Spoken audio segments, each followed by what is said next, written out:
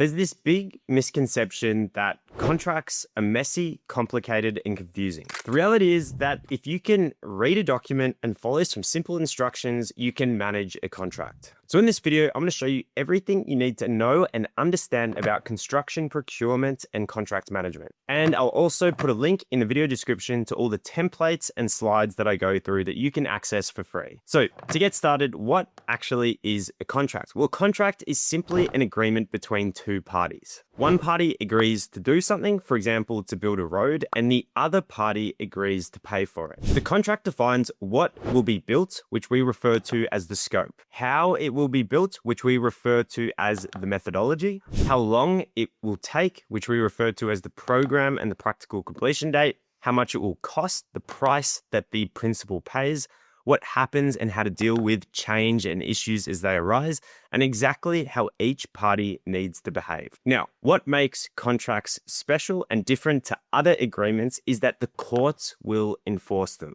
For example, if you make a claim for extra work that you've done and your client refuses to pay them, even though you followed the contract to the letter of the law, you can take them to court and the courts will make them pay. Contracts are such a fundamental part of the construction industry because at the end of the day, construction is collaboration at a massive scale. If we talk about building a road, we've got structures, earthworks, utility relocation, design, traffic management, surveying, and fundamentally no single company would possess all the resources and capabilities to do all of this themselves. Contracts therefore make it easy to collaborate. Without contracts, the client could refuse to pay, the contractor could walk off the job, and both parties would want to protect themselves up front. For example, the contractor would want to get paid before they do the work, and the client would only want to pay after.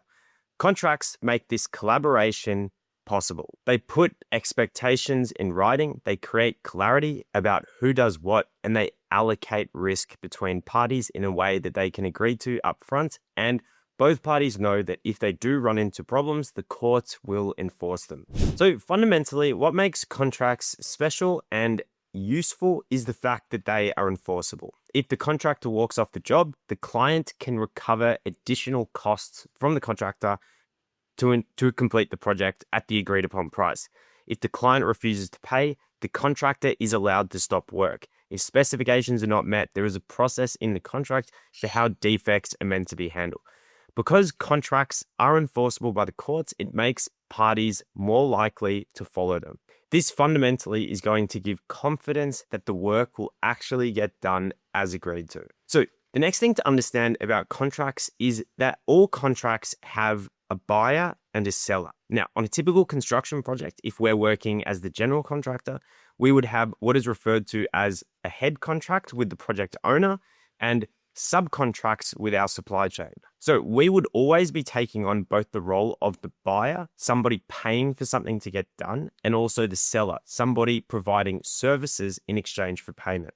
So if we look at this simple diagram, we have the head contractor who is providing a service to the project owner, and in exchange, the project owner is paying them for that work. If we look below the supply chain to the subcontracts, the head contractor is paying for work from the designer or for their subcontractors, and in exchange, they're receiving a service in exchange for it. This creates what is referred to as upstream contract management and downstream contract management. So it's just important to understand that in any project, we'll typically be taking on both roles. Now, the next framework that I think is essential to understanding contract management is that contracts are a rule book. The easiest way to think about a contract is like the rules of a game of chess. It tells you what you can and cannot do and how to act in different situations. The contract rulebook defines things like how scope changes are handled, how payment works and when we receive payment, time frames for claims and how to respond to them, and the rights, obligations, and remedies of each party.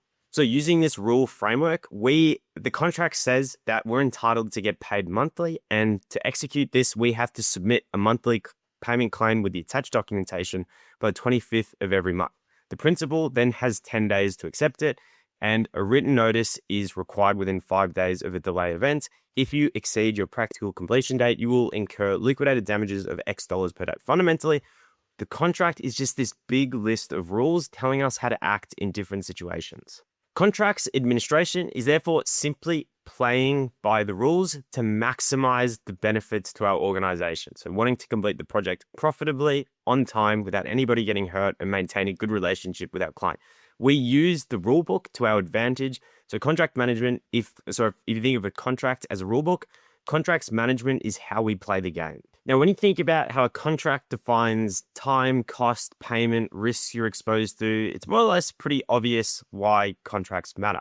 But from the perspective of the contractor, the client, whoever you are in this supply chain, contracts are basically the easy. This is what I think the real pity with contract management is that contracts are genuinely pretty easy to manage. If you can basically read and follow simple instructions, you can manage a contract well.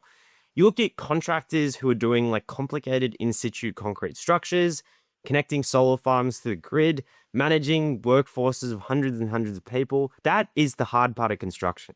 Contracts are the easy part, but I think just a massive pity that you can deliver a job perfectly. You can do an amazing job. You can have all this deep technical understanding of how to manage a project. But if you don't do some very basic things like submit payment claims and notices on time, not manage your entitlements around extensions of times, not price variations properly, covering your overhead cost, overpaying subcontractors, that is genuinely where you make or lose money. Now, contract management doesn't work. You can't manage a contract perfectly and deliver a project badly, but you can very much deliver a project perfectly and manage a contract badly and lose money on a project where you 100% should have made money. So having just a very clear understanding of what the contract says to do in different situations and during the pre-construction phase, negotiating good contracts will help you make money on projects. If you can deliver the project perfectly, again, which is the hard part, it's the 80-20, but if you aren't doing the very simple contract management tasks, you can't make money. Now, there's a lot of stats out there that contractors can lose between 3 to 7% of revenue by not managing contracts properly. So if that's a $10 million project, you're literally losing $300,000 to $700,000 from basically not doing these very, very simple tasks. And fundamentally, it's not about having 20 years of experience managing technically complicated projects. It's just about understanding that a contract is a set of rules. It's a set of tasks we have to follow. And then we follow these tasks and execute upon these tasks. It's all about discipline. All right, next up, I want to talk about where contract management fits into the overall construction, project management, and contracting space. At the end of the day, contracts are where all collaboration, where all agreements sit. Therefore, they're heavily related to almost every other domain of construction management. So number one, we've got estimating. Estimating to me is as much about contract management as it is about numbers. That's because when you're pricing a project, you're pricing the scope and specifications the client has issued you. A price is always related to a set of terms.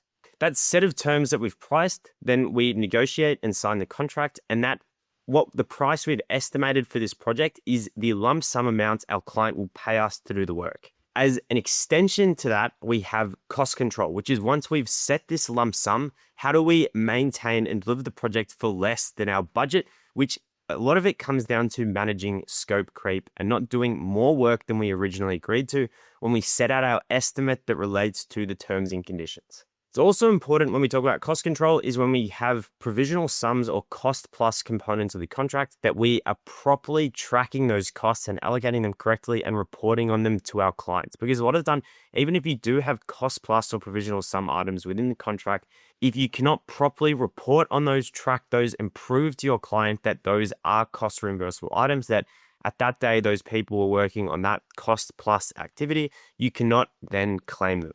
So cost reporting, cost control are absolutely essential. Time matters in construction projects. Now, this is a very important concept to understand for a couple of reasons. Number one, from the perspective of the principal, the one delivering and building the project, is they want the project built as fast as possible. If you're a commercial construction or commercial property developer, you want the project finished and delivered so you can start getting revenue from that project. You can start renting out the apartments or the office space. From the perspective of the contractor, they want to finish the project as fast as possible because finishing faster, not being delayed, means they have to pay less indirect preliminary costs. They have to pay their project manager for less months to finish the same amount of work. So it's very important to understand that time matters because time is a key driver of cost. That is why every construction project has a practical completion date in it and a responsibility to maintain an accurate construction schedule. There are also always carefully worded and articulated clauses about extension of time claims. So I'm going to talk about these construction claims in a lot more detail later, but it's very important to understand that the contractor will rely on access from the principal to do the work, and the contractor, if the principal is late in doing anything, the contractor will want to claim additional time because that will prevent them paying liquidated damages. So fundamentally, you just have to understand that time is money, and the program is one of the most important contract documents.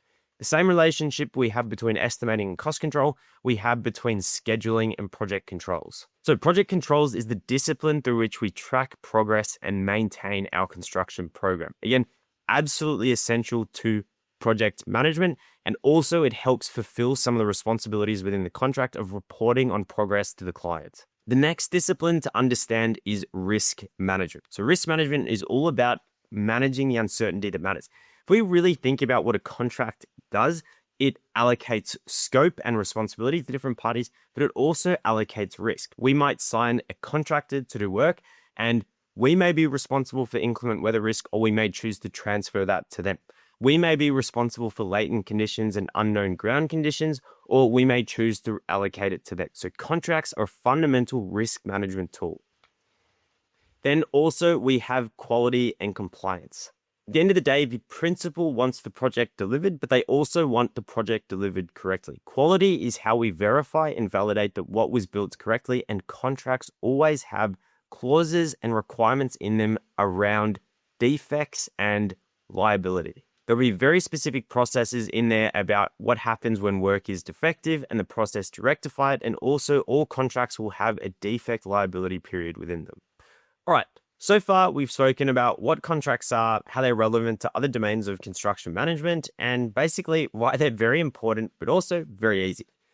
Now I want to talk about the 4 domains of contract management. So using the same understanding of the principal and the contractor, we have an upstream and a downstream contract. And then there's also 2 stages to contract management. There's the formation stage and the administration stage. We can then break contract management up into 4 individual domains. Our upstream contract formation, which occurs during the bidding and tendering phase, which is where we estimate projects and win work from a client. We have our downstream contract formation, which is when we get subcontractors and suppliers to do work for us, which is referred to as procurement. And then we have contract administration, which is the execution of the work. And we have our upstream contract administration, which is our head contract administration. And we have our downstream contract administration, which is subcontractor administration. I find these the simplest way to break up contract management, and it sort of takes a sort of amorphous big concept and breaks it down into some very sort of tangible and practical things we do. So if we talk a little bit more about the formation versus administration. So formation is basically everything that happens before the contract is signed, when administration is everything that happens after it's signed. So formation is when we prepare our price, our proposal to do the work, we negotiate the contract, we get quotes from subcontractors, we sign contracts.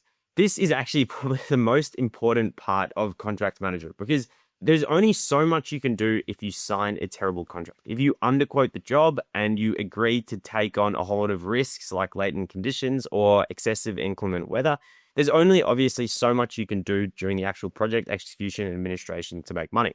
Similarly, if you sign up subcontractors, you write terrible scopes of work, you have a ton of different gaps in them, then same problem. You're not really going to be able to do that much. So basically, getting things right in formation is the most important thing you can do, because administration, again, if you have a terrible contract, you can only administrate it so well. Once we then sign the contract, administration is everything that happens after. I like to think of this as the part where we just follow the rules as laid out in the rule book. So formation is where we actually set the rules.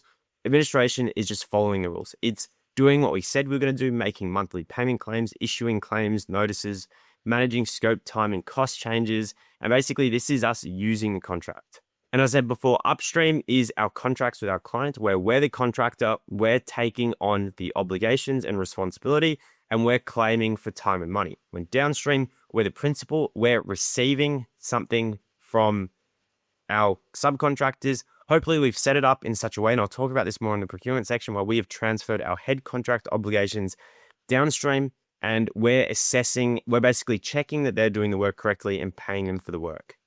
So the most important concept to understand around upstream and downstream contract management is we always want to try and position ourselves as the middleman. We want to be taking obligations we've got in the head contract and transferring those to subcontractors. We don't really ever want to be caught in the middle. That's the most effective strategy we can use when managing a contract. For example, if we are a general contractor and we sign up to a 24-month defect liability in our head contract, all of our subcontractors should also have a 24-month defect liability. If we sign up to a 5-day notice period in our head contract, we should have less than a 5-day notice period in our subcontract. Because if our subcontractor becomes aware of a variation, if they have to do it within 3 days, then we have 2 extra days to make our clients aware of the issue. So if we look at this across the life of a construction project, we have a tender phase where, as the contractor, we're bidding to do the work. This would be primarily head contract formation. We would then sign the contract, and we may actually do some of our procurement during the bidding stage, but this would be where we do our procurement and subcontract formation.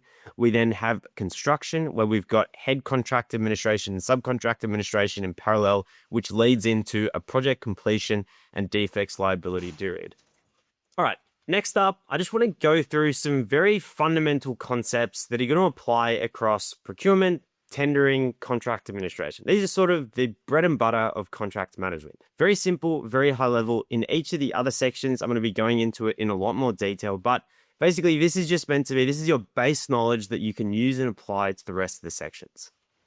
All right, number one, we have the party. So these are the different groups involved in the execution of a construction project, and therefore involved in the construction contract. Not all construction contracts will involve all of these roles. However, it is typical to have all of these roles within a construction contract. So number one will be the principal or the client or the employer or the owner. So this is the one at the end of the day who is paying for something to get done. So if we're talking about a commercial construction project, this would be the property developer. We then have the contractor or the main contractor, which is the one responsible for the execution of the overall project. We then have the subcontractors who are engaged by the general contractor to deliver specific packages of work.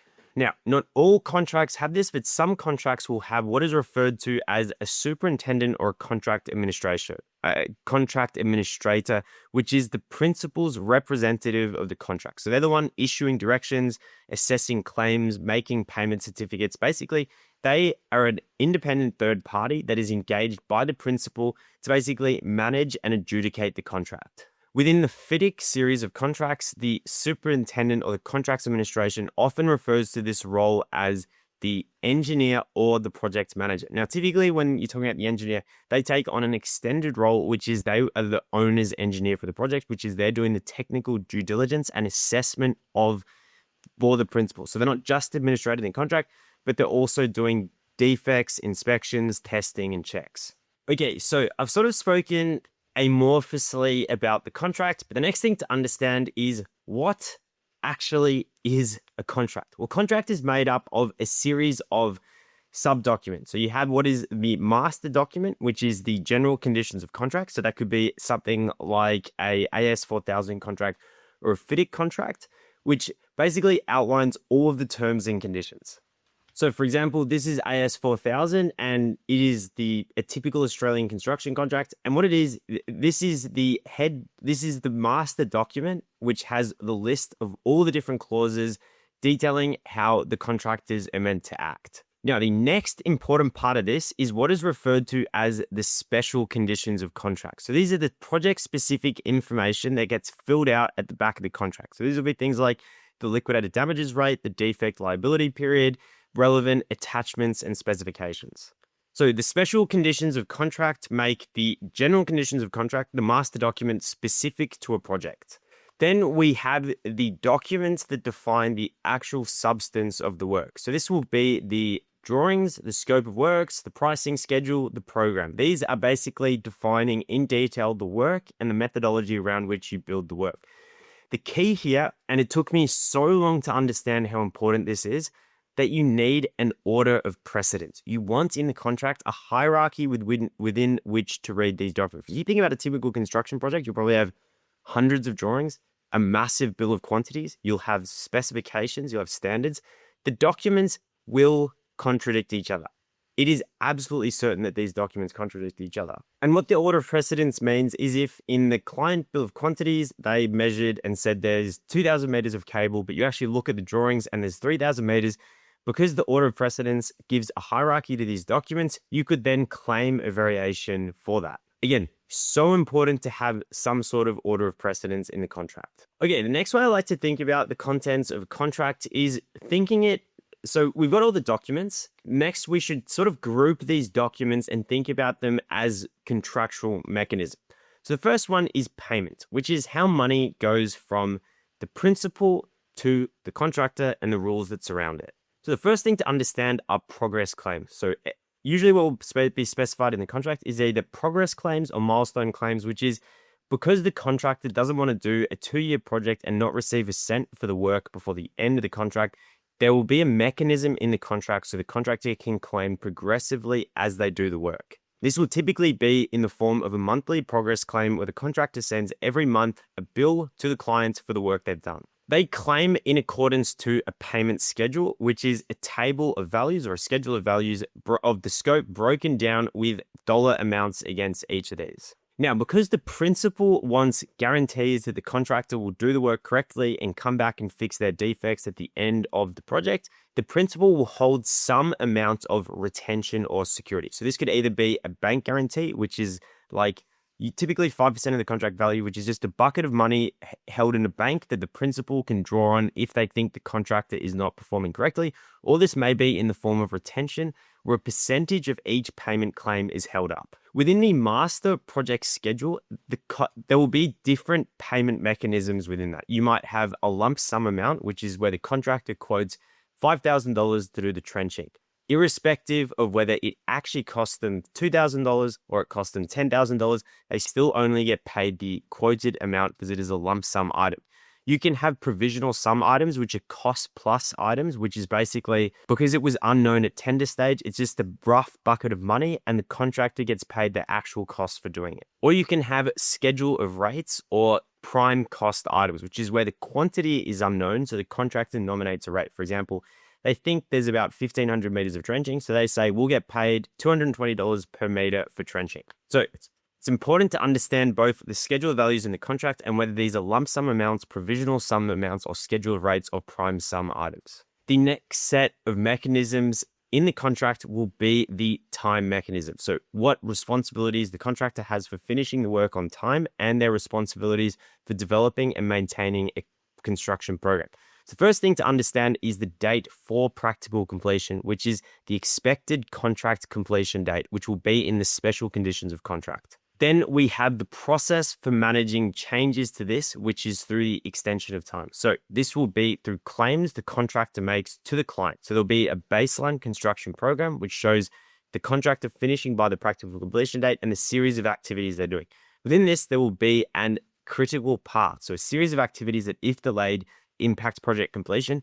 If the contractor can show that they have been delayed by the principal on a critical path activity, they can make an extension of time claim. Liquidated damages are a daily rate the contractor will get penalized for every day they exceed the practical completion date. For example, there might be a liquidated damages rate in the contract of $10,000 a day, and every day the contractor is late in finishing the project, they get hit with this liquidated damages amount. Then we also have float, which is spare time available in the program before an activity falls on the critical path. So some activities will be on the critical path, other activities will have float associated with them. Typically, the contractor owns the float.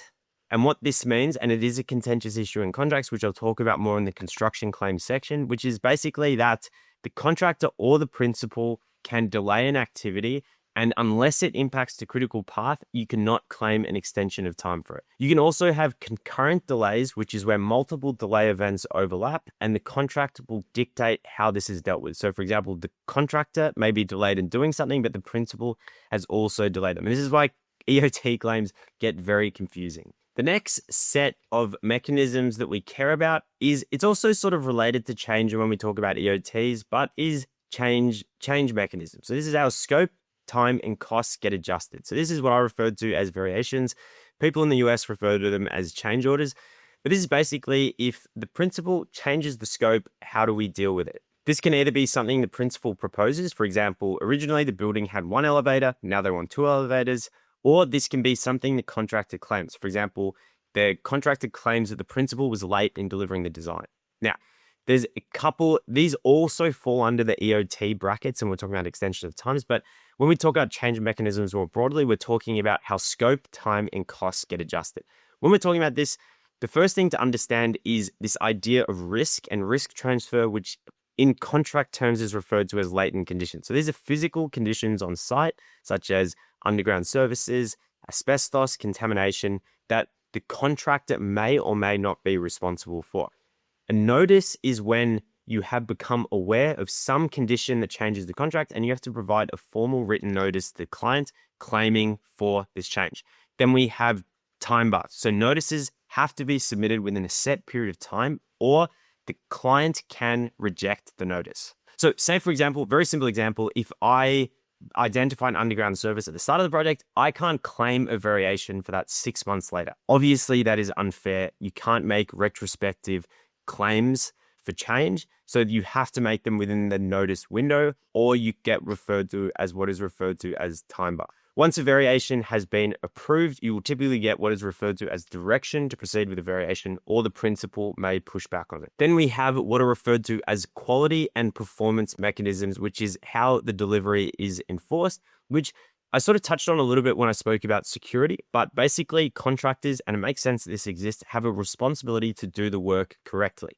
If they have not done the work correctly, they have defects. So the contracts deal with defects in several different ways. There's typically a defect liability period, which is a responsibility after practical completion that the contractor needs to come back and rectify defects. And during this period of time, the principal will hold security. There will also be a defect notice process in the contract where if the principal identifies a defect, they issue a notice to the contractor to go and fix that defect. There will be non-conformance reports, which is processes for tracking defects. There will be back charge processes in the contract. So for example, if the principal has to fix the defect, they can back charge the contractor, and there will also be step-in rights. So for example, if the contractor has not fixed the defect within a certain period of time, the principal will have rights to go and rectify that defect and back charge the contractor. And then there is also completion and closeout mechanisms in the contract. So there'll be a practical completion date. Again, that impacts time. You might have separable portions, which is sectional completions of the project that all have time associated with them. There is a process for actually achieving practical completion, and there is a certificate of final completion. So the contractor applies for practical completion. They show they've done the work correctly, they've closed out all their defects, and they can apply to get their security back and complete the project and start the defects liability period. Now, as we talk through procurement, head contract formation, negotiating contracts, I'll talk much more detail about these concepts. But this is just a general overview of what are the key components of a construction contract to be aware of. The next thing, which I mentioned before, is that most of these sets of clauses form in standard form contracts, which is most of the contracts you'll sign. So in Australia, we have the AS 4000 series of contracts. In the UK, they have the NEC contracts. There's the FIDIC, which is the standard international format of contract, or some companies will have bespoke sets of agreements. But it's basically a lot of these contract forms will have similar structures and similar sets of clauses. Okay, so that was a very basic introduction to construction contracts and why they matter. What I'm going to spend the rest of the video doing is basically diving into these different domains of contracts management. So we're going to start with bidding and proposals and how to review a contract, which is head contract formation. We're then going to move on to procurement, which is subcontract formation. Then we're going to talk about contract administration and both head contract administration and subcontract administration together. So each of these domains, we're going to go through in a lot of detail. And then finally, we're going to talk about changes and how to manage construction claims. Signing bad contracts leads to bad projects. Everybody knows that it's hard to make money on a construction project if you sign a contract with long payment terms, tight notice periods, and conflicting scope requirements. So in this video, I'm going to show you step by step how I review construction contracts so you never find yourself in this position. The standard set of contract clauses and departures that I use, you can find for free in my AI-powered estimating and contract management software, Procurement. So maybe you've been lucky enough to be in the construction industry long enough and you've never signed a bad contract, or you've never had problems with clients who were very commercially pushy. But it is probably going to happen to you more or less in the near future if you don't start reviewing your contracts properly. So why do contract terms matter so much? Well, they fundamentally impact three areas of project performance and ultimately how likely your projects are to make money and keep your business running. First one is cash flow. So if you sign a contract with long payment terms, high levels of retention or bank guarantees, milestone payment terms, or complex payment requirements and supporting documentation, ultimately it's going to make it much harder to get paid on time, and you're going to be incurring costs from your supply chain before you're able to bill your client. So the payment terms impact your cash flow, but the contract terms also impact your ability to generate a profit, which is fundamentally being able to bill your client for more than the costs you incur. You can have contract terms that make it harder to get variations approved because you have tight notice periods. You can set up a contract with ambiguous or catch-all scope and contract clauses that basically these catch-all clauses that say all labor, plant, materials is on the contractor, which doesn't really help you if there's ambiguities in the scope of the drawing, so unclear scope. You have things like a defect liability period that resets whenever you rectify defects, which means every time you go back to site to fix a defect, that DLP resets and you can just incur more and more costs in labor. And the final element to this is if you sign a bad contract, you can expose yourself to huge amount of risks if things don't play out in the way you wanted to them, or uncertainty unfolds that you have no control over. So these are things like where you incur liquidated damages because something outside of your control happened and delayed you completing the project, or you incur things like consequential loss, where a tiny issue causes a massive problem for your client and you can incur a huge bill for that. So a lot of contractors get lawyers to do their contract reviews. They'll pay $5,000 and basically all the lawyer is going to be doing is comparing the terms in your contract against a standard set of clauses.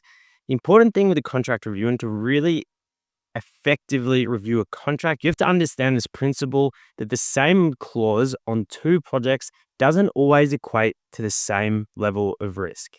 And that's because contracts need to be reviewed contextually. For example, if you have a contract with a liquidated damages clause in it and you're an electrical subcontractor who's highly dependent on other contractors, and the fundamental issue around the liquidated damages probably won't be the liquidated damages amount per se. It'll be how clearly the interfaces with other trades and how easy it will be for you to claim an extension of time. Because it's probably for a subcontractor, it's generally not difficult for them to meet their program given there's reasonable durations in there.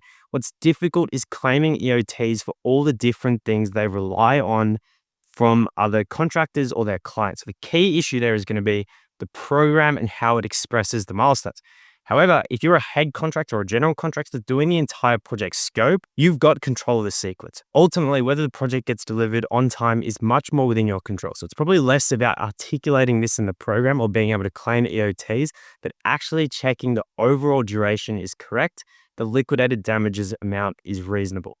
So the fundamental point I want to make here is how you review a contract depends on what you're building and how you're building it. You can't just look at a contract because two contractors' departures for the same contract, even if they had the same risk profile, will be fundamentally different because the underlying issues depend on the project. Okay, so the generic process I'm going to take you through, which is basically to understand the overall process, which you'll eventually have to tailor to your specific type of project, is you start off as a business, you come up with a standard set of contract terms. These are just high-level terms that you accept. For example, you should never accept uncapped consequential loss. You shouldn't accept liquidated damages that are uncapped. You shouldn't accept payment terms that are more than 30 days. This is just business-wide generic term. The second set in this process, is that you do a project-specific review. Understanding the project scope, you want to drill down on the issues that matter. You're going to go through the scope of works and getting the scope of works correct and ensuring you have an order of precedence in there. Going through the schedule and making sure the schedule isn't going to expose you to huge risks.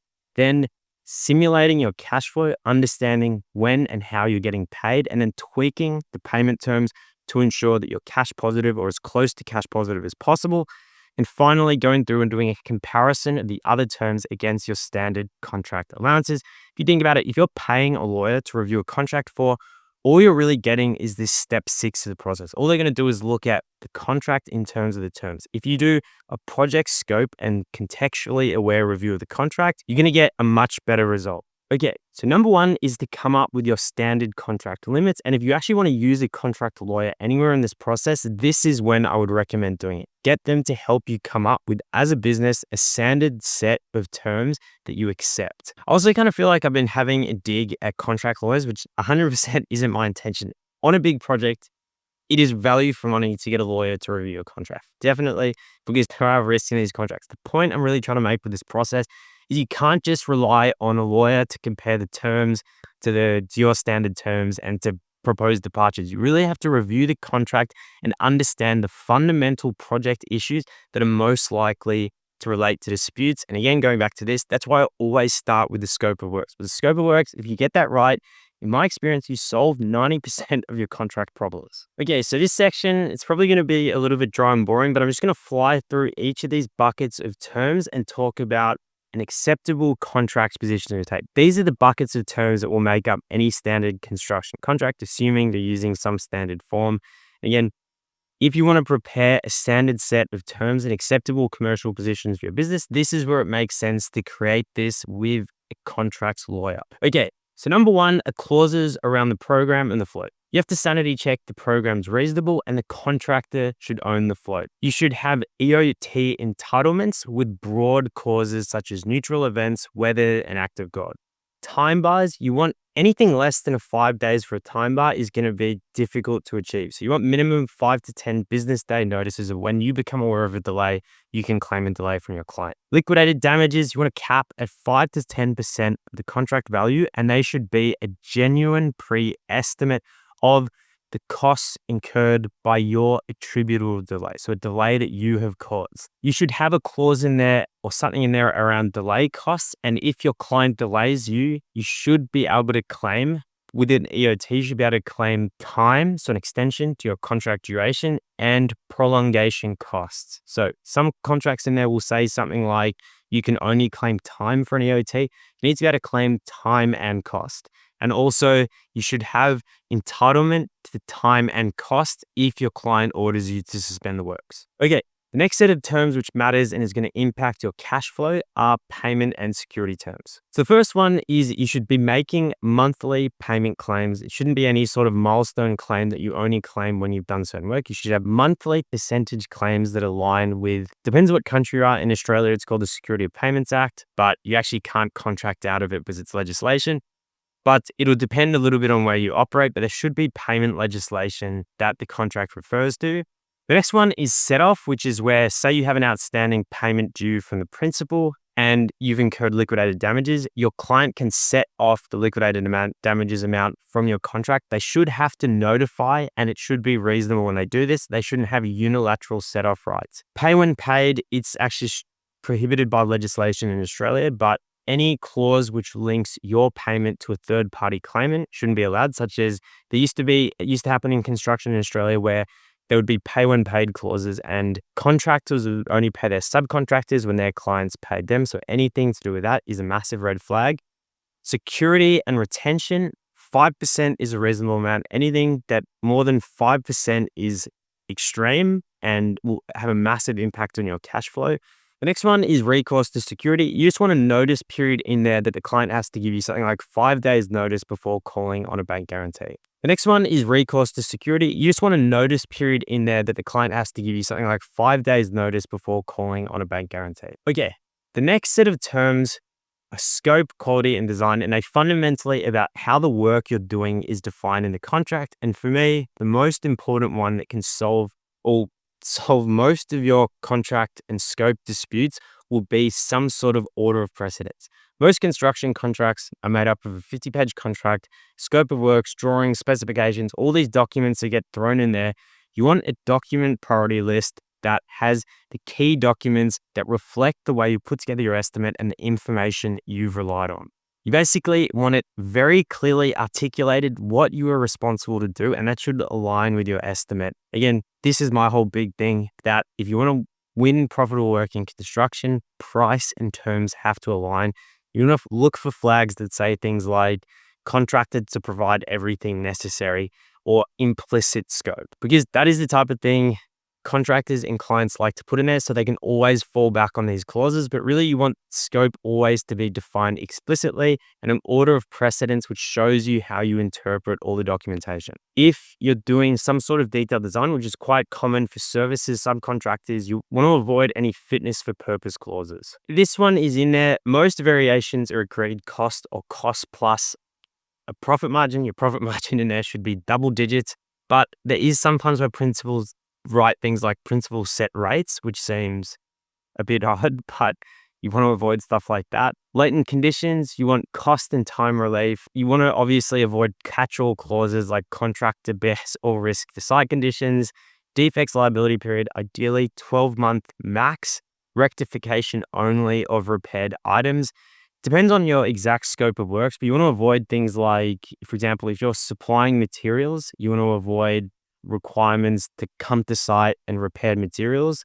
That would be for a supplier, if you're a supplier only supplying materials, but really you just want to think about the implications of how it's stated. And also, if there's sometimes they put clauses in there where it says the DLP will restart even after minor repairs, which basically just extends your defect liability period and how long it takes you to get security back. And with warranties, you want to go back to back with any of your manufacturer warranties. You want to avoid things like life of the building and fitness for purpose or blanket warranties. Next up, we've got liability and risk allocation. And this is really about focusing on catastrophic risks that could end a company, but things like having a liability cap, so capped at the contract value or the limit of your insurance. Obviously, red flag is uncapped liability. Indemnities, you want to be proportionate and only for your negligence. You want to avoid anything that says indemnify regardless of clause. Again, that's nuts. And again, I want to make a side point here. When you're reviewing a contract, most of it is just understanding what these actual words mean, because they're often overcomplicated, and then settling on a fair position. Like the idea that you indemnify the principal regardless of clause is insane. So it's really about understanding what these terms mean and just thinking through the implications and coming up with a reasonable position. Because, for example, as a contractor, I'm going aside here, but as a contractor, you're thinking about, you're providing a service to your client, you're offering to build them a product, you should accept liquidated damages. But that's your way of saying, given what's in my control, I can finish the project on time. That's you warranting the work and showing you're a competent contractor. Shouldn't necessarily be scared of clauses like liquidated damages. You just want to make sure they're fair and reasonable and that they're proportionate to what you've done wrong. Random rant aside, continuing on, again, consequential loss, you don't want to ever cover economic loss. It should be, consequential loss should almost always be expressly excluded. So these are things like loss of profit, revenue, or data. That stuff is just completely outside of your control. Think about it. If you're a high voltage contractor and you're doing the power cable termination of a solar farm and one of your termination fails and solar farm is producing $2 million of electricity a day, you shouldn't be responsible for that. If you were doing 200 grand worth of work to do the terminations, you can't be responsible for consequential loss for things like that. The next one are clauses around termination. You should have a cure period for any breach of contract. So it's 7 to 14 days for default. And you shouldn't have any immediate termination for minor breaches. Termination for convenience should include compensation of the contract. If your client decides they want to stop your work or cancel your work, you should get compensated for that. And within that, you should have loss of profit for incomplete work. The rest of the clauses probably aren't as important, but they're just things like making sure there's defined dates of the contract for when you get access to site. There's a clear designation of power, and that if you're the principal contractor, it says you're the principal contractor. There's dispute resolution processes, that you retain intellectual property. There's no blanket assignment of intellectual property to the client. But I wouldn't expect that on 99% of contracts you'll get into issues with these things. Actually, escalation is something you should specify in all your contracts, that if, for example, you're an electrical contractor and the price of you doing the work is highly dependent on the copper price, if your subcontractors are qualifying that escalation, you should be qualifying that escalation to the principal. So if they say the price of cables will increase, if the price of copper goes up by more than 5 to 10%, you should have that same qualification in your price. Okay, so this, again, it's just a big set of contract terms, which are standard terms that your business accepts. Now we're going to talk about how to review the specifics of the project. So the next step is you want to understand in detail the scope of the project. You really should have done this through the estimating process, because again, I keep saying this, price and terms are directly related. But before you start negotiating clauses, you really want to understand the project in detail. What are you building? How complex is it? What are the key challenges? What are the key bits of information or risks that your price depends on? And realistically, what could go wrong? Again, this is going to be so project specific. For example, if you're doing an oil and gas project in the middle of nowhere and you're the craneage contractor, then your biggest risk is probably getting the crane to site and the logistics around that. Are you going to have to get special traffic diversions? Is the road going to flood? Is it going to be traveling in the wet season?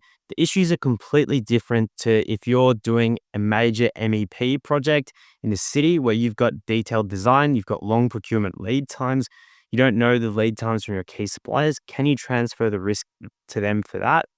All these issues are going to be completely project specific. So fundamentally, what I'm trying to make, you should really understand exactly what you're doing and what are the key issues that surround the work. As an extension to this, you want to get the scope correct in the contract. I like to have the scope defined in incredible detail because you never want implicit definitions. You don't want catch-all clauses that say the contractor is responsible for installing as per the drawings, but then there's something in the scope that conflicts with the drawings, or that you've relied on the client bill of quantities, but the bill of quantities they've provided you is wrong. All that stuff, you want to be crystal clear. If you haven't heard of the concept of battery limit drawings, then to me, they are a must in any sort of procurement or scope of works. Your client should be preparing them, but if they're not, you can mark up a set of drawings with the scope you've done, what you've included in your price to clearly show them what you've done and capture this in some sort of scope interface matrix. Basically, you just want to get the scope of works, the description of the work you've quoted to do, down to the single nut and bolt or whatever tiny piece of equipment you're installing, because most of the time, this scope is going to end up in results. Your client is going to try and find something in the contract that says that was your responsibility, and you're going to push back to say you never allowed for it. You just want to preempt those discussions. So these are the things I would check with how scope is defined. Number one, the scope description and the inclusions and exclusions, the drawings and specifications referenced, the order of precedence in the contract, so how the scope of works compares to the drawings and what order they need to be read in, the client bill of quantities and whether that's something you've checked and prepared or whether that's something they've issued. And in the order of precedence, if they've issued you a bill of quantities, it should say the bill of quantities is higher in the order of precedence than drawings. Stuff like logistics and material handling, free issue material responsibilities. When it gets delivered to site, do you have to check over it? Do you have a certain notice period with which you have to notify the client if something's missing? All this stuff, testing and commissioning obligations. Basically, you need to understand your work in detail and the scope needs to be described to that level of detail. Now, the second most important issue after you get the scope right, and to me, getting the scope right is the 80-20 of contract reviews. If you get the scope right, you've done 80% of your job. But the next most important thing is the program. Now, a lot of people seem to think of scheduling as this P6 scientific exercise where you create a 2,000-line schedule. To me, scheduling is very, very simple. Time has a direct impact on the cost of delivering a construction project. The same project, if it takes 3 months versus 9 months, will cost completely differently. That's because of the scheduling, the overtime, but also the overhead costs. Do you need to pay a project manager for 3 months or 9 months? The schedule that goes into the program is essential. It doesn't have to be a complex 1,000-line schedule, but a very clear breakdown of the scope, the sequence you're planning on doing it, and most importantly, what you're relying on the client for.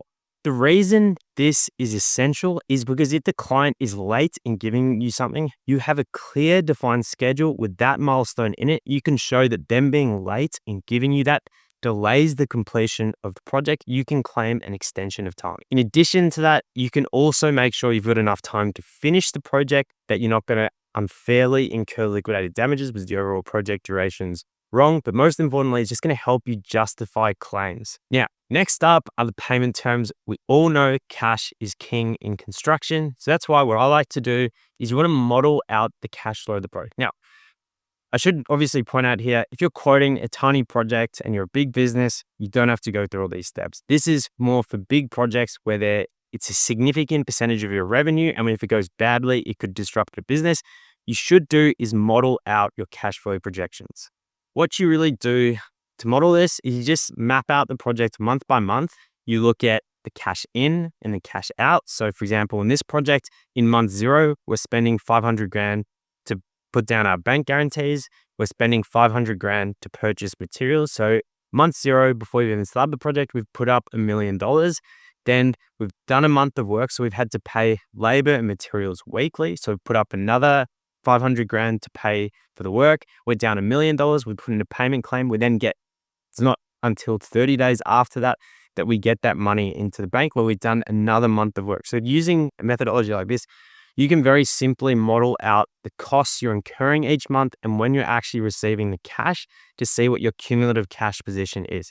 Ideally, you want to be cash flow positive, but that's almost always going to be impossible for construction subcontractors. So instead, you just want to play with the payment timing versus the expense, how you can change the retention amount, opportunities to fill out the pricing schedule in a way where you get paid for early procurement or temporary works design, things like that.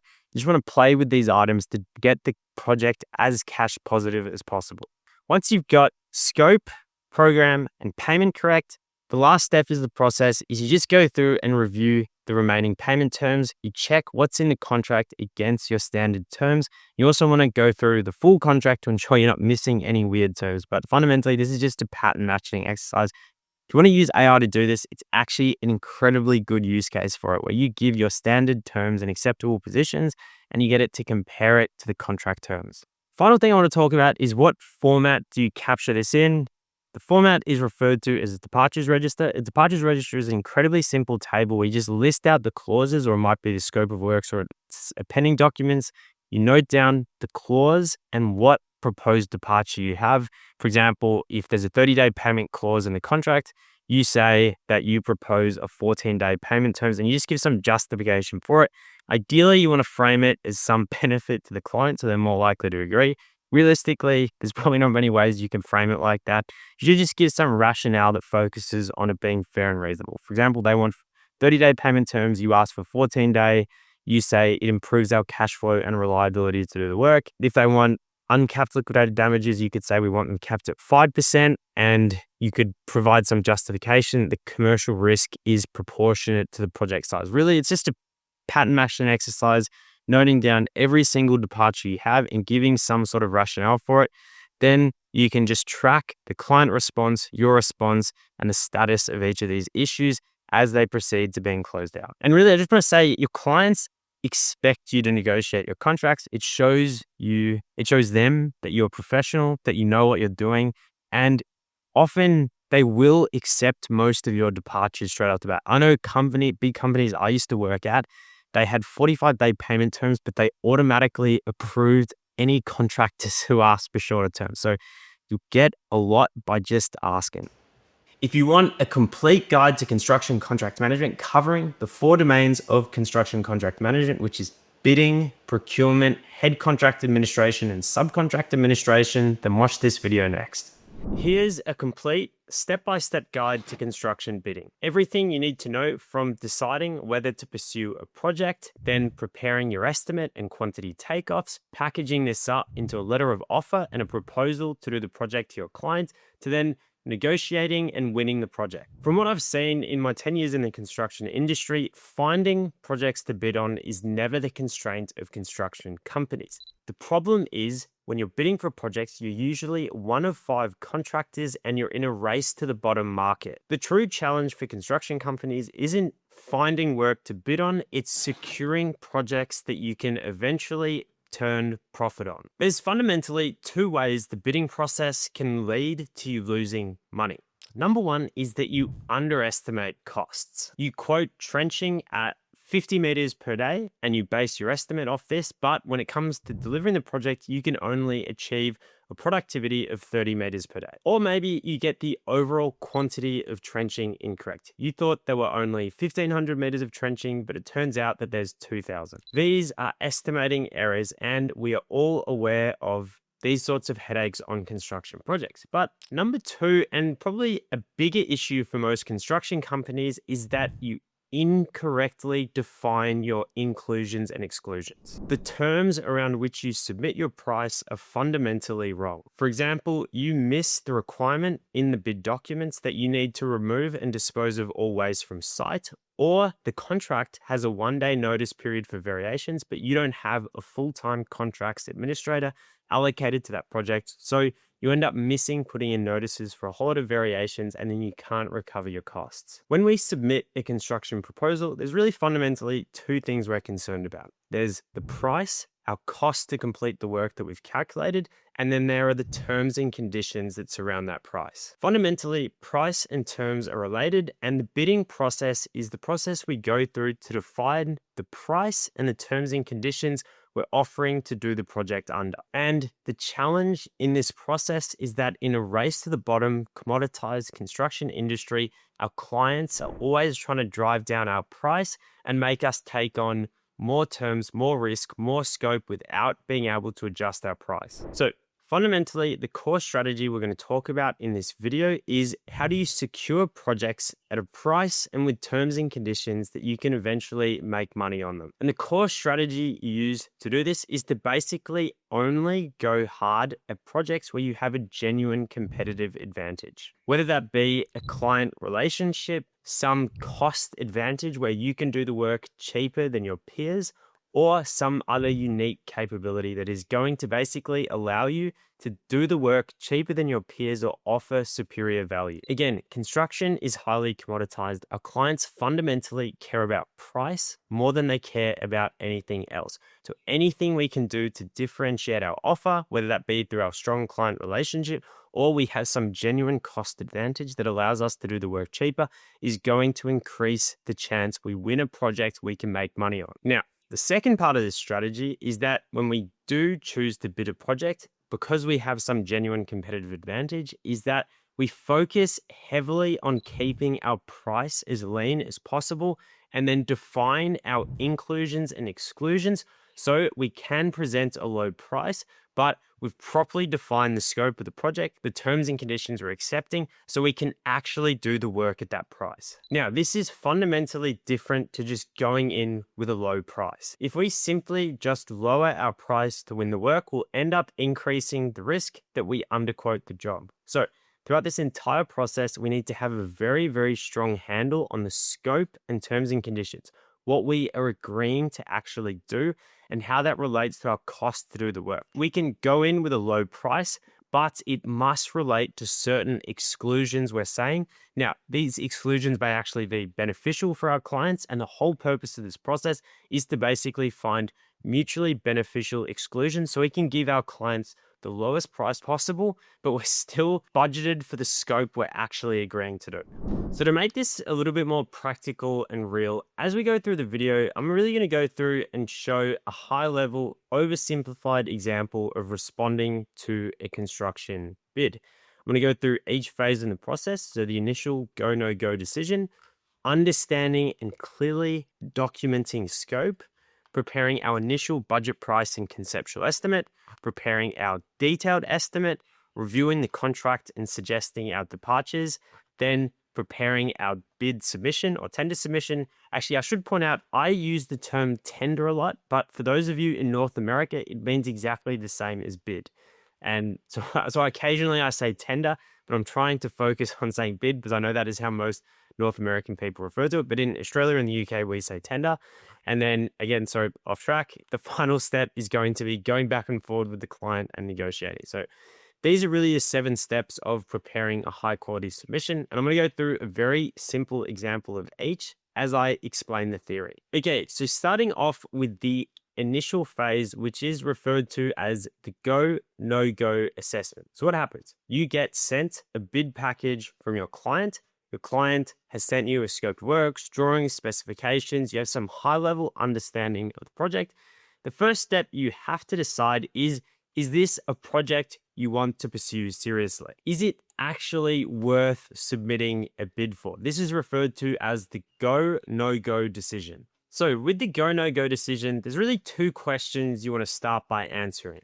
can you win the project? And if you do win it, will you be able to eventually generate a profit on it? Because again, you don't want to win projects you lose money on, because that's going to send you broke much faster than anything else. So you really need to understand, for you to pursue a project, you should have a fair chance of winning it at a price and with terms and conditions you can eventually make money. Now, as I'm going to explain in a second, you will still bid some projects that you don't think you're going to win. And the purpose of that is because if you start turning back all the opportunities a client sends you, they're going to stop sending you bids to propose. So really, the go, no go decision isn't necessarily, are you going to respond to the bid?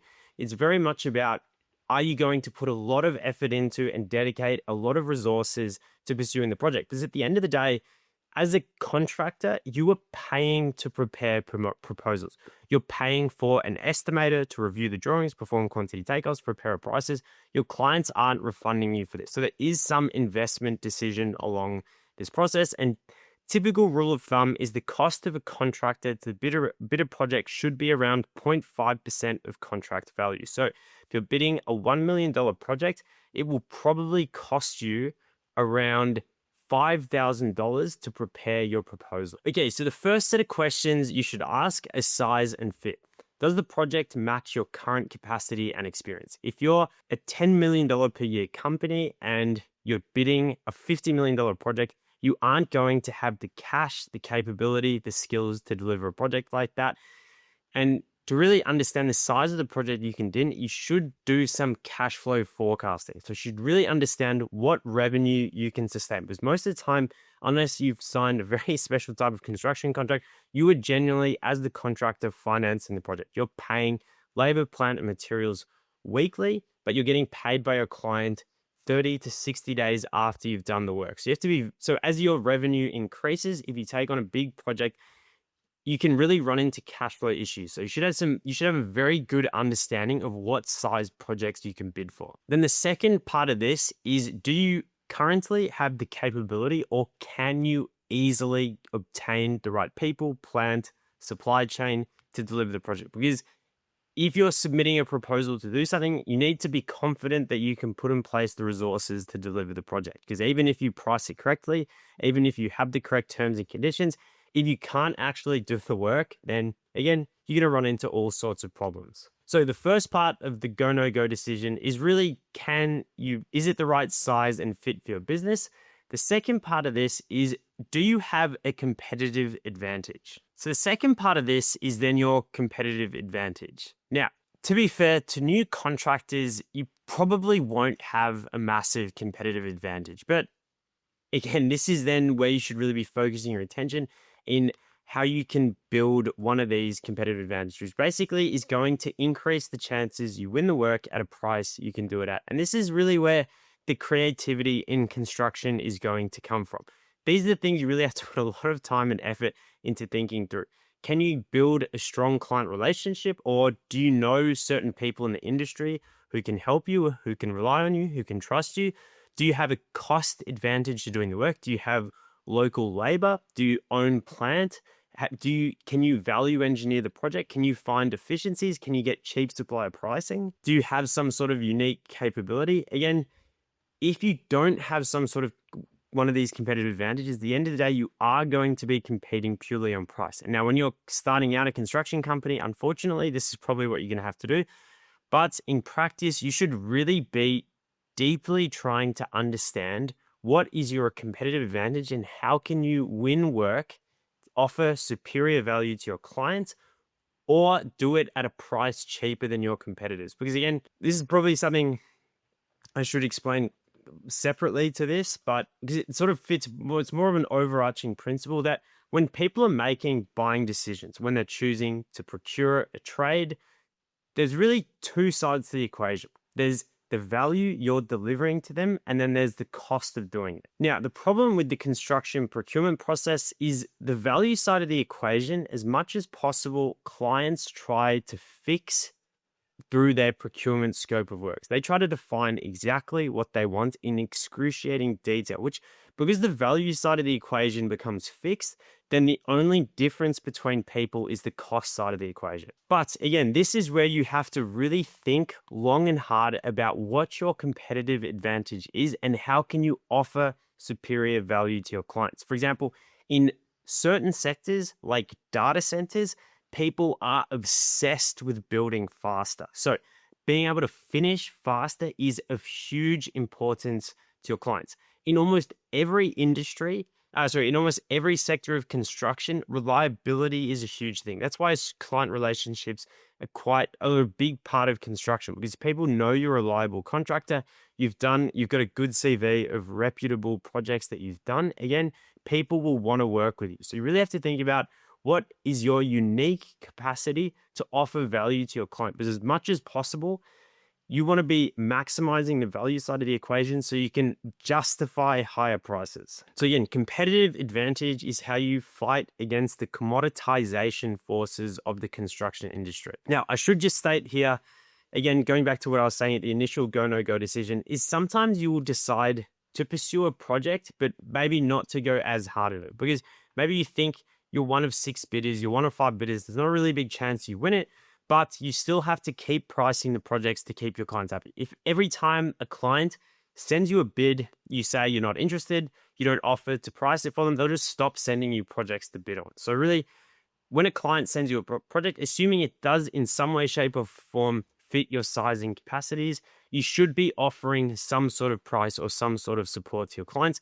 so they keep sending you projects. So eventually, when the right one comes up, you can present a decent proposal. Okay, so let me show you an example of a go, no go assessment for a greenfield commercial office construction project. We did our estimated value of $4.2 million. We've got our location, our tender closing date. Now, this estimated contract value, that would be something we come up with when we do our budget price, which I'll talk about in a second. But again, really the questions we're going to be answering are size and capacity. Yes, that is a fit for us. It's the largest commercial project we've completed is $3.8 million. So this one around $4.2 million, it fits pretty well with where we're doing. We have to be cautious about payment terms, cash flow, because again, this is a big project for our business. So if we're working on 45-day payment terms, we really need to reverse engineer how much money we'd need to do in the bank. But if we've done a $4 million project, we're probably going to be able to do a $4.2 million project.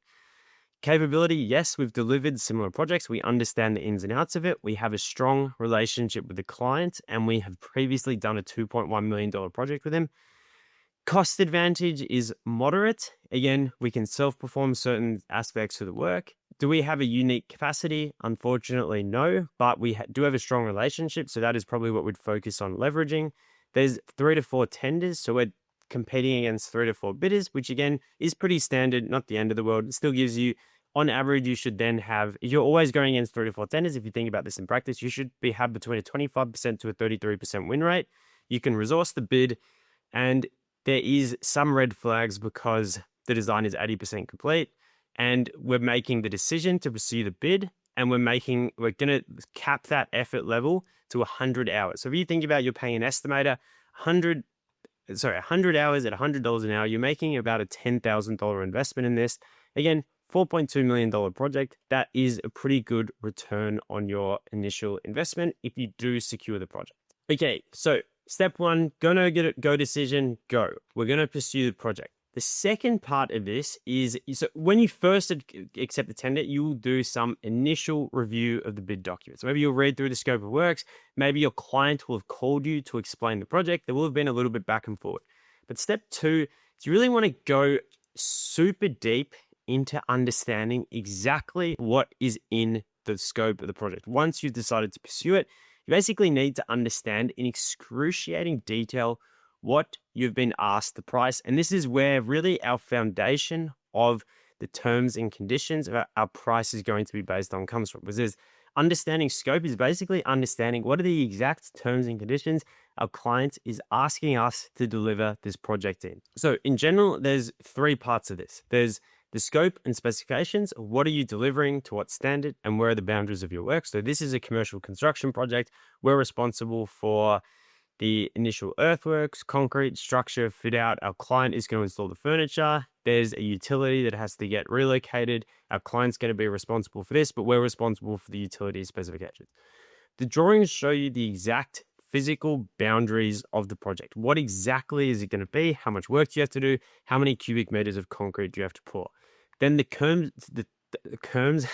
terms and conditions are the commercial rules. What are your payment terms? What are the notice periods? What liabilities do you take on? What damages? What insurances? So basically, by the end of this, you should be able to clearly articulate what is exactly in scope. What is the scope of the project? You should have an understanding of the drawings, and you should have an understanding of the contract. And as an output of this step, you should be flagging any ambiguities and raising a series of RFIs to your clients. So what this would look like, and a lot of people don't do this step as an explicit step. It's something that's held in the mind of the bid managers, but I like to write all this down, is basically you develop a scope and risk register.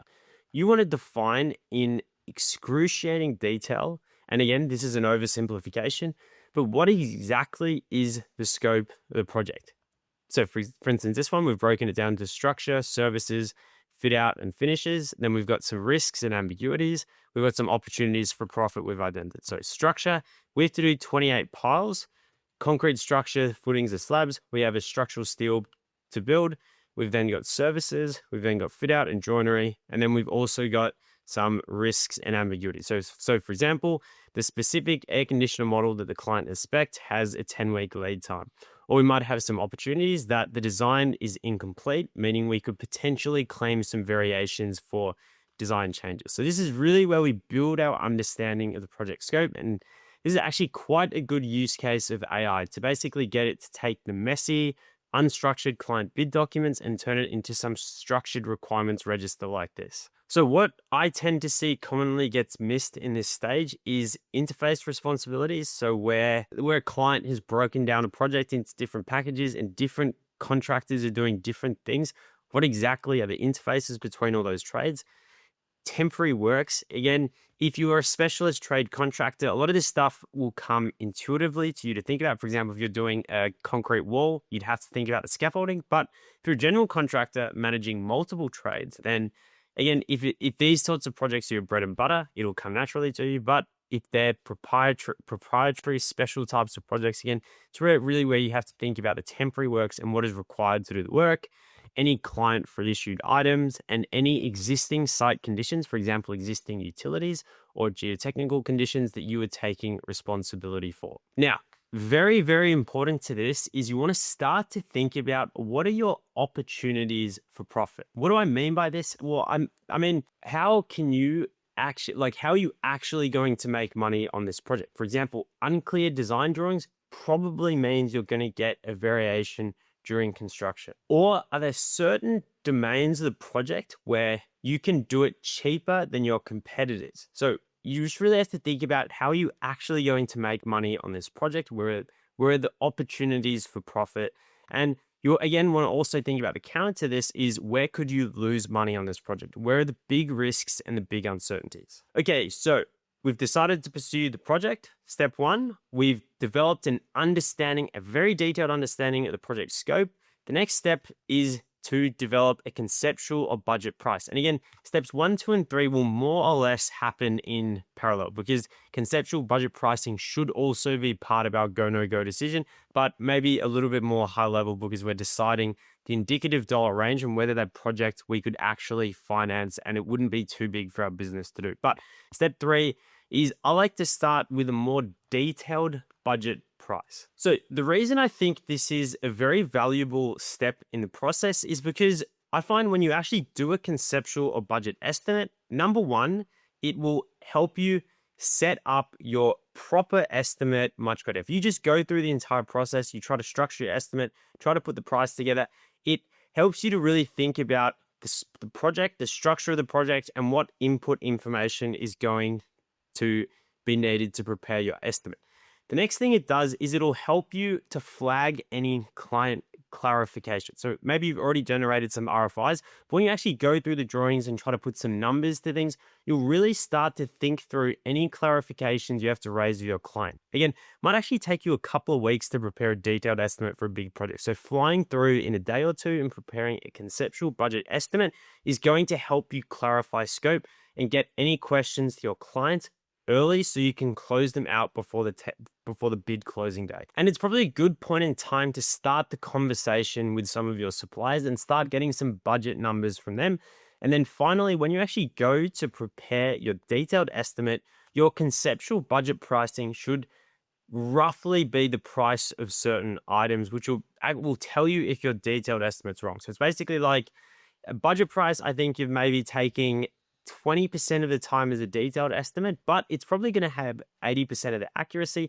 Then the detailed estimate is going to be cross-checking your budget price. So these two together should actually be pretty close. And again, it's helping you think through the entire process. So to prepare a budget price, you're using rates from previous projects applied to the quantities of this project. If you don't have data, you could use industry benchmarks. But basically, you don't want to maybe, in a detailed estimate, you might break it down into 20 items. In a budget price, you might only have, 5 to 10 items, but much more high level. And then the output is going to be a price with some uncertainty around it. So if I go through our conceptual estimate for this project, we've broken the commercial construction project down into 15 price items. We've got our piling, our structure, our steel roof, our precast walls, electrical, mechanical, all the services, the internal fit out. So all the major scope items plus some indirect costs and head cost overheads. So for example, piling, we have used a rate of $7,000 to $8,000 per pile, which is rates we've got from a subcontractor for a previous similar project. So again, this is giving us some upper and lower estimate range. For a detailed estimate, if we're subcontracting the piling, we would get quotes from a subcontractor. But again, we know roughly it is going to fall within this range, or it should fall within this range. If it doesn't, again, when we're doing our detailed estimate, this would flag that something's wrong. Concrete structure, we've just priced on a cubic meter rate. Again, data from previous projects. Our structural steel, we've got 2 indicative quotes. Maybe we didn't have any good rates for complex structural steel, so we've just called up some subcontractors we know. We just asked them, can you just look through the drawings and give us an indication of this before we come for a proper package? Again, all these different tasks, we've just gone and got our best comparable data, or we've got some indicative figures from the market. Our overheads, we priced based on a 10-month duration, but again, we'll refine that in our detailed estimate.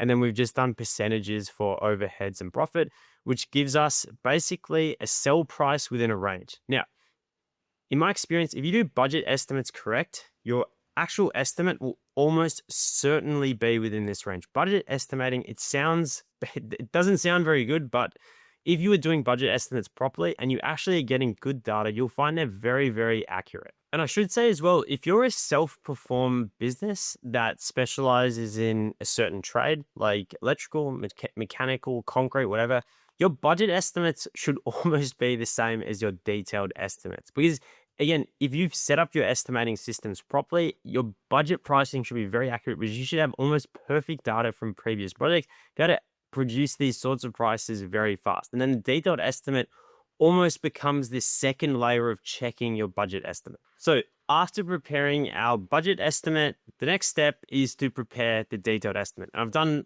a ton of really long videos on how to go through and prepare a detailed estimate. I've broken them down by different trades, plumbing, electrical, civil, whatever you want. So if you are keen, you can check out one of those videos. It's going to be much more in-depth than anything I'm going to cover now. But basically, now I'm just going to fly through and explain how do you prepare a detailed estimate. And really, this is a more or less, up to this point, we should have understood scope clearly. We've got our budget priced and our range. We understand the project documents in detail. Really, preparing a detailed estimate becomes very mechanical. This is where we build our pricing schedule, measure our quantities, apply rates to all our items, and calculate our overheads. Again, if we've done our previous steps correctly, we're not starting from scratch. So the first step in this project is to build our pricing schedule. This is the structured breakdown of our estimate and how we're going to present our price to the client. So I go to our detailed estimate tab. This structure here would be our pricing schedule. We've broken it down into 4 categories: structure, services, and fit out and finishes. And against each line item, we have a rate, a unit, a quantity, and a cost. Now, this might not necessarily be the cost. We might not show this to our client. These might be our internal workings, but it again depends what you want to show to your clients or not. You might not even want to show your indirects. You might choose to spread these across. But again, this is the type of breakdown we would be looking for. My philosophy on pricing schedules is you should show way too much information, because again, this is how you present your price to your client. This is how you're also going to justify any variations or change orders during construction. For example, if we show explicitly that we've priced to do 28 piles at a rate of, I don't know, whatever that ends up being, like $8,000 a pile, then we can show that if we get a new set of drawings with more piles, we can claim a variation for that. Or if for whatever reason, this quantity of 28 came from our clients and this quantity was wrong, we can again justify a variation. So I really like to go into a ton of detail in my pricing schedules. And again, it'll supplement your letter of offer. And so it's crystal clear what is included and excluded from your price. The second part of preparing an estimate is to do our direct costs. And we start doing our direct costs. Well, direct costs are our labor, plant, materials, anything we self-perform, plus our subcontract costs, so anything I'm getting quotes from the market from. And basically any construction activity you can make up of either labor, plant, materials, and subcontract costs. So if I go back to our estimate, you can see piling is just subcontract costs because we're engaging a subcontractor to do the piles for us. We're self-performing the ground slab for the concrete. So we have our price as a combination of the labor to do the steel fixing, place the concrete, do the formwork, the materials we need to do the task, and the plant. So say a concrete pump or a telehandler for offloading materials. So that's any direct cost is going to be either a combination of labor, plant, materials. I would refer to these as self-perform costs, and then we have our subcontract costs. So subcontract costs, the way we get those is in the same way we're responding to a bid from our client, we get bids from our subcontractors. So we say to our subcontractors, we want a quote to do 28 piles of these dimensions, of these depths. Here's the drawings, here's the site we're doing, here's the access, all this. We articulate exactly what we want them to do. Then we get a quote for them to do it. It's very simple. Self-performed costs are a little bit more difficult because typically we would have to measure this quantity. We would have to determine what materials we need. We would have to come up with the production rate to put it all together. But then we calculate these costs. Again, I've done a ton of 3+ hour videos on exactly how to do estimates for all these different trades. So I'm not going to jump into it too much here, but basically you're much better off watching one of these videos. But really direct costs are combinations of labor, plant, materials, subcontracts. The other costs we have are our indirect costs and overhead. So if direct costs are costs of doing the physical works, our indirect costs are cost of supervising and managing the project. These will be made up of non-recurring costs, for example, site establishment, so setting up our temporary office, temporary utilities, things like that. Then we've got our ongoing recurring overhead costs like project management, site supervision, ongoing office hire costs, toilets, all these things. So they're our recurring costs, which it's essential to understand the duration of the project to calculate those. Then once we prepared our estimate, we should obviously check it. I like to really do 3 checks when I prepare an estimate. Number 1 is I go back and check that every item that is in the client's scope, we have covered in our estimate or we will exclude in our letter of offer. Basically, this is our scope comprehensiveness check. The next check I like to do is an 80-20 check. I like to work out what are the big variables, what are the big scope items, self-performed labor rates, productivities, what are the big variables that are driving our cost, and are we 110% confident in those? And the final check I like to do is I like to get colleague, another person, someone we trust, to basically stress test and check the estimate on our behalf. It's very hard to check your own work. If you can get another person to do it, or you could use AI to check your estimate, basically this process will make sure that you're very confident in doing this.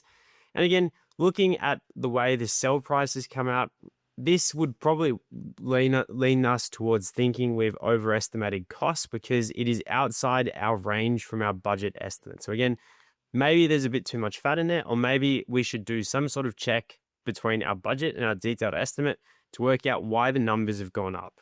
Okay, the next step in preparing our submission is the contract review. So what we want to do is the client will, sometimes they don't, but quite often they'll give you a draft form of contract to go backwards to, or maybe they'll just highlight some key terms. Basically, what we do in this stage is we look at the client's contract terms, we compare them to our own acceptable terms and conditions, and we propose a list of departures. So for example, the client wants 60-day end of month payment terms. We only accept 30-day end of month payment terms. We would note this down as a departure. Maybe they want a 24-month defect liability period that resets on every new defect that comes up. We would propose a different defect liability period. So basically, the way we do this, before I show you how to do this, I'll show you what the output looks like. And the output will look like a list of clauses in the contract the client has given us, the client's position, what it says in the contract, our position, and our proposed amendment. So we would issue this to the client with our submission. So say, for example, they have a 2 business day notice for all claims, but we want a 10 business day notice terms. We propose amending the contract term. They have $8,500 day liquidated damages uncapped.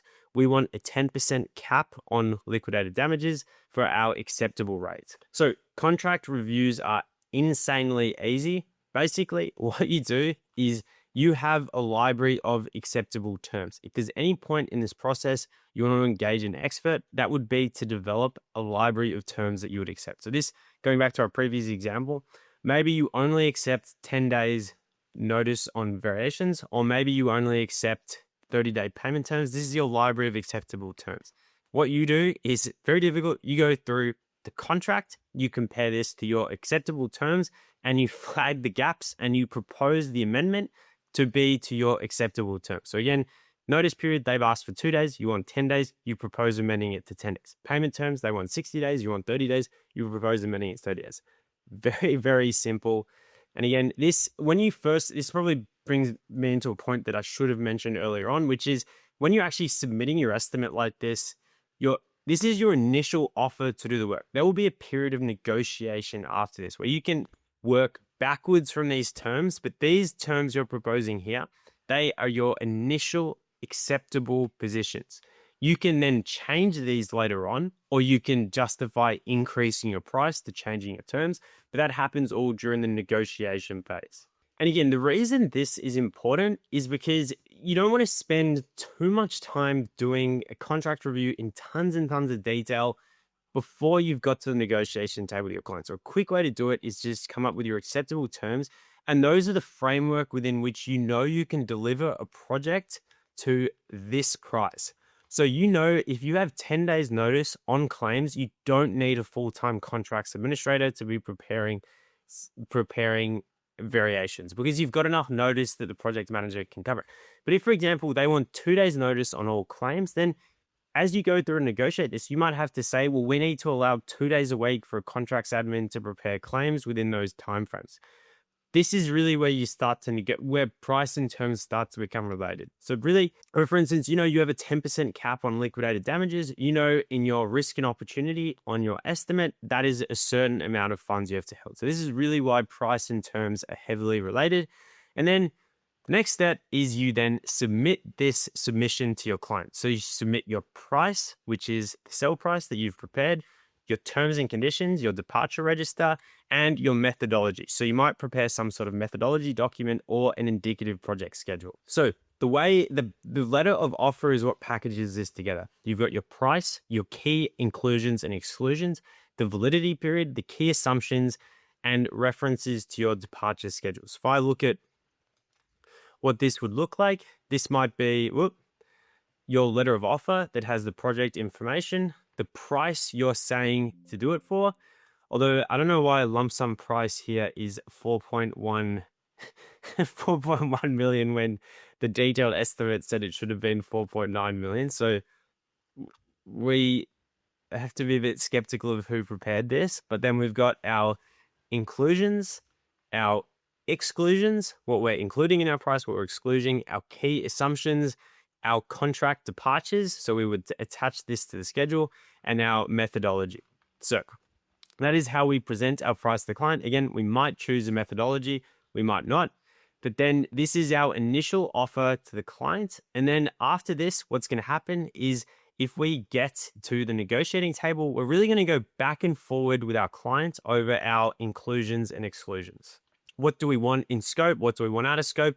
Our client can't budge on the 2 days notice period. This is where we go back to our client and we say, no, if we need to take 2-day notice period, we need to allow for a full-time contracts administrator. This is going to really just be a lot of back and forward. But again, that's why you don't want to really spend too much time doing a lot of your contract reviews and negotiations. I like to keep that stuff relatively simple because when you get to the negotiation table, which is almost going to be about your price more than your terms and conditions, then this is when you can put a lot of time into clarifying scope, getting everything exactly correct. But basically, the key here is whenever you're adjusting scope, you're adjusting your price. Terms and conditions are related to price. So if you're taking on more scope, you have to be increasing your price because this is where you're going to get caught out. Now, the biggest leverage you have during the negotiation phase is time. What I mean by this is often your clients are pressed for time when they're doing their procurement. They've got a schedule to meet. They've got a schedule they need to complete the project in.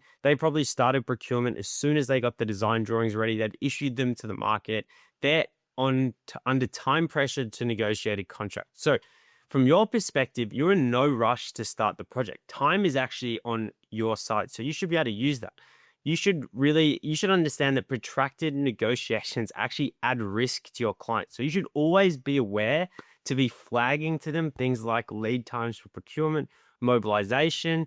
You really want to be pushing on your clients that for you to meet their dates, you need approval by a certain date. And that's driven by any detailed design you have to do, any procurement you have to do, lead times. If you're an electrical contractor, maybe you need 16 weeks to order your main switchboard. All this stuff you want to make your clients aware of as early as possible and basically be not in an unfair way, but you want to be making them very aware that for you to meet their completion date, you need to be given contract award by this date. And then basically, every time they ask you to adjust scope, you say, yep, we're happy to do that, but this would lead to an adjustment in price to this. And basically, you're using time to your advantage. And again, you want to work with your clients as much as possible. You want to be fair and reasonable with how you're pricing this. But again, you always want to make sure that your scope, any work you're doing, any adjustments to the contract terms and conditions, they are reflected in your price. And again, if your client is pushing you to drop your price for no reason, they're putting more and more pressure on you, then maybe it is the time to walk away from a project because, again, the worst thing you can do is to win a project and to lose money on it. It is way better not to win a project than it is to win a bad project. And then if you have done this phase correctly, when you actually negotiate and sign the contract, you have a really good estimate, you have a schedule you can achieve. You've basically set up all your project documents. So then you can go and do your detailed planning, your early procurement, and basically your bid becomes a framework for how to deliver the project. So if you found this valuable, the bit I really skipped over was this whole detailed estimating stage. If you do want to understand the estimating process in more detail, then watch this video next.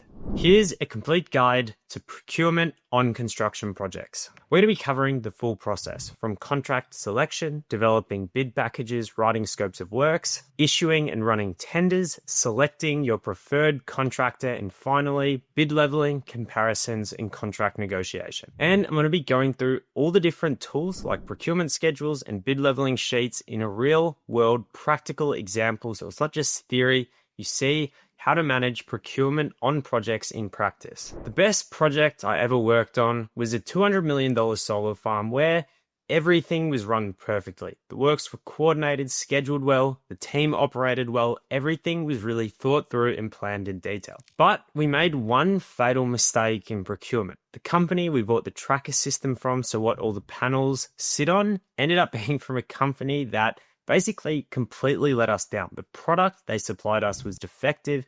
They didn't help us to resolve issues, and it basically ended up in an absolute nightmare. All the deliveries were late. No matter what you can think of, they did it badly. This one procurement decision, the vendor we chose for the tracker system, derailed an otherwise perfect project. Now, I'm not saying situations like this are 100% reliably avoidable. However, I'm going to try and give you a realistic and practical framework for how to manage procurement so you can reduce the chances of things like this happening. There's fundamentally two phases to procurement. There's the planning procurement phase and then the executing procurement phase. Planning is where we work out what we need to procure from the market, the best way to procure it, the best delivery strategy for each package, and what contract suits each, and when we need to procure all these things. Execution is then when we go to market with all these packages. We prepare bid packages, we write scopes of works, we prepare pricing schedules, we issue them to qualified subcontractors, we manage the tender process, we look at the quotes we receive, we compare them, we level them, we check for exclusions, we choose a preferred subcontractor, then we negotiate and sign a contract. So planning is all about what, when, and how. Execution is all about engaging with the market, getting quotes, and signing contracts. So rather than boring you to death with a whole lot of theory about procurement that in practice you're probably just going to forget, I want to make this a little bit more realistic. So as we go through, as I explain the theory, the different steps in the process, the different tools you need to use, I'm also going to talk through a worked example of basically a simple mech, elec, and plumbing and architectural upgrade to an existing facility, how we would actually go review the drawings, review the client scope of works, our contractual obligations, and how we would take these, package them up, and get quotes from the market. I'm going to go through and show you how you'd actually create a package register, how you write a scope of works, how you decide how to separate different trades, all this stuff. And I'm going to be doing this in my own estimating and contract management software, again, which I am shamelessly promoting. However, this procurement feature is completely free to use. So you can sign up and you can use it. Other ways you could use similar setups using Google Drive folder structures and issuing bid documents like that. But I think this is much easier to use and it's completely free. But yeah, let's start off by diving into the planning procurement phase. Now, procurement you can separate from contract management, but really it is heavily integrated into the process of managing a contract. The fundamental rule of procurement, or how I see it at least, is that we have our head contract obligations. Our client is asking us or signing a contract with us to deliver a package of works. They'll give us drawings, specifications, a scope of works. We negotiate and sign a contract with them. Fundamentally, the head contract obligations are what we are contractually obligated to do. Therefore, every requirement that exists in the head contract, we need to either engage a subcontractor to do it, which is what procurement is all about. We either need to manage the scope ourselves in our preliminary or GC held scope, or we need to explicitly exclude it. Therefore, procurement fundamentally deals with how we take the head contract obligations, what our client's asking us to do, and how we transfer it through to our subcontractors. And we're going to create 3 outputs through this process. We're going to create a register of all the packages we're going to procure from the market. We're then going to have excruciatingly detailed definitions of exactly what is going into each of these packages. This is the make or break step in procurement, and it's the thing people gloss over. But really, you can define you want an electrical contractor, a comms contractor, a civil contractor, a concrete contractor, but what exactly specific to your scope is each one doing? Then we're going to work out when we need all these packages by creating a procurement schedule. So the first step in this process is the package register. A package register simply, you could refer to it as a work breakdown structure, but it's basically a list of every package you need to procure from the market. I like to take it, some people just do package registers, explicitly what they're procuring from the market. I like to take it a step further where I actually list out the entire project scope in a work breakdown structure, and I explicitly identify what we're self-performing, we're managing ourselves, and what we're subcontracting. So for this example, this is a work breakdown structure for a commercial construction project. We've got 3 preliminary packages: the site facilities, the design services, and project management, so supervision, administration. We're obviously self-performing the project management, meaning we're hiring our own project managers. Then we have a series of subcontract packages for the project. We have the lifts, the vertical transport, the fire services, the mechanical services, the hydraulic services, the internal fit out and finishes, the structural steel fabrication and erection of the building. We've got the earthwork, so site preparation, got the external curtain wall, the electrical services, the concrete works, and the external works. Now, This is a sample list of packages. There are 100 different ways you could have chopped and changed this. These external works you might choose to include within the earthworks. You could package up the earthworks, the concrete, and the external works together. So you have, instead of having 3 packages, you have 1. This is obviously not an objective thing for each project, but it's subjective depending on how you want to deliver the project. So the package register is a complete list of everything you're going to buy. There's 3 options to do any package of works. You could subcontract it out. You could self-perform it, so engage your own labor, plant, and materials to deliver the work, or you could come up with any sort of hybrid methodology. You could engage a subcontractor on a schedule of rates contract, use a wet hire agreement, free issue all the materials to the contractor. Then you can also package up scope differently. So for example, if we think about the basement, excavation, and foundations for a building, we could have a bulk excavation contractor who just comes out and does the excavation work. We could have a complete turnkey civil package where we get a concrete and civil package out to the market where they're going to do the excavation, but also all the piling, foundations, and retaining walls. The way we package and split these up obviously leads to different risks and issues with how we would deliver the project. So say, for example, in our basement, we have groundwater that needs to be dewatered. So if we've got a separate civil and concrete package, it would be our responsibility to dewater and prep the ground after a rain event before the concrete contractor comes to site.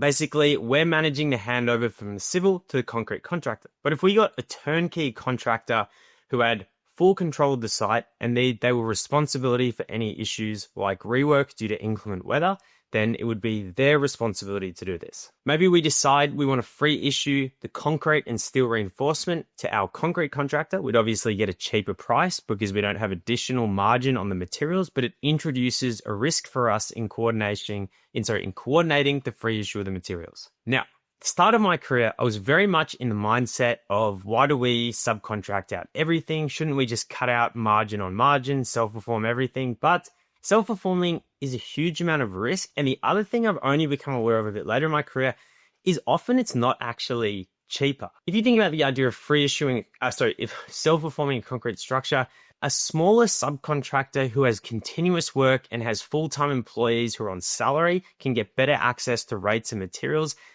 has probably better productivity rates because they've got better systems and can plan and deliver the work properly. It would actually be cheaper to subcontract it and to get somebody to take the risk than it would be to self-perform it ourselves. So originally, I used to always think of it as this trade-off, and this trade-off does exist, but sometimes there are just fundamentally better ways to do things than others. It really comes down to the market you're in, the opportunities, how competitive the pricing you can get from subcontractors is, what risks they're willing to take, what capabilities your organization has. Fundamentally, it's quite a complicated decision and you need to think through it carefully, and fundamentally they come down to judgment calls. But really the underlying principle of it is relatively simple. At one end of the spectrum, you have the theoretically lowest cost, but highest risk. So this would be self-performing the work. You're not paying any subcontracted project management or margin. You're directly engaging the labor, plant, and materials required to perform the task. On the other end of the spectrum, you have the full turnkey subcontractor. We're just issuing a subcontractor a set of drawings and a scope of works, and you're saying you're responsible for everything. Just give me a price to do the whole thing as per the drawings. Now, in this situation, the subcontractor is obviously got to engage the labor, plant, and materials to do the work, which is the actual physical construction costs, but you've also got their overheads and margin. You've got their project management on top of it. You've got these additional costs that you pay to reduce the risk of delivery. So this end of the spectrum is the high cost, low risk. Then you've got all the options in the middle. You could engage the subcontractor on a schedule of rates contract where they're taking the actual risk for the cost per unit of the work, but you're taking the risk on the volume of work.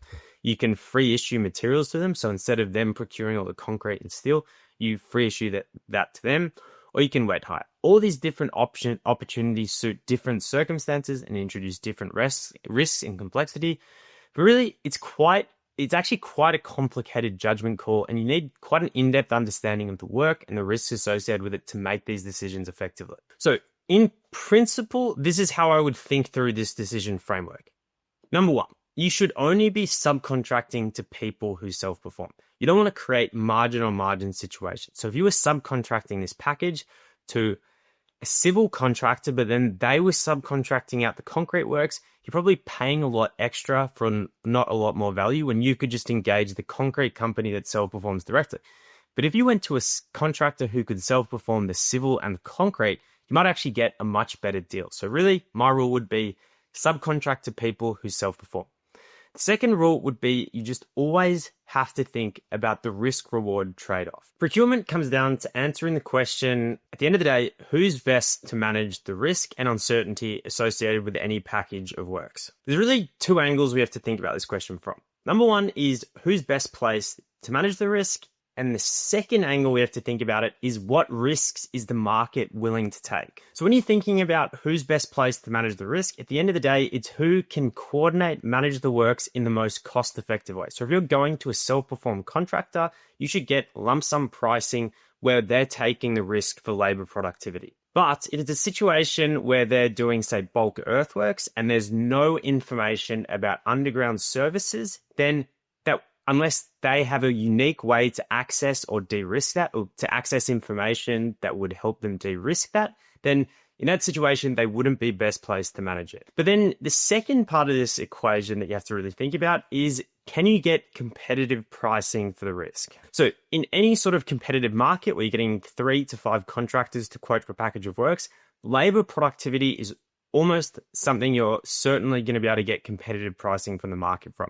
If 3 to 5 contractors are vying to do the work, then they're going to make realistic assumptions about productivity rates because they want to keep their price down to win the work. But if you look at the example of underground services, maybe that is something contractors see as a huge risk. So the contractors in the market wouldn't be willing to take that risk. And if they do, they would put some huge premium on it. So that huge premium they're putting on the risk probably isn't value for us to outsource. So you always have to be thinking about this idea. Do you want to outsource the risk or do you want to hold it in-house? And what is the most cost-effective, what's the best value for money solution to that problem? Just really, there's always a business case for each of these procurement decisions. Sometimes it makes sense to outsource, sometimes it doesn't. And rule number 3 is that you have to factor in your indirect costs. The more you break up scope, the more packages you have, the more interfaces between packages, the more things you free issue to suppliers or subcontractors, the more uncertainty and challenges there are. The more uncertainty and challenges there are associated with the work,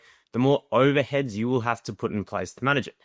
A site engineer or a project engineer might be able to manage 4 or 5 trades. So if you're delivering the entire scope with 4 or 5 trades, you might only need 1 project engineer. But if you're breaking it down into 15 or 20 different packages, someone's going to liaise with each of those subcontractors. Someone's going to tell them when to come to site. Someone's going to make sure everything's ready for them. Every package you break it down, every little bit of extra work, you're putting more of an overhead burden on yourself. So you might get cheaper prices if you have 15 subcontractors versus if you have 7 or 8 subcontractors, but you're also doubling the amount of overhead costs you have because you're needing another project engineer or supervisor to manage the work. So you really just have to think about both the actual costs you're saving in breaking up packages more, but are you increasing your indirect costs? Now, in the output of this stage is a register of all the packages with the names, whether you're subcontracting or self-performing the works, the indicative scope, and probably an estimated package value.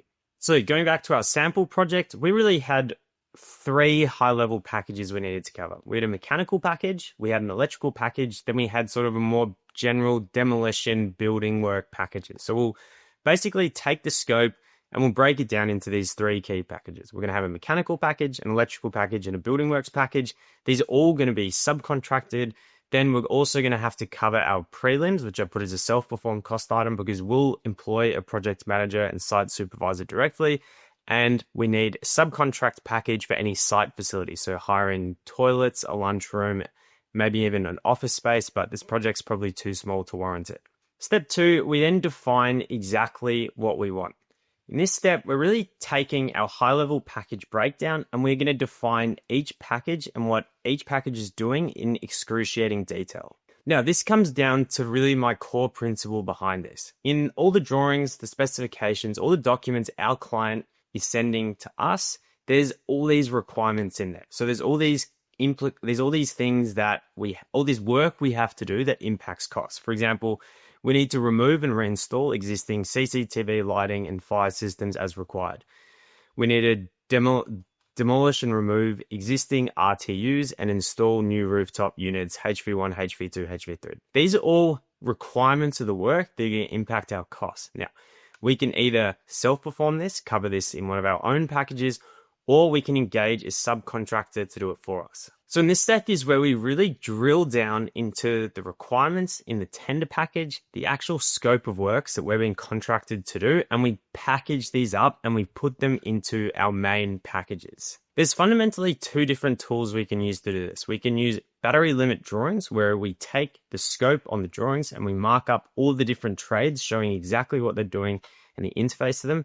It's an incredibly simple idea, but incredibly powerful. It basically forces you to go through the entire scope and mark up exactly which contractor is doing what. And then we can also create a scope interface matrix. So for every scope item detailed on the drawings, we note down who's supplying, who's installing, who's testing, and then what are the interfaces between these packages of work. My goal here, when I'm going through the drawings and breaking down the project scope, is to get into an excruciating level of detail. Because again, all this stuff that you don't think about during procurement, it will come up eventually. At some point of time in the future, the question will have to be answered: who is supplying that specific nut or bolt? Maybe it's just automatically implied. Maybe everyone's on the same page about assumptions. I, though, prefer to go through and basically drill down in excruciating detail and define what each contractor is doing. So if I give you a really simple example of a wall penetration where the mechanical duct is coming through the wall, I would just mark up in color to say mechanical duct, fire damper, and louve by HV contractor. Sorry, not HV, HVAC contractor. And then our actual wall and building work, I would mark up in a separate color, and the exact interfaces I would specify. Another example is if you have a series of conduit penetrations in a slab. Obviously, the concrete slab would be done by a concrete contractor, but I would mark up that the electrical contractor needs to do the conduit penetrations. So a lot of the stuff on the drawings would be really quite obvious, like the ductwork, mechanical systems. It would almost be implied that it's part of the mech contractor's scope. But things like when you're doing the interface between the concrete contractor and the mechanical contractor, you can specify things like if there are cast-in items, who's supplying the cast-in items, what the scope and the sequencing is. Or, for example, you could show on an electrical single line diagram that the electrical contractor is running, installing, and terminating the power to the air handling unit. Now, these aren't complicated interfaces, but it's really just an opportunity to go through the scope, to go through the drawings in a lot of detail and think through all these gaps. Because again, whether you like it or not, these questions will be answered during construction. And if you're not answering them properly now, there is an increased chance that you're going to have scope gaps during delivery. Now, we've defined what packages we're going to procure from the market. Then we've detailed out these packages in extensive detail. The final part of this is to actually work out when we need everything on site. This is referred to as a procurement schedule. Now, the way a procurement schedule works is you have the date the works are required to start on site to meet the program. This really comes down to understanding the overall master project schedule, the contract duration, how long do you have before you finish, working back from the finish date to give you the late start date for any package of works. Now, the reason I say this is important to do after you do your battery limit drawings is through the battery limit drawings, you actually start to identify all these little interfaces of pieces of scope. So for example, if I go back to the example of the conduits in the concrete slab, if we hadn't identified that there were penetrations in the concrete slab, we might have thought the electrical contractor was coming back later after the building works were done when they're starting to fit up. But looking at this, we know we need the electrical contractor on site in sequence with the actual concrete works to do the conduit penetrations. So we identify for each package of works in our project what is the date that contractor is needed on site. Then we simply work backwards from that day. Now, these are obviously project-specific durations, but the general way I would do this is you have your work start date. So for example, this was an old version I did quite a few years ago now. That was the 28th of September, 2020. Imagine that is the start date for civil works for street lighting. We need 2 weeks for the contractor to mobilize the site, which means we would need to award the contract, so sign a contract and issue a purchase order by the 14th of September, 2 weeks before the 28th. Then we say we need 2 weeks to finalize the contract, negotiate the contract, get our management to sign off on us awarding the contract, which gives us the date we need to have selected our preferred contractor by the 31st of August. If you say we then need 1 week to select our preferred, so 1 week to go through all the quotes, do the quote comparisons, maybe ask contractors some questions, that takes us to the tender closing date of the 24th. So we need all the quotes back from the market by the 24th. If we want to give our contractors 4 weeks to prepare an estimate, and again, if you rush your contractors preparing an estimate, you just get worse quotes back with more exclusions. So the tender release date would be the 24th of July. So just thinking about this high level, to actually start on site on the 28th of September, we would need to have issued our tender by the 24th of July, which means if we need 1 week to review our tender package, so maybe we want the team to sign off on our package to make sure they're happy with everything, then we would need to actually have finished our tender package by the 17th, which means if we're giving ourselves 1 week to prepare the tender package, we would actually need to start on the 10th of July, the procurement process for this package. The other constraint to when you can start procurement is also always going to be the design. Are the design drawings actually available by this date? If not, if that is the date you need to start on site to meet your schedule, you might have to procure off an earlier revision of the design, or you might actually have to come up with different contracting strategies. So if I go back to installing the conduits in the slab, maybe if that is what's driving the start date for your electrical works, and then you have another month or two with no works and the drawings aren't going to be ready in time to actually meet that procurement target, maybe you get the concreting contractor to engage an electrical contractor just to do the penetration. So if you're violating the initial start date, so when you can actually start procurement for whatever reason, because the drawings aren't ready, because the contract's not signed, then you would need to start to look at different contracting options, or you bring in a separate contractor early on day works. This is why you really have to understand the schedule and the duration of the project and when trades need to start to properly plan procurement. So in practice, how I track procurement is I just have a status indicator, so issued, quotes received, preferred, awarded, and I just have a target date that I want a signed contract, and then you track and work backwards from that. The final step in this process is to choose the correct contract model under which to engage each of your subcontractors. And again, we spoke a lot about the scope specifics, but now I'm talking more about the commercial framework around it. Sort of introduced this a little bit at the start when I was talking about all those different ways we can outsource the work. And the contract model is fundamentally related to the scope and what risk you're transferring to the subcontractor. So what is the correct contract model to choose? Well, I'm going to go over the 5 basic ones. Again, there's lots of hybrid options or variants. You can even have specific pricing models. You can have different pricing models within the same contract. So for example, you could have a contract that's part lump sum and part schedule of rates. But really, you just have to understand these are the broad types of models, and then you have to choose the specific one that best matches your scope. Number 1 is design and construct. So design and construct is where you give your subcontractor high-level specifications and outline of what you want.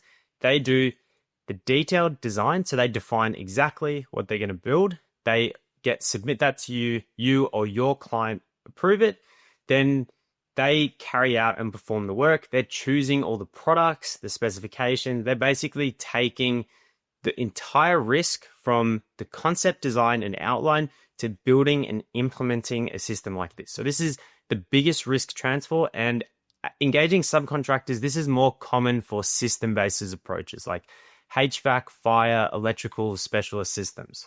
So if you can imagine, if you need to install a security system in your building, you would give an outline of what you want. Maybe in the client specifications, it says they want, what do you call it when you dial in the pad on an alarm? An alarm pad.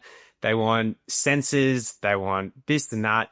Then you engage under a design and construct contract, a specialist security system provider to provide you with a turnkey solution and provide products.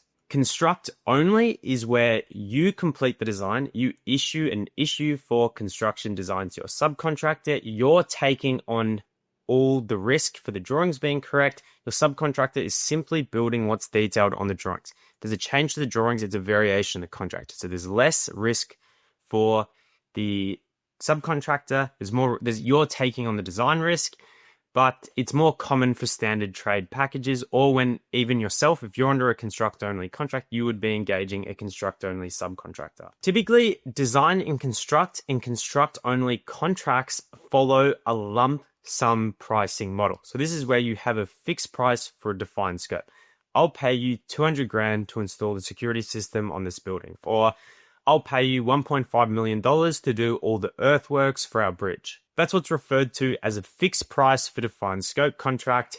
They're taking the risk for the quantity of work and the productivity rate for that work. The next contract model is a schedule of rates contract. This is where you're taking the risk for the quantity of work and they're taking the risk for the cost per unit. So for example, you issue a contract to a subcontractor for trenching. They give you a rate of $120 per meter to supply and install drainage. And you're saying it could be 500 meters, it could be 1,000 meters. We'll pay you based on the actual quantity you do.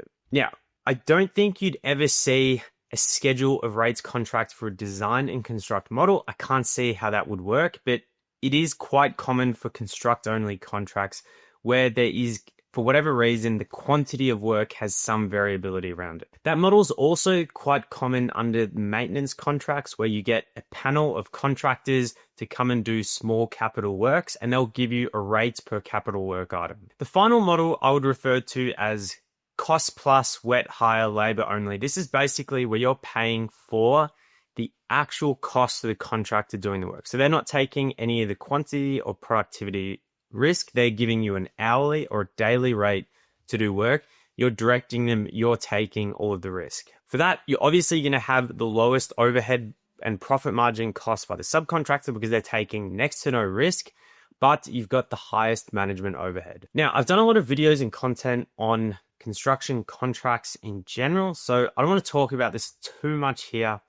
There are other, I can link you to other resources I've done. We're going through this stuff in way more detail, but basically, within any contract, the key points that are going to be defined is the scope of works. And again, that's why we spend so much time talking about how to prepare the scope of works, define what your contract is doing, the payment terms, the program requirements, the risk, what risk you're allocating to them, design, weather, ground conditions, quantities, all this stuff, liquidated damages, the defect liability period, and what insurance are required to have. But not really diving into the specifics of the contracts here. You just really need to understand the broad forms of contract and which specific contract model makes sense to go for this package. So if I look at this drawing set, it is just an issue for tender design set. There is still design work to be done. It's indicative, system-based. So for all our packages on our project, they're going to be design and construct packages that we go with. Each of the contractors is going to be responsible for the detailed design. We're going to give them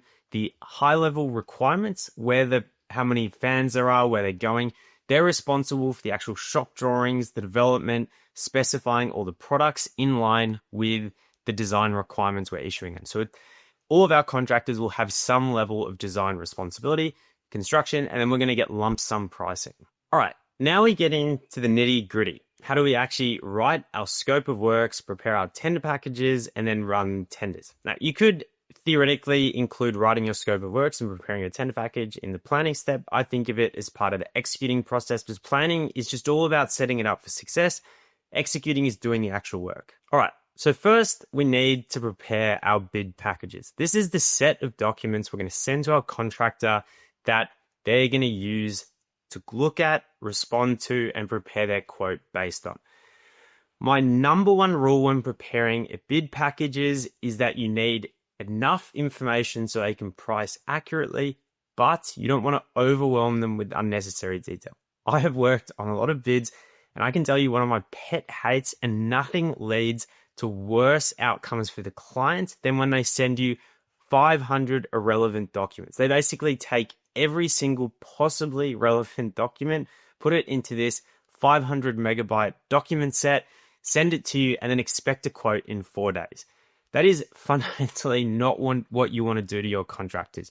You want to lay out exactly what you're asking them to quote so that they can prepare the leanest, most accurate prices. If you just give them a ton of unimportant stuff, they're going to exclude a lot of things and they're going to give you highly qualified prices and you're not going to get apples for apples comparisons. So number one, the most important document in this document set is the actual scope of works. This is 2 to 3 page max, clear, articulate description of what you want your subcontractor to do. So the general scope definition, the detailed scope items, which I would take from my battery limit drawings and my scope interface matrix, specific exclusions and interface responsibilities. So the structure I follow when I write a scope of works, and this is an example, let's say for the electrical package on this project, the electrical trade contractor shall provide all labor, plant, materials, supervision necessary to install a complete electrical system for the pump split systems heat recovery. So this is the general scope description. This is the one paragraph that describes broadly what we want them to do. Below that, we have our detailed scope items. This references the specific items in the scope they're doing. So the power distribution and circuitry, the equipment and containment, any safety and compliance requirements like fire stopping around all electrical walls and penetrations. This is what I would take from my battery limit drawings. The other way I like to do this is to look at all the requirements in the client bid documents. And so, for example, for the electrical package, I would be looking at all the specific electrical requirements and making sure these are detailed in our scope of works. Also like to ensure that the detailed scope items aligns with the pricing schedule we're sending our contractor to fill out. Now, just as important as inclusions are exclusions. You want clearly stated exclusions so the contractor knows what they are not responsible for. So for here, we're telling them they're not responsible for the mechanical control wiring and control system, any sort of structural modifications that are required to complete their scope, and any excavation or civil works or concrete pads. Now, a lot of people like to leave this ambiguous because they think that if they're too specific, then the contractor, we can refer back to the scope of works. And if it ever gets into a dispute during construction, then we can say, well, it didn't explicitly state that wasn't your scope.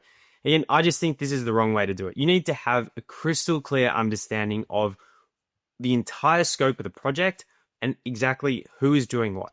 Catch-all terms, ambiguous wording, in my experience, it never ends well. Most ambiguity you end up paying for. Now, the other really powerful way to clarify scope is through the pricing schedule. So the pricing schedule is what we actually send our client, the form we fill our client to price.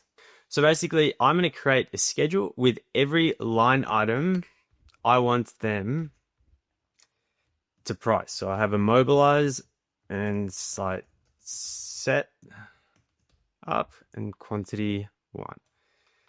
This is how our contractor is going to fill out their price. So 2.1, so distribution.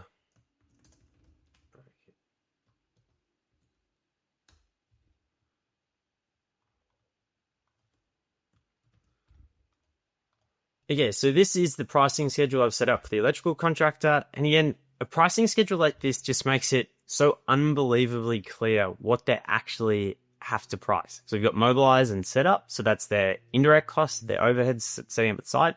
Then we've got section 2, which is they have to do 4 2-pole 20 amp breakers. Again, it's just so clear. Like if they have to do 5, it would be a variation because the design would have changed. If they say, oh no, we only allowed for 3, well, if they fill out a pricing schedule that shows a rate against 4 breakers, it's a hard argument for them to make. If you say, well, we didn't know it was in our scope to do the feeders to roof units HV2 and HV3, well, if they've submitted a price that has a rate against that item, it's just impossible to argue. A really good pricing schedule is almost more important than a scope of works. So scope of works will add detail and specification. So what does this exactly mean? What product do they have to use if that information is available?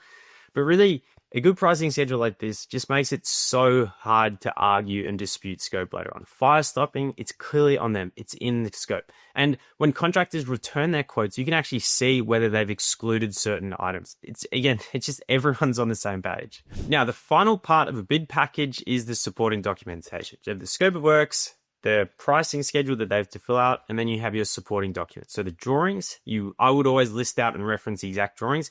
If you want to do an awesome job, then I would have the drawings actually line up with these specific items. So I would have in my detailed scope of works, I would have the pricing schedule listed out, and I would reference what drawings this information is on. Any way you can just spoon feed more and more information to your contractors, the better outcomes you're going to get. You want any relevant specifications, the draft form of subcontract, if you're going to sign them up under a design and construct only, a wet hire agreement, whatever it is, any key site constraints have to be worked. A big one I find that always ends up in disputes on subcontracts, as an example, is the number of mobilizations to site. For example, if you have the electrical contractor coming and doing the conduits and the concrete slab, they have to go away from the site, they have to come back. That would be additional cost and disruption for them. So you have to make them aware of it at tender.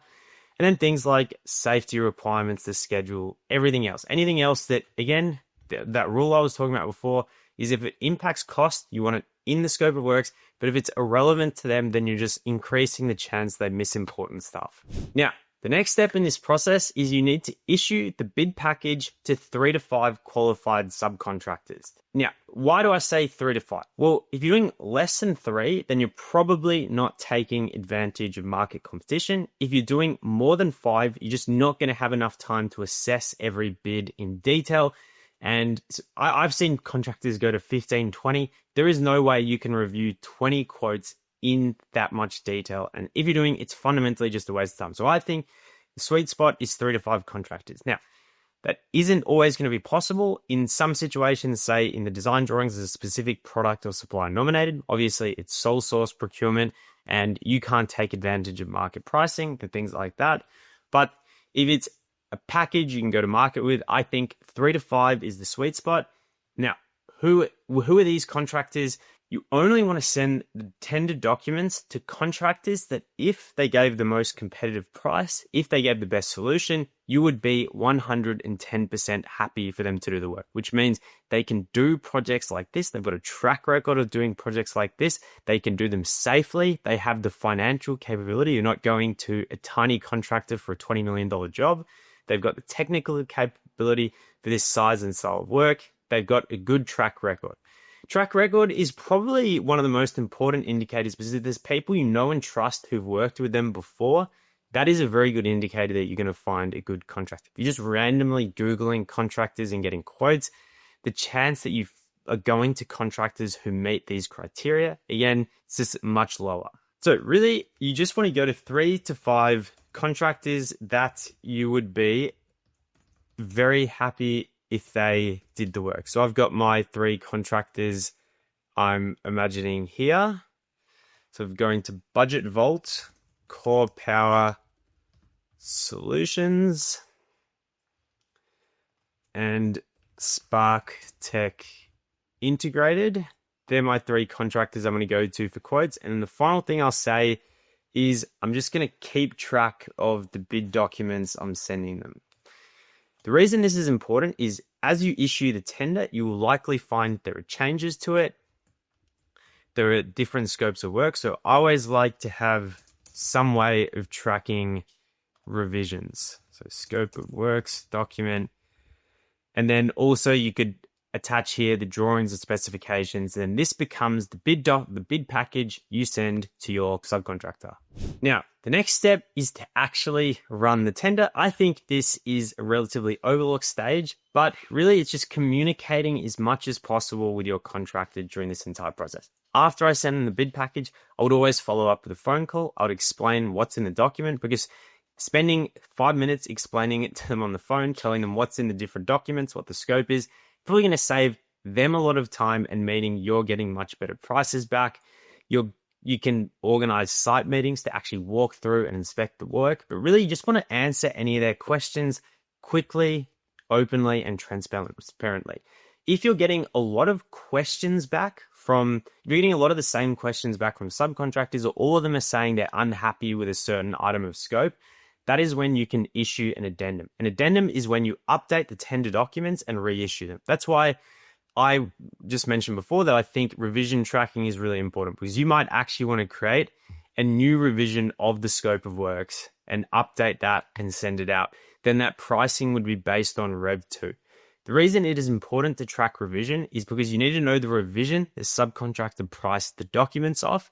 Then when it actually comes to construction, or when it comes to negotiating and signing a contract, that price that they have submitted is relevant to the specific revision of the documents. Also, don't rush them. Give them tons of time to respond. The more time that you give them to price, the better you're going to get. The more time and effort you put into answering their questions, communicating with them, telling them about the constraints. And also, I think this is an underrated one as well, understanding what is actually driving their costs. If you understand what is driving their cost and productivity assumptions, you can potentially resequence, reschedule, change the tender package so you're getting the best value for money from the market. Because as much as construction is a zero-sum game, if you can save your subcontractors money at the procurement stage before you're actually signing a contract, you can find cheaper ways for them to do things. You're going to get better pricing. All right, so at the end of the tender process, we've got our 3 quotes from our subcontractors. We've got our price from Budget Vault Solutions, who've quoted us $11,800, but they've given us some exclusions. We've got our price from Core Power Electrical, but $14,200, but they have different inclusions and exclusions. And then we've got our price from Spark Tech Integrated, and again, different price, different inclusions and exclusions. So what we have to do now, we have to actually go and compare these 3 quotes to basically get an apples for apples comparison and work out who the best contractor to do the work is. So again, the first thing you do when you get quotes is you actually just want to track quotes. So contractors might price things 4 or 5 times. You really just want a way to track all of the quotes you're getting and make sure you're always dealing with the correct revisions. Any quote I receive, you want to align with the pricing schedule. The pricing schedule is really important for comparing quotes because it basically makes it easy to compare quotes and make sure you're always comparing apples for apples. So the way I do this is I basically just fill out some quote comparison table like this, where you have all the different contractors who quoted, then what they quoted against each of the line items with any sort of description for additional detail. Then the most important thing is you want to factor in the inclusions and exclusions for their quote. So for example, and this isn't the same project, this was just another example I had. This contractor didn't include temporary works in their price. Therefore, their base price needs to be adjusted by an allowance for the exclusion. The other way you can deal with these exclusions is to reissue the package to the contractor and get them to price it properly. But obviously that's going to take much more time. The quicker and easier way, but again, it's going to be less accurate, is just to adjust these exclusions yourself. Now, when comparing quotes, really, you should have done most of the general pre-qualification before you're actually comparing pricing. Again, that's why I think in the previous step, you should only be going to contractors who you would genuinely be happy if they gave you the best price. So I always think most are actually checking that people have the financial capacity, they can do it safely, should be done in pre-qualification stage. But when it comes to comparing quotes, you want to look at the price, but you also want to look at the delivery methodology. The thing I tend to look at when I'm looking for the best subcontractor, you just want to see how much they've actually thought about how to do the project. Have they thought about how to manage it and run it, how to deliver it? Do they seem to have engaged with you a lot? Do they genuinely seem like they care about doing a good job, or are they just doing it to win the project? Then once you've selected your preferred contract, you can move on to negotiating and awarding the contract. When you're negotiating contract, what you're really doing is their exclusions and what you're requesting, you're aligning the two. So say you wanted them to relocate the existing CCTV cameras, you're basically getting them to include that in their scope of work. So they would need to adjust their price for this. The key I would say here is I would not tell a contractor their preferred until you have negotiated and priced all their inclusions and exclusions. Once you're happy with their price and their terms and conditions, then you can tell them their preferred. Maybe you can do this before you negotiate and close out the final contract clauses that aren't going to impact pricing. But anything that is going to have a significant impact on their price, you want them to still think you're looking at other opportunities so you're getting the best value for money pricing from the market. But maybe final little commercial terms that aren't a big deal, like insurance requirements, you can do after they're preferred. Again, telling them that they're preferred, they're going to be more willing to put more effort into it, but you may lose some market power over them. Okay, to quickly summarize this entire procurement process. Planning procurement is the process where we develop our package register, define scope for each of these packages, and work out when we need all this stuff on site with our procurement schedule. Executing procurement is where we prepare our tender packages, we write our scopes of works, prepare our pricing schedules, our supporting documents. We issue each of these packages to 3 to 5 qualified subcontractors.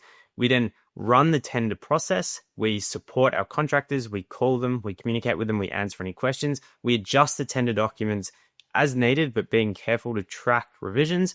We then evaluate our quotes, choose our preferred contractor, negotiate and sign a contract, and then we are ready to start works. A big study in the construction industry found that effective contract administration improves profit margins on projects by between 10 to 15%. You probably didn't need a study to tell you that missing variations or getting time barred impacts your profit margin. To me, the real question is, given these stats, given everyone knows that managing contracts better improves profitability of projects, why isn't everybody doing it? And the reason isn't because contract administration is hard or complex. Pouring a 6-meter high in-situ concrete wall and the temporary works associated with that is complex. Coordinating and managing construction sites with hundreds of workers is complex.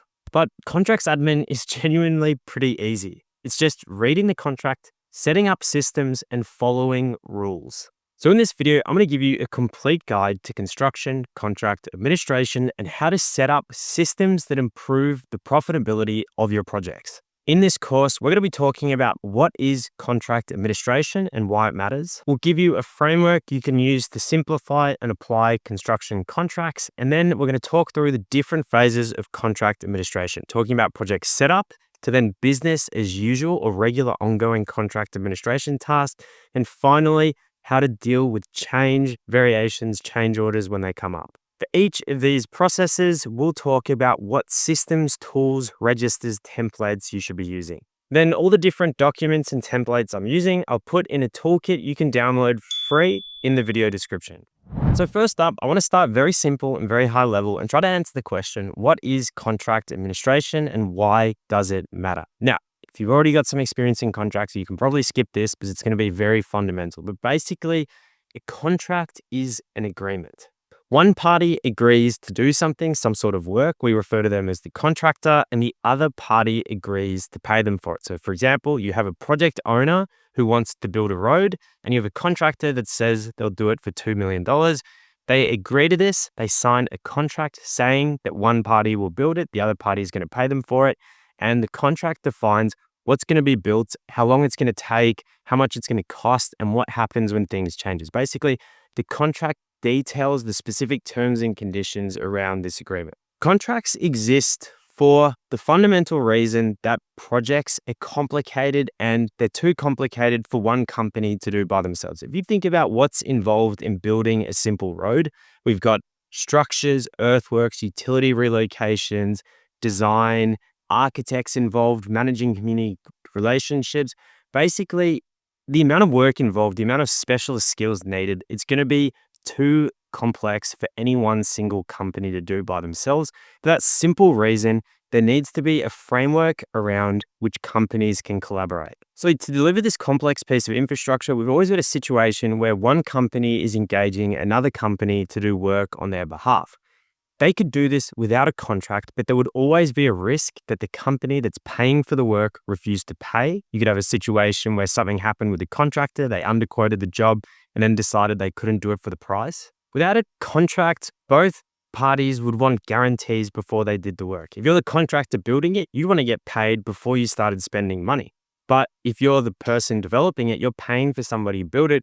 You only want to pay them after they've done the work because then you can be sure you're getting what you paid for. So without some way of formalizing the agreement and without some way of being sure that the other party was going to do what they said they would, it makes collaboration almost impossible, which is where contracts enter. Contracts make collaboration possible by putting expectations in writing creating clarity and reducing uncertainty. The contract isn't just a piece of paper that says what one party will do or another party says they'll do. It's fundamentally enforceable by the courts. So if one party doesn't say what they're going to do, it's in the contract. The courts will enforce these agreements. Party A can sue Party B if they don't do what they said they were going to do. If a contractor walks away from the job, the client could sue them to recover costs. If a client refuses to pay, the client can recover payment through the courts. Because of this, because both parties know that the courts are going to enforce these decisions, it makes it more likely that they will stick to the agreement. And fundamentally, because the courts will enforce contracts, parties are much more likely to follow through and do what they said. And this isn't just specific to construction. Contracts are the building block of any sort of collaboration between two companies across industries. Okay, so now I want to dive a little bit deeper into contracts in construction. So contracts fundamentally specify and detail an agreement, but when we're talking specifically about construction, they follow this repeatable pattern. Every construction contract will have what's referred to as a principal or owner, and a contractor, someone that's doing the work. The project owner is paying the contractor to do something. The contractor is doing something and getting paid for it. Now, this isn't just between the project owner and head contractor. The head contractor and their subcontractors will have an agreement. The head contractor may engage an architect to do design services. They may engage subcontractors to do specialty trades. So that's why you have these hierarchy of contracts on a project. A subcontractor could even engage other subcontractors to do work. So on a construction project, the project owner will subcontract to a general contractor. That in turn, the general contractor will engage their own subcontractors, creating this hierarchy of contracts. The upstream contract I referred to as the head contract. So that for the head contractor, that would be a contract with the owner. The downstream contracts I refer to as subcontracts. So fundamentally, contract administration, it's just about reading and understanding the contract, doing what we said we would, and getting what the contract says we're entitled to. Now I want to talk about understanding the contents and structure of a construction contract. Basically, a 70-page document with all these attachments. I want to give you a framework for how you make sense and understand it. I want to give you a framework so you can understand what you're responsible for, what you're entitled to, and how these rules govern the relationship. So the first thing to understand about a contract is it's never one single document. It's a set of documents. The front document or the head document is referred to as the general conditions of contract, which is typically what we think of when we think of as a contract. But that document is just a set of clauses. It'll be broken down into clauses about time, payment, security, whatever. It's all the contractual mumbo jumbo. Attached to that are the drawings, specifications, the scope of works that define what we're actually building. So the general conditions of contract are the head document, and attached to those are the specific documents that define the actual work. All these documents together encapsulate the overall agreement, the agreement of what we're agreeing to do and what we're going to get paid for it. Now, as I'm going to talk about in a second, these documents have to be read in a certain hierarchy, because when you're talking about a 100-page construction contract with all the attachments, there will be conflicting information. So as I'm going to talk about later, you have to understand the structure, but you have to also understand that there's a hierarchy associated with it. So we can basically break down a contract into 3 core chunks. We've got the general conditions, which is the form of contract. So it might be a FIDIC contract. It could be AS 4100 in Australia. They are the standard terms and conditions, the core risk allocation. Is it a design and construct contract? Is it construct only? Is it schedule of rates? Is it labor hire? Is it plant hire? That contract will define all the key terms and conditions and the contract processes and procedures. Now, at the end of that contract or somewhere in there, there will be the special or particular conditions. This is the project-specific amendments to the general conditions of contract. These are things like the liquidated damages rate, the project start and finish date, the key contacts, key people, a brief description of the project. These will enhance the general conditions. So the general conditions will define liquidated damages applies if you overrun your practical completion date. The special or particular conditions will say what the practical completion date is and what the liquidated damages amount is. Then after that, we've got the supporting documents. These are the guts of the technical agreement and define what we're actually building. This will be the scope of works, the drawings, the specifications, the schedules, and the program. Now, this structure is important to understand because when you look at an actual construction contract, it often will barely say anything about what you're actually building. It's just a bunch of legal terms and conditions. The supporting documents is where the actual construction works is defined. However, you will almost certainly have overlaps, gaps, errors, and contradictions in this information. More so when you have a scope of works, design drawings. The drawings might say one thing, the scope of work says the other. It's important to understand the structure because it'll help you read and understand the contract. You also understand what documents form part of the contract because clients love to send additional information after the fact. But understanding you have the contract and you have the attachments. If it's not a contract attachment, it doesn't form part of the agreement. But you also understand the hierarchy of the agreement. You have an order of precedence in the contract, which says in what order are these documents to be interpreted. For example, you have a particular condition in the contract that has the practical completion date, but then you're given a program that has a different completion date. It will typically be an order of precedence in the contract that says the particular conditions of the contract form a higher order of precedence in the program, in which case what the contract conditions say would be more important than the program. Within the supporting documents, you also have an order of precedence. If you have a scope of works that has a bill of quantity item in it that is 500, but then there's a drawing, you count it, and it says that quantity is 1,000, what the scope of work says will typically take precedence over the supporting document. So understanding all these documents, what forms part of the contract, and what order they need to be interpreted in is essential to understanding what you're actually obliged to do, but most importantly, not to do. Now, I ran into this exact problem on an oil and gas project where the client had given us a bill of quantities saying something like we had to do, 100 lights, but then the drawings showed 200 lights.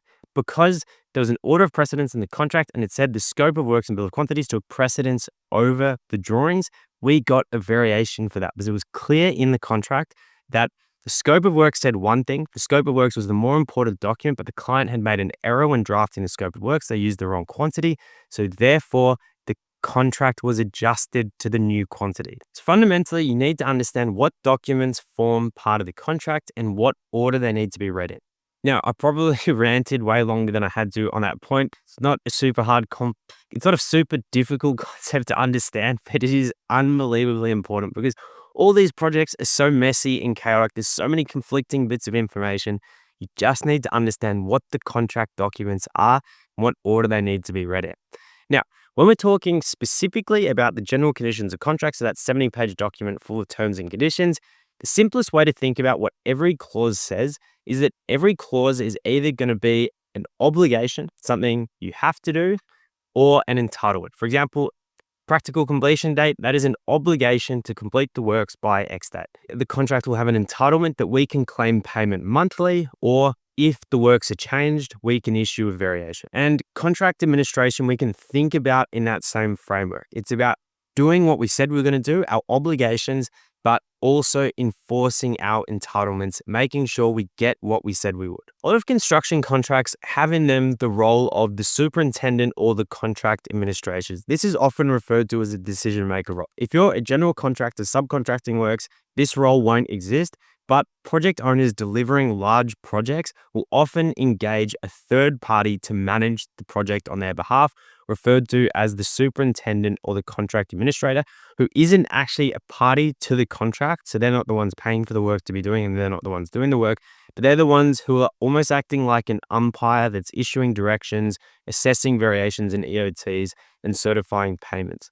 But again, most smaller construction contracts or where you have a general contractor engaging subcontractors, this role won't exist. So next I want to go on and I want to start unpacking all the core elements of a construction contract, and the most important one, which isn't one of the clauses in the contract, it is the scope. What are you actually agreeing to deliver?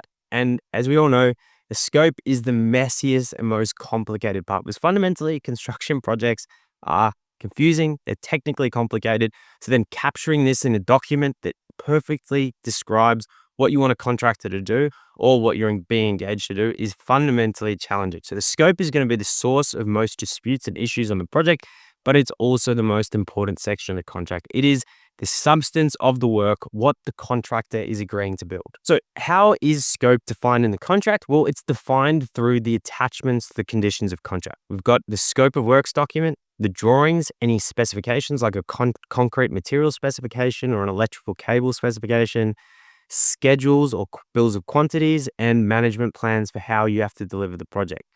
These documents define what is included, what is excluded from the scope, also what could be implied from these documents, and what interfaces exist with other contractors.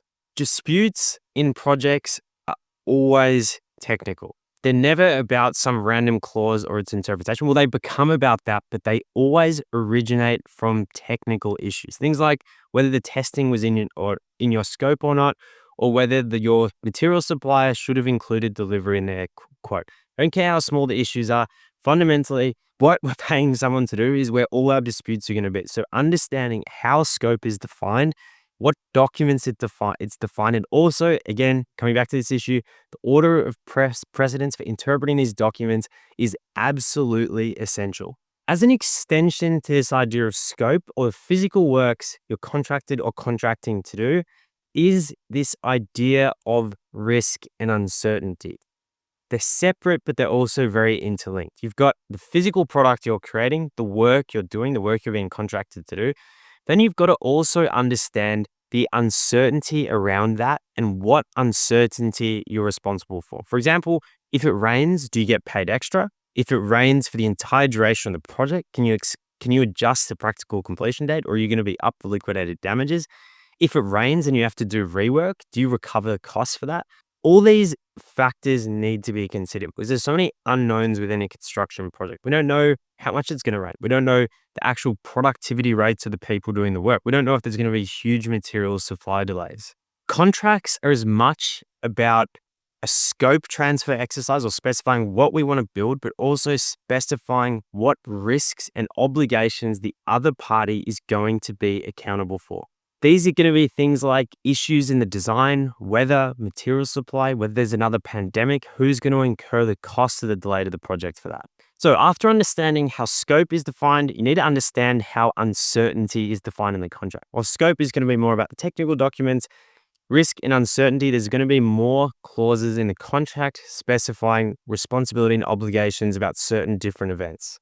The next set of clauses that are important to understand is what guarantees we're making about the product we're building or creating. So depending on the type of project you're doing, and again, what the contract says, some contracts will be purely construct only. You're given a set of drawings, you're building to the plans, in which case, as a contractor, your fundamental obligation will be to build what the drawing is set. Contracts can extend these obligations to the contractor. You might have a fit for purpose clause where you're actually responsible for achieving the design objectives.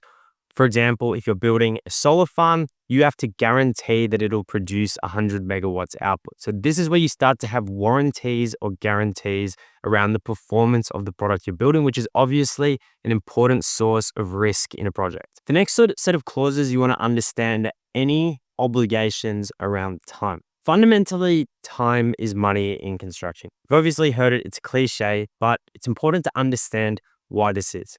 If you're talking about this from the perspective of a contractor, the duration it takes to deliver the project is the duration you need to pay staff salaries, hire office buildings, pay a security guard to come by at night. All those costs are driven by the duration of the project. So if the project takes longer to build, it'll cost you more to build. You'll also have delay costs associated with building something. If it takes you longer and you overshoot your practical completion date, you'll incur liquidated damages. From the perspective of the project owner, say they're building a solar farm, the earlier they get this solar farm built, the earlier they can start exporting electricity and selling that electricity, so generating revenue. So it's important to understand that time equals money, and that's why there's going to be a lot of clauses and obligations around time. So when we're talking about time, the key concepts you need to understand are the actual dates in the contract. So this would be the contract award date and the practical completion date, the date you need to finish the work. There's both a date of contract award and a date for contract award. There's a date of practical completion and there's a date for practical completion. Sounds semantic, but really what it just means is your date of practical completion is what's written in the contract. The date for practical completion is the date you actually finish the work. You might have a single completion date, or you might have multiple completion dates for different packages of work. For example, you're doing a concrete subcontract, you might have 2 or 3 separable portions. So these are different packages of the works. Against each package of work, you have a date you need to finish that section of the work, and associated with that date, you'll have a liquidated damages rate. Liquidated damages are a daily rate or a daily cost the contractor is billed if they are late in finishing the work. So say, for example, you're 10 days late in finishing a project and your liquidated damages penalty is $2,000 a day. You would have to pay an extra $20,000, or you'd have $20,000 taken off your next payment claim because you were late in finishing the work. The liquidated damages is the primary mechanism through which the principal can motivate the contractor to finish the work. So if we look at this simple diagram here, the difference between the date of practical completion when you actually finish the work and the date for practical completion is the duration of the liquidated damages. There are going to be issues that come up during the execution of the work where the scope changes, you're doing extra work, the client was late in giving you access to site. You can adjust your date for practical completion in the contract. That is through a process called an extension of time, where you can prove the client has been late in giving you site, that's impacted the duration it's going to take you to do the work. You can get an extension of time where you adjust the completion date of the project. The way you justify any sort of change to the practical completion date is through a construction program. Construction program, we think of it as a scheduling tool, but it is fundamentally one of the most important contract management tools. That's because it's the principal's way of checking that the contractor is on progress before they overshoot their practical completion date. So most construction contracts will say in them that the contractor has to maintain a construction program and issue it weekly or monthly, whatever the contract says. And it is the contractor's way of demonstrating to the principal, if they've been delayed, that they can claim an extension of time. And that is done through a concept called the critical path. The critical path is the sequence of activities that, if delayed, delay project completion. So if you have a schedule like this, you have this mobilized the site date. Before the mobilized the site date, the client needs to give you access to site. If you can prove, you can just see from the schedule that if this mobilized the site date pushes back all these activity dates, pushes back the completion date, you can show that your critical path activity of mobilizing the site has been impacted by a client-caused delay, so you can justify an extension of time. So the contract program is an essential tool for both the client and the contractor to manage the scope of works. So when we talk about a contract program, there's a couple of terms you need to understand. The first is the as-planned program. This is the program that goes into the contract that you sign and agree to. Then you've got the as-built program. This is where you update actual progress on the schedule, show when things are actually happening. You've got critical path activities that impact the finish date of the project, and you've got non-critical path activities. When an activity on the critical path is impacted, you can claim a delay to your project, which allows you to claim an extension of time. I'll talk about extension of times in a second.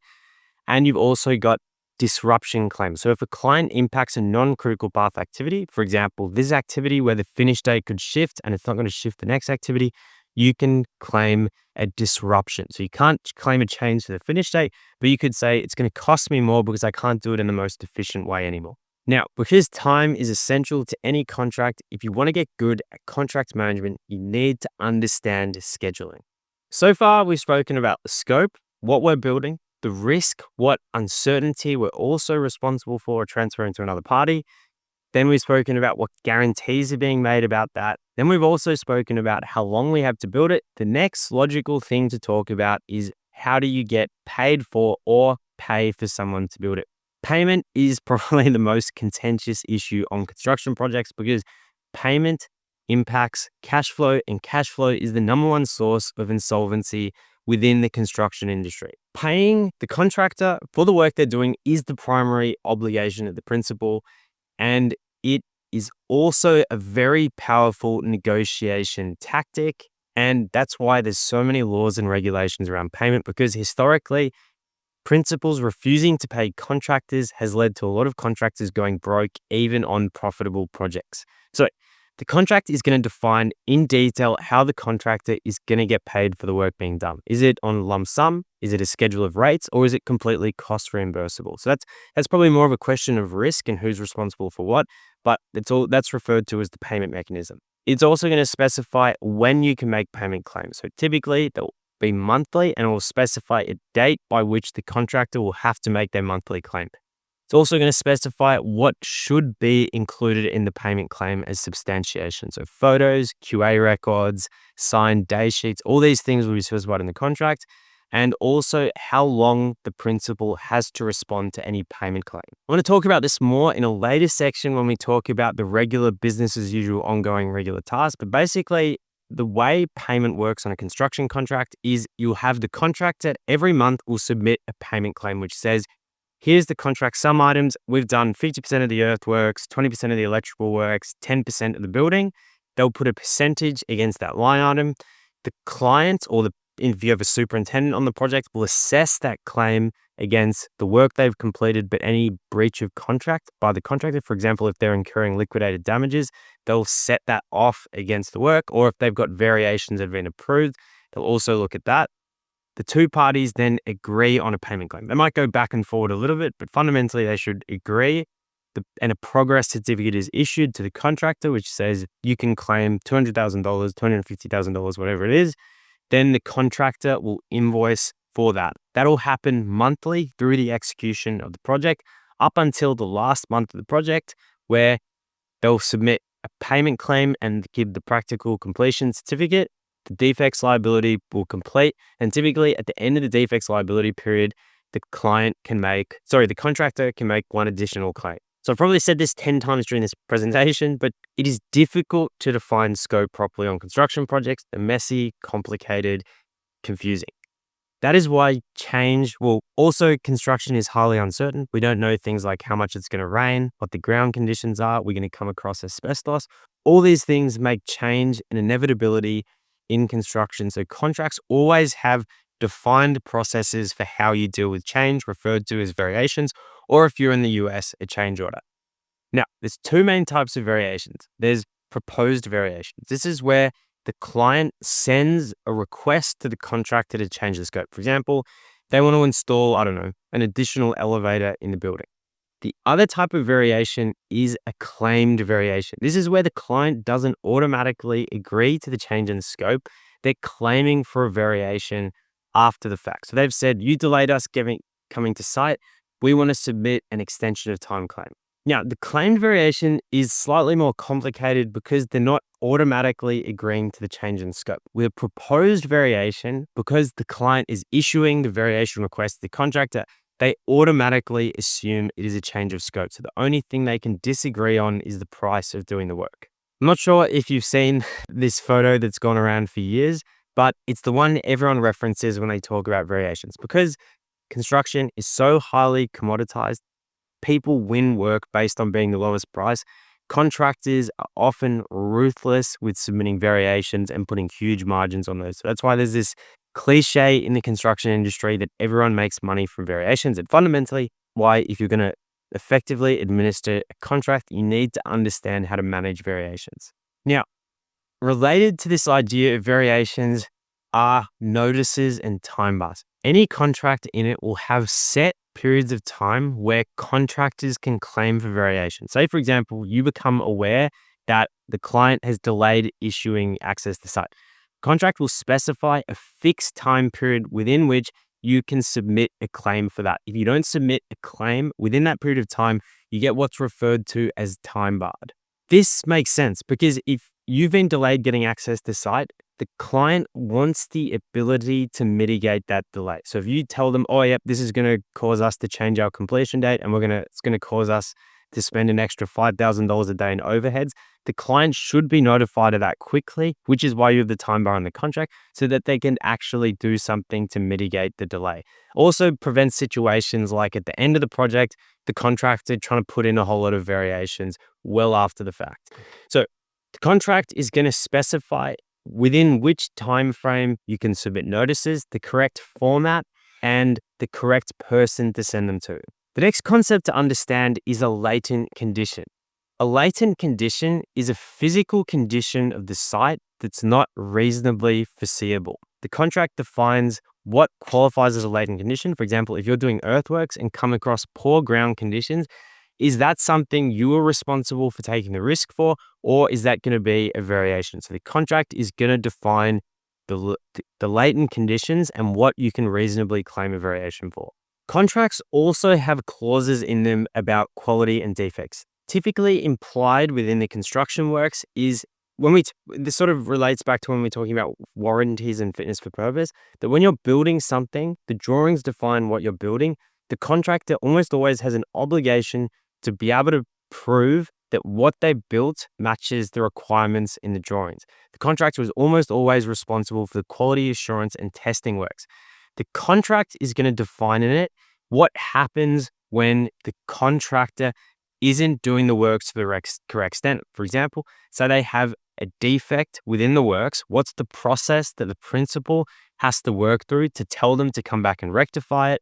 If they don't rectify it within a certain period of time, what options does the principal have? It's also going to specify after the completion of the work, how long the defects liability period is, how long the contractor has to come back and rectify defects, and what happens if there are defects after this period.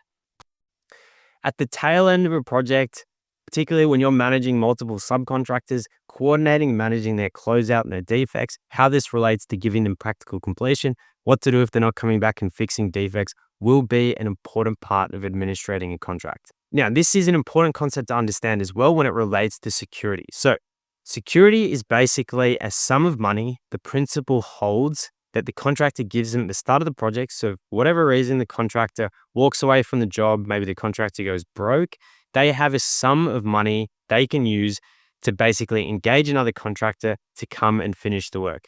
Typically, this will be like 5% of the contract value. I've seen it go up to 10%, and it can take different formats. You can have a bank guarantee, which is a letter of credit from the bank that for whatever reason, if the contractor fails to do their work, the principal can take that and basically take that sum of money out of the contractor's bank account, or it can be retention, where they hold a percentage of each monthly payment claim back.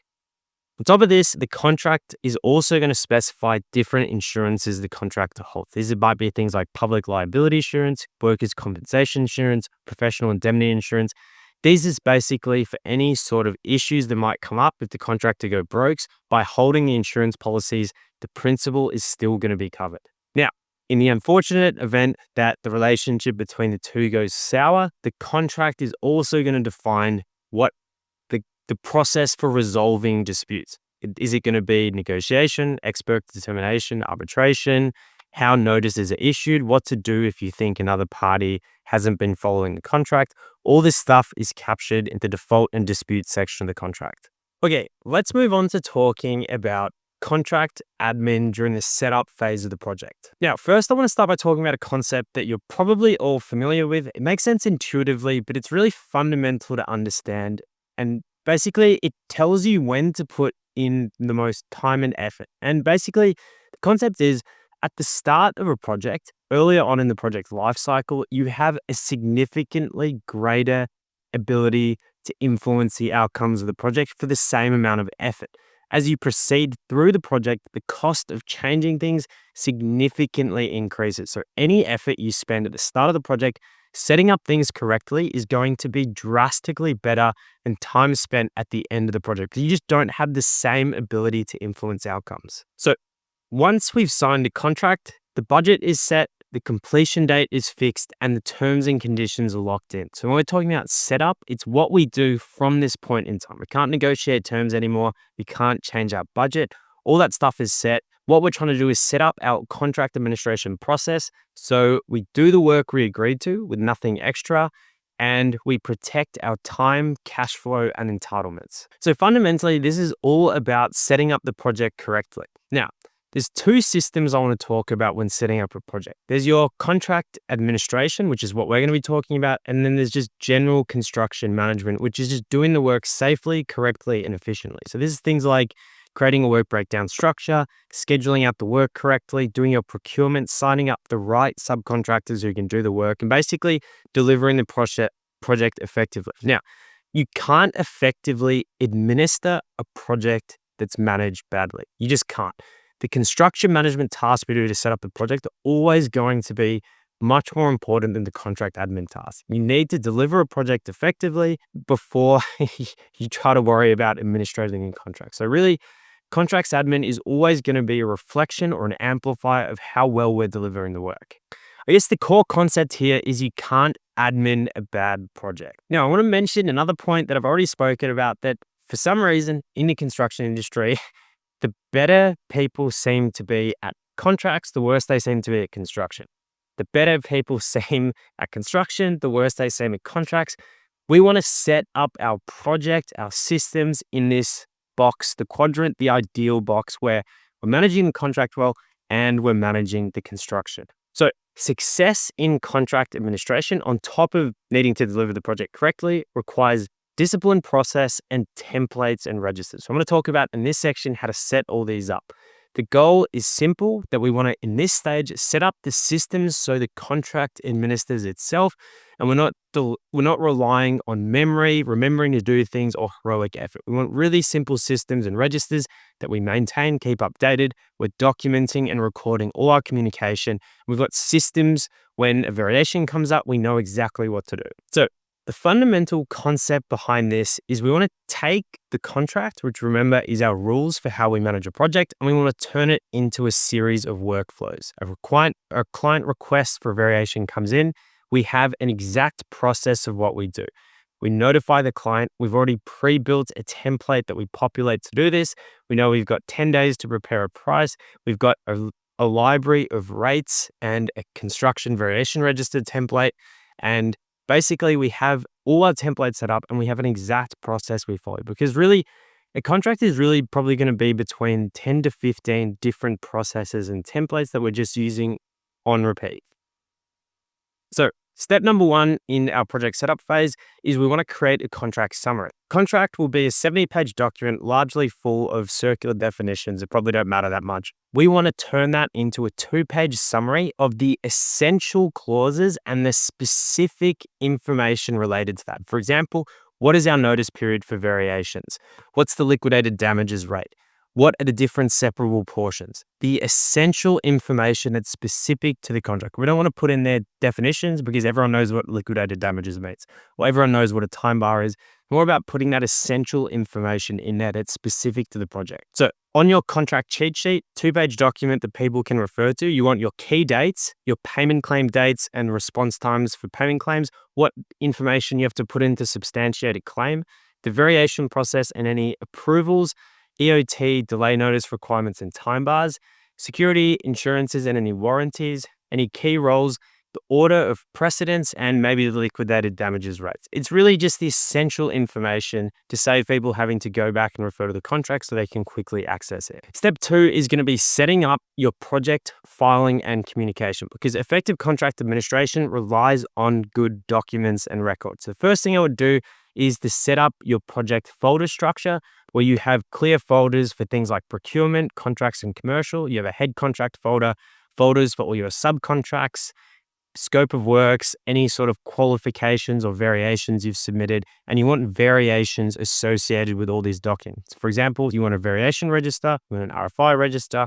you want to track what date things were submitted and what dates they were closed out. Also want, and I think this is best practice, you want a project email address, which is where you copy in for all your important communication.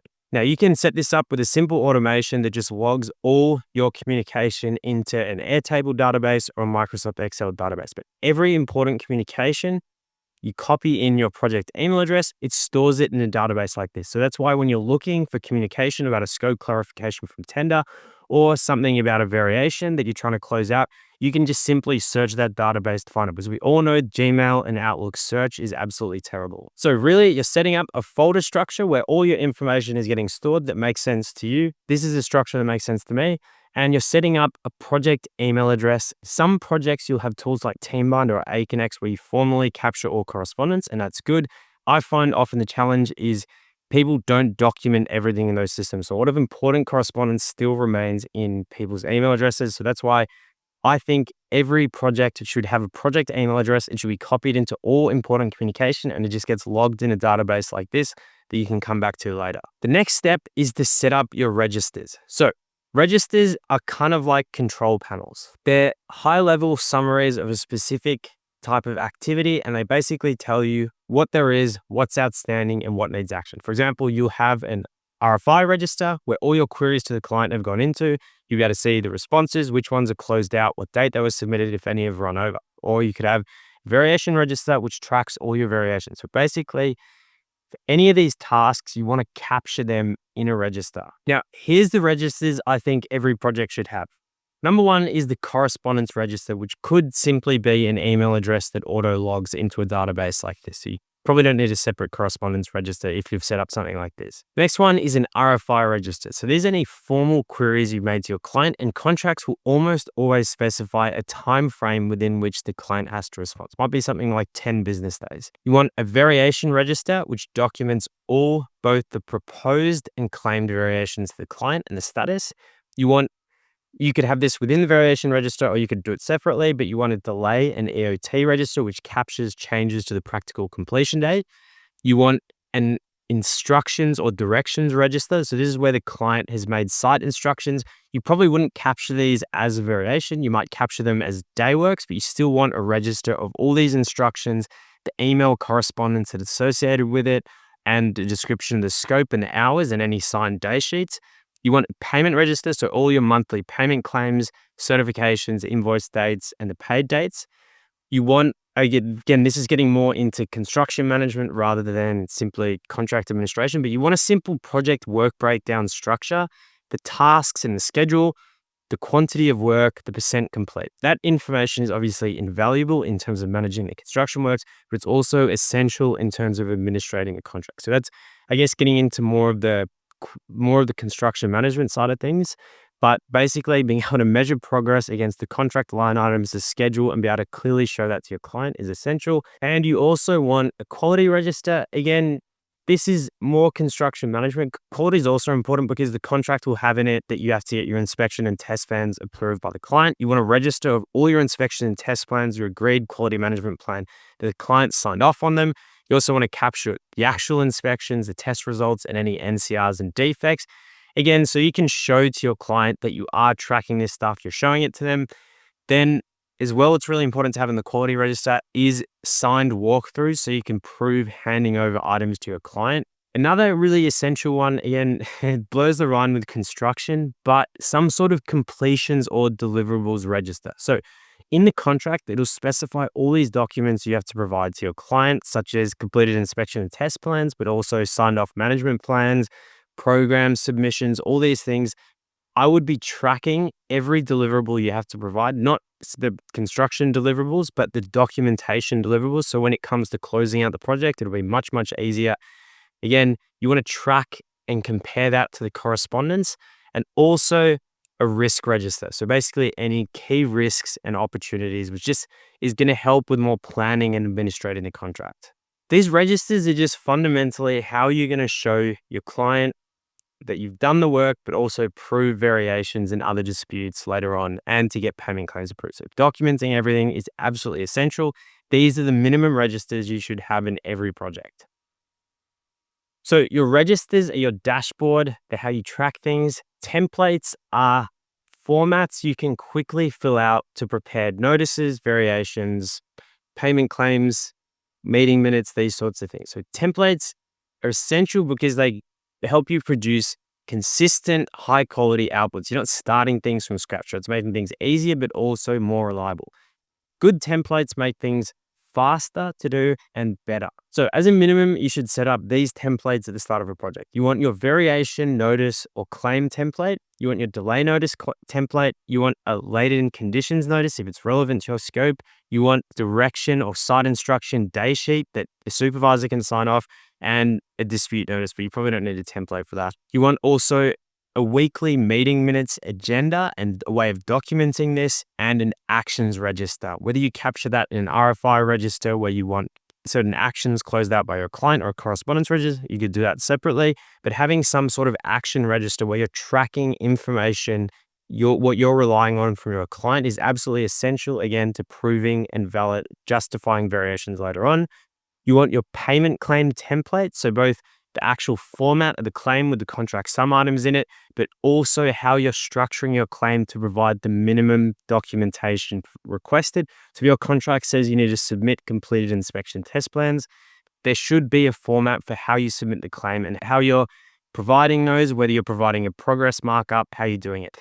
These templates, importantly, anything which requires you to submit stuff to your client, you should agree on the format of the template. So getting agreement on the progress claim template before you start the work is going to make sure that there's no delays to that first payment.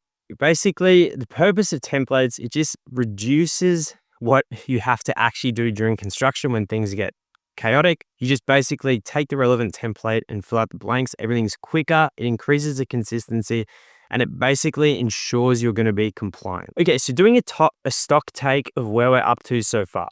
We've set up our project filing and communication. We're tracking and documenting everything. We've set up our registers so we know the key bits of information we need to be recording, and we have templates for everything from variation notices to payment claims to weekly minutes. Now, a lot of contract admin, as I've already said, isn't these crazy situations. It's just boring, regular, ongoing tasks. The next thing we need to do is we need to set up a project calendar. This is basically just going to be a weekly meeting with our client and key subcontractors where we're going to go through our weekly meeting minutes. We're going to update all of our registers. We're going to also review all of our registers every week. So once a week, we raise an RFI to the client that goes into our RFI register. And once a week, we follow up with the client. We check on the status of it. We also have a monthly payment claim that's due. So maybe a week before that, we set a reminder in our calendar to get all the information together, to chase up anything that's missing, to do an internal review, and then have a final submission date. And then maybe once a month or when we get new documentation, we do a sanity check that the documents in our folders are up to date and relevant and nothing's changed. Now, step number 6 is, again, this is sort of part of establishing the payment claim and progress tracking templates, but this I think is an essential step to do in the setup of the project. You want to link progress with payment. What I mean by this is you want to set up a universal way to track how you're progressing in the project and agree on this with your client. It's going to make getting payment claims approved so much easier. It's going to make reporting progress to your client so much easier. It's going to make your client happier, make sure you get paid faster, and it's also going to help with getting variations approved. So this I would refer to as the monthly report, but basically you want to decide and agree on with your client how you're going to measure progress. Generally, you'll have the contract sum, which is broken down into a bill of quantities. Against each of these, you should track the quantity complete, quantity remaining, and the total time remaining on the task, and present that to your client. And that's going to capture maintaining your schedule. And it's also going to help you justify getting payment claims approved. You should also agree on what evidence is required to support this. Now, when I've been talking about setup, I've largely been talking about head contract setup, but really the same logic is going to apply downstream. You need to set up all your subcontracts. They should have a contract summary with key terms and conditions, key dates. You should have a folder structure per subcontractor. You should have key registers for every subcontractor, such as a variation register, their progress claims, their RFIs, interface issues, their quality and work, and some sort of regular weekly meeting, reporting process, and way to track actions and close them out. This stuff is genuinely very simple. It's not rocket science, but you just want to do it before the construction work starts so you're not constantly chasing your tail. How difficult or easy it is to administer the contract during execution is going to directly relate to how much time, effort, and quality of the project setup. Contract administration during project execution is fundamentally just doing what we said we were going to do. Again, it relies on us executing the project correctly, our construction management. But if we've set up the project correctly, contract administration during execution should be relatively easy. So, contract administration during execution is simply delivering the project as planned. The systems are set up. Execution is about following the processes we've established.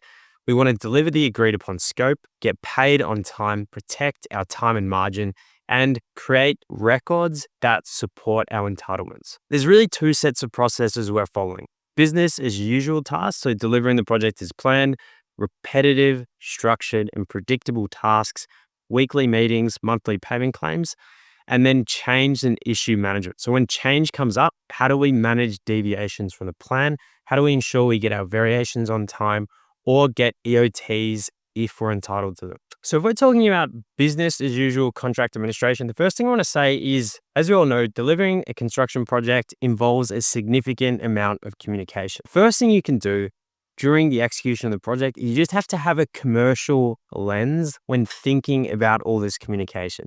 That's basically ensuring that your communication follows the correct channels, involves the correct recipients, and is in the correct format. The general principles I would talk about is you want to document everything. If a client verbally tells you to do extra work, I mean, this isn't rocket science, this is very common sense. You just want to make sure that you get it in writing.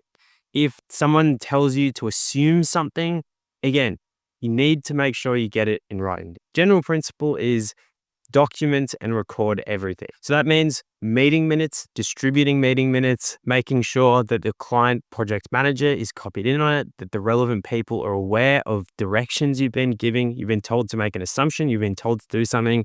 You just have to get everything in writing. You have to document it and categorize it. Now, the next thing I want to talk about as a business as usual activity is maintaining the construction program. The construction program is one of the most fundamental contract management tools. It's not just a planning and coordination tool. It's fundamentally a stakeholder management, so communicating progress to your client and being able to explain clearly when things change. Depending on the nature of the type of construction work you do, your overhead costs might be 20% of the contract value. Overhead costs are fundamentally driven by the duration of the project. So the project manager's salary, the temporary officers you have to hire, the security guard who's coming to check the fencing at night, that is all driven by the duration of the project. So if you can clearly articulate and show a program with your sequence of works and what milestones you're relying on by the client, if they do anything that delays you, it's going to make claiming an extension of time and mitigating your risk with liquidated damages, but getting paid extra for your overheads so much easier. So basically, a fundamental task is going to be maintaining your construction program, making sure it's simple and it makes sense, updating progress regularly, which again is going to help you to communicate your progress and get your payment claims approved faster, identify risks and issues early, and communicate any changes as part of your construction claims. So the structure of the program and how you maintain it is essential, but the way you track progress is also going to be absolutely essential. So this is basically having a system where you're regularly measuring how much work is getting done. So that's could be measuring linear meters of trenching, doing a weekly survey pickup for earthworks to get total volume. But basically you want everything to be measured, defensible, and evidence-based. So this could be evidence like photos, QA records, test results, delivery dockets for materials or survey data. Progress tracking is going to feed directly into your payment claims, your variation and delay claims, and substantiating everything. So we've got our communication, we're tracking progress, we're maintaining our program. The next business as usual task that's going to be happening every month are our payment claims. So payment claims are just a repeatable process. So they're the same format every month. You've set up our template correctly. So what we're doing is we're taking the data we've collected from measuring progress, we're compiling our supporting evidence, we're submitting our payment claim with so much evidence that the client can't push back on it and it's factually accurate. And then we're basically invoicing and tracking payments. So typical process any payment claim will do. Say your payment claims are due by the 25th day of the month. You send it to the principal or superintendent if there's one, or your client. They review your claim based on the documents you've submitted and any substantiation. You agree on the claim, maybe you go back and forth a little bit. They will then issue a progress certificate and then you invoice for it. So that's why having a payment claim template like this set up at the start of the job with all your quantities, all your rates, showing that to your client, showing exactly how you plan to bill them is going to make life much easier. And then I've already touched on this, but again, meeting minutes every week, document everything, go through any registers and update your open actions, send them out after and get everyone to agree with them. That will definitely make your life easier later on in the project. Okay, so those are the business as usual tasks, the regular, ongoing, weekly, monthly things we're doing. What about when the project deviates from the plan? Well, first thing I want to say is change will happen. Change is inevitable on construction projects. There's really two reasons for this. We talk about the act of contracting work to another company, so subcontracting, or if you're a project developer, engaging a general contractor. Scope is complex, uncertain, and messy. It is very hard to define exactly what you want done. Inherent to this process is the fact that there are going to be deviations during construction. You're not going to define scope perfect. There is just always something that isn't considered during the tender phase that ensures that change is going to happen, and there are going to be deviations from scope. The other reason is that construction itself is uncertain. There are things it's impossible to know during the tender phase that will come up during construction. So change is going to be inevitable. Contracts have processes to manage this formally through variations. So variations are fundamentally changes to scope, time, quality, the contract conditions, and there is some adjustment to the project costs, the project completion date, and the project scope as a result of this. There's fundamentally two types of variations we need to understand. There is a proposed variation, which means before the work is done, the client is requesting the contractor to do something different. Say they're building a building, and instead of having one lift shaft, they want two lift shafts. The original contract, the way it was drafted, the way it was written, it said one lift shaft on it. Everyone agrees there's a change. There's going to be two lift shafts. The other type of variation is a variation that is claimed by the contractor. So this is after the impact occurs. Say the project start date, or the date the contractor is meant to get access to site, is the 1st of May. The contractor actually gets access to site on the 14th of May. They make a claim. They say, hey, we've been delayed giving access to site. Here is our EOT claim. So that is a claimed variation. The difference between a proposed and a claimed variation is fundamentally a proposed variation, the client is going to agree to it before they propose it. So the only thing they can argue about is the cost of the change, or the cost and the time impact of the change. A claimed variation happens after the impact occurs. They both have to agree that yes, it was a change, yes, it was the client's fault, and then agree to evaluation of it. A variation proposed generally follows this principle. The principal will propose additional scope before the date of practical completion. The contractor will then advise whether the change is in fact feasible and the cost and schedule impacts. They then negotiate the cost and schedule impact. The principal may not decide to proceed with the change at all. They may decide to get another contractor to do it under a separate project, or they might get the contractor to do it. They'll negotiate this price, and if they agree to it, there'll be a change in the contract sum, the practical completion date, and the scope of works. The contractor would now be responsible for delivering the variation scope within their practical completion date. Principal may reject the change, in which case there's no change at all. The second type of variation is a variation that is claimed by the contractor. This process initiates when the contractor becomes aware of grounds for a change. The contractor will submit a notice of claim and details of the claim. Now, as I've already mentioned, this notice has to be submitted within a fixed period of time from when they become aware of the change. This is referred to as a time bar. If the contractor is delayed in getting access to site, they might have 5 days to notify the principal that this is going to be a variation. They can't do it 6 months later at the end of the project and say, oh no, you were late at giving us access to the project at the start. Now we want to claim that additional EOT. Can't claim things months after they happen. Fundamentally, the reason for that is it gives the principal, if the contractor has to notify the principal when they become aware of the grounds of claim, it gives the principal a chance to do something to fix it. And it also prevents these messy situations at the end of the job. So once that claim has been aware, the principal is really going to he's going to look at it from two angles. They're going to look at who caused the delay and if it is in fact the delay. If the contractor caused the delay, obviously there's no grounds for a claim, but it could also be a joint claim where both parties are responsible, in which case they determine what is the impact of the delay, both in terms of cost and time, so adjustment to the practical completion date. And then if they do agree, if it's a joint claim. If it's joint fault, maybe they negotiate something like they can change the practical completion date, but there's no adjustment to cost. For if it's a principal cause delay, there will be adjustment to both time and cost. So again, in the business as usual section, this is why I was stressing about the importance of maintaining an accurate and realistic construction program, showing when everything is going to happen and what access you rely on from the client. Because if you have a really good program, it's a link to how you're tracking progress. You're clearly articulating how something's going to be built. It is going to be much easier to claim changes to project time, which means you can also claim indirect and overhead costs, and you can reduce your risk of liquidated damage. Now, claims aren't always delay claims. You can have an acceleration claim. So this would be where the client asks you to bring forward the practical completion date. Maybe they want you to finish faster. You can obviously have delay claims. If you have an impact to a non-critical path activity, you can have a disruption claim, which is where you don't adjust the practical completion date, but you would get extra costs because you can't do the work as efficiently. Or you can have neutral and joint delays where you negotiate some sort of change to the completion date, but maybe not cost. Again, a really good program like this that shows the critical path, the sequence of the works, and what you're relying on from the client is essential. You can look at this schedule and you can see, say for the clearing and grubbing, that the contractor was reliant on an environmental clearance permit from the client.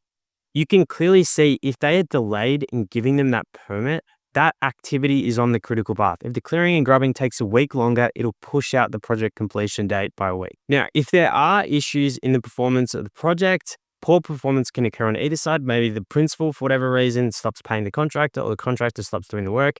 The contract will have a process you follow for how you deal with this sort of default and what notices you have to give. Basically, again, it's going to come down to, it's always going to be much easier to manage the contract with a good relationship with the client, but it's just about clear records, timely notices, and responses that make sense. If you do end up in a dispute, again, the typical process will be negotiation, some sort of conference. Then you'll go to expert determination, where an expert's brought in to determine who's at fault. And the worst situation would be some sort of arbitration. Once we've finished delivering the project, the final stage of contract administration and delivering any project is closing it out. What does this actually mean? Well, it means you've completed all the physical works and this is an important and, you've fulfilled the contract obligations. The second part of this is an important point that people miss, because fundamentally, you can complete the project, but if you haven't done all the stuff the contract says you need to do to complete the project, you can't achieve practical completion. So I'll give you the long story short of how to effectively close out a contract. It's work out what you have to do from the contract to close it out, document all of that, and systematically go through it and make sure you've submitted every document, signed off every checklist, and fulfilled your obligations. So fundamentally, if I go into this in more detail, to prove the works are complete, you need to show that all the construction activities are fully complete, all the project scope, all your inspection and test plans are carried out, and all commissioning activities are completed if applicable. Then you need to go through a formal handover process. These will be joint walkthroughs with the client where they see what you've built. They have an opportunity to develop a defect and punch list, and these walkthroughs are documented and signed off. So basically, the client will get a chance to inspect your works. They'll identify a series of defects. That goes onto a punch list. You close off the items on the punch list, and that is the agreement between you and the client that the physical works are complete. There's fundamentally two important categories of defects. Defects that prevent the use of the asset and defects that don't prevent the use of the asset. If you're building a road and for whatever reason you haven't done the line marking, that is a major defect. You can't safely operate the road without the line marking. If you're missing a label on an electrical pit lid, that is a minor defect where you can still safely operate the road. You just put a temporary label on the pit lid. So defects that prevent the use of the asset need to be closed out before you achieve practical completion, because by definition, to have completed the construction project, the owner would have to be able to use whatever you built. Minor defects like the label on a pit lid, where you can put in a temporary label where it's not a big deal, these can be closed out after practical completion. You should close them out before practical completion, but practically say, I don't know, the pit lid labels are going to take a year to get fabricated. They won't take a year, but just for the purpose of this example, and you can't practically get them, you're doing everything you can, you would typically create a post-practical completion defect register of things that are minor and outstanding that you'll close out during the defect liability period.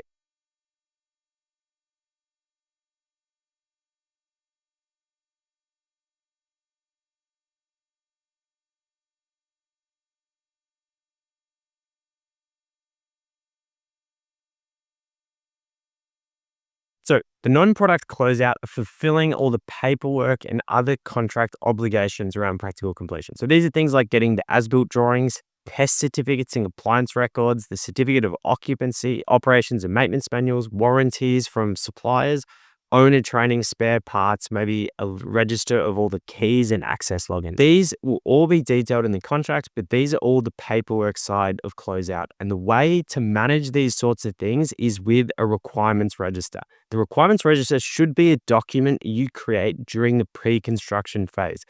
It's a register that details all the non-product requirements. So all the as-built drawings, product warranties, owner training, everything you have to do to close out the project that doesn't form part of the physical construction works. Projects that have done this have been so easy to close out. Projects that do not do this are an absolute nightmare, and you end up creating this register at the end of the job, so you're not actually planning for some of these requirements. Because the reality is drafting an operations and maintenance manual may take a couple of months. Getting spare parts can take 6 months for major bits of plant and equipment. So you need to understand at the very start of the project what your requirements to close out the project are and be systematically tracking them. So this is how I like to do my requirements registers. You have an activity or just deliverable, reference to the contract, a responsibility, someone's doing it, a due date, a status, and linked correspondence. So for example, if RFI 422, that is the item where you closed out the as-built drawing submission, that correspondence record is listed there. So it's a register that tracks every contract requirement with evidence that it's been closed out. Now, if you do this, submitting and getting practical completion will be unbelievably easy because you can attach this to your notice of practical completion and you can show that every requirement in the contract has been checked off. So once you've done all the work, once you've got a process for closing out defects, once you've closed out all the defects that prevent the use of the asset, your documentation requirements are satisfied, you can submit your notice for practical completion with all of the supporting evidence. The way most contracts are set up is once you get practical completion, your client approves it, 50% of your security will be returned, and then the defects liability period will begin. The defects liability period is a period of time after practical completion where, as the contractor, you have an obligation to fix defects, but you've also got the entitlement to fix them yourself. The client can't get in another contractor to come and fix a defect without notifying you and back charge it against your security. During the DLP, they aren't able to do that. They have to give you notice to fix it themselves, unless it's an urgent or safety critical defect. At the end of the DLP, once you have closed out all the minor defects, there's no other outstanding issues, you can then you can make a final payment claim and you can effectively fully close out the contract and get your security returned. So that's the basic process of closing out a construction contract. Again, this requirements register will change the way you manage project completions. It is one of the most important documents or just general activities to think about. So I hope that helps. I hope that gives you a framework for how to administer construction contracts and ensure your projects are more profitable. If you want a more holistic view of contract management, then watch this video next. Here's a complete guide to understanding construction claims. We're going to cover everything from actually understanding what a claim is to what you can and cannot claim before getting into the detail of all the different types of claims like EOTs, acceleration, and disruption. And then we'll talk about the different analysis methods and how to justify and present them. And as always, I want to make this as practical as possible. So I'm going to go through a ton of different examples. So what better way to kick this off than diving right into an example of a construction claim? So let's imagine you're working on the building fit out as an electrical contractor. At tender, your client issued you a bill of quantities that showed there were 76 light fittings in the scope. So you price 76 light fittings and you agree and sign a contract. When you go to procurement to actually start purchasing the light fittings and delivering the project, you find that the client's bill of quantities was incorrect. The actual quantity you need to supply and install was 83. So my question is, are you entitled to claim and should you claim? So as much as people love to represent claims as black and white and simply a function of analyzing the contract and analyzing the schedule and scope of works and things like this, in my experience, claims are never black and white. They're always gray. So the obvious answer is just to pull out the contract, look what the contract clause says about the bill of quantities and how it's reflected in the pricing schedule, and whether the bill of quantities takes precedence over the drawings. That is factually correct and contractually correct. You have to remember, when you're administering a contract, it's all about maintaining relationships as it is as much about getting what you're entitled to. So you always have to think about a claim in the context of the history of the project and the background relationship. So I'm going to go through the mechanics of how you actually prepare and submit claims, but really, I just want to stress the importance of always thinking about the relationship you have with your client when you're making claims. So let's assume scenario 1.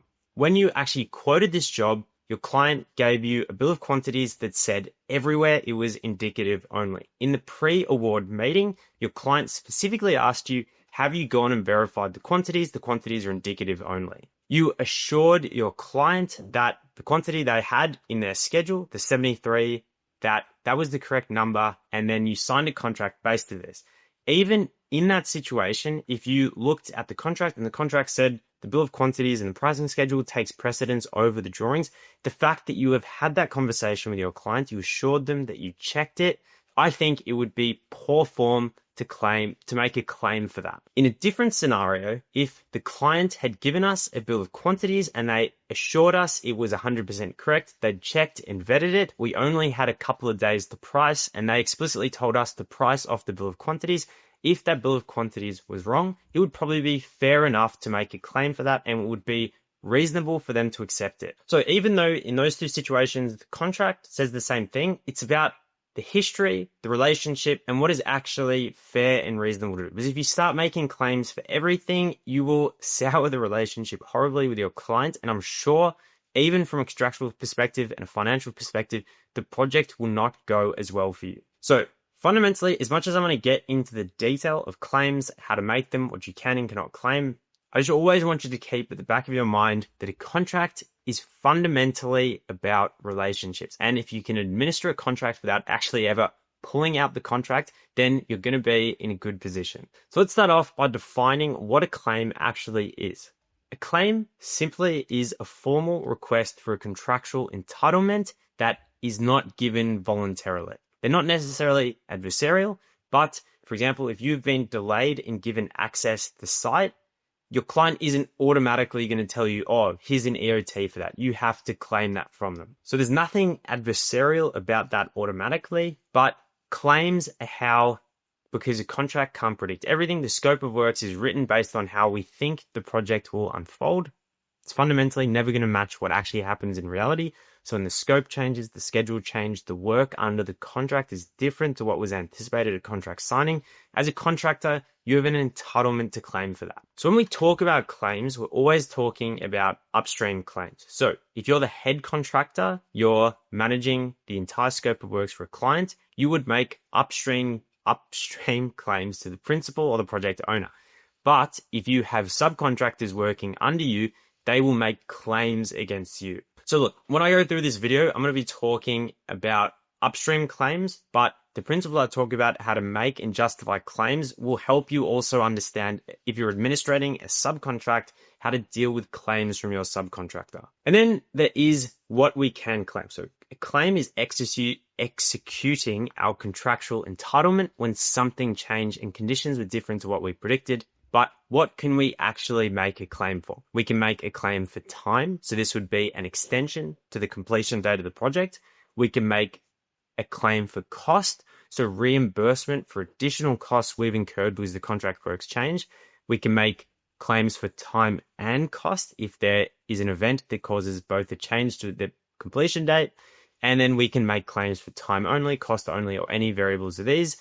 Any claim we make will make some change to the terms and conditions of the contract. Maybe we're doing more scope, maybe we're doing less scope, maybe we're finishing slower, so we get an EOT, maybe we're actually finishing faster, so we claim an acceleration. Or maybe there's simply been a change to the way we're actually doing the work. Fundamentally, the contract is going to define what claim is available for different events. So if the client changes the scope, we can claim time and cost through an extension of time. But if there's some external event, like a force majeure event, we might only be able to claim time for that. So for example, this contract says that if the contractor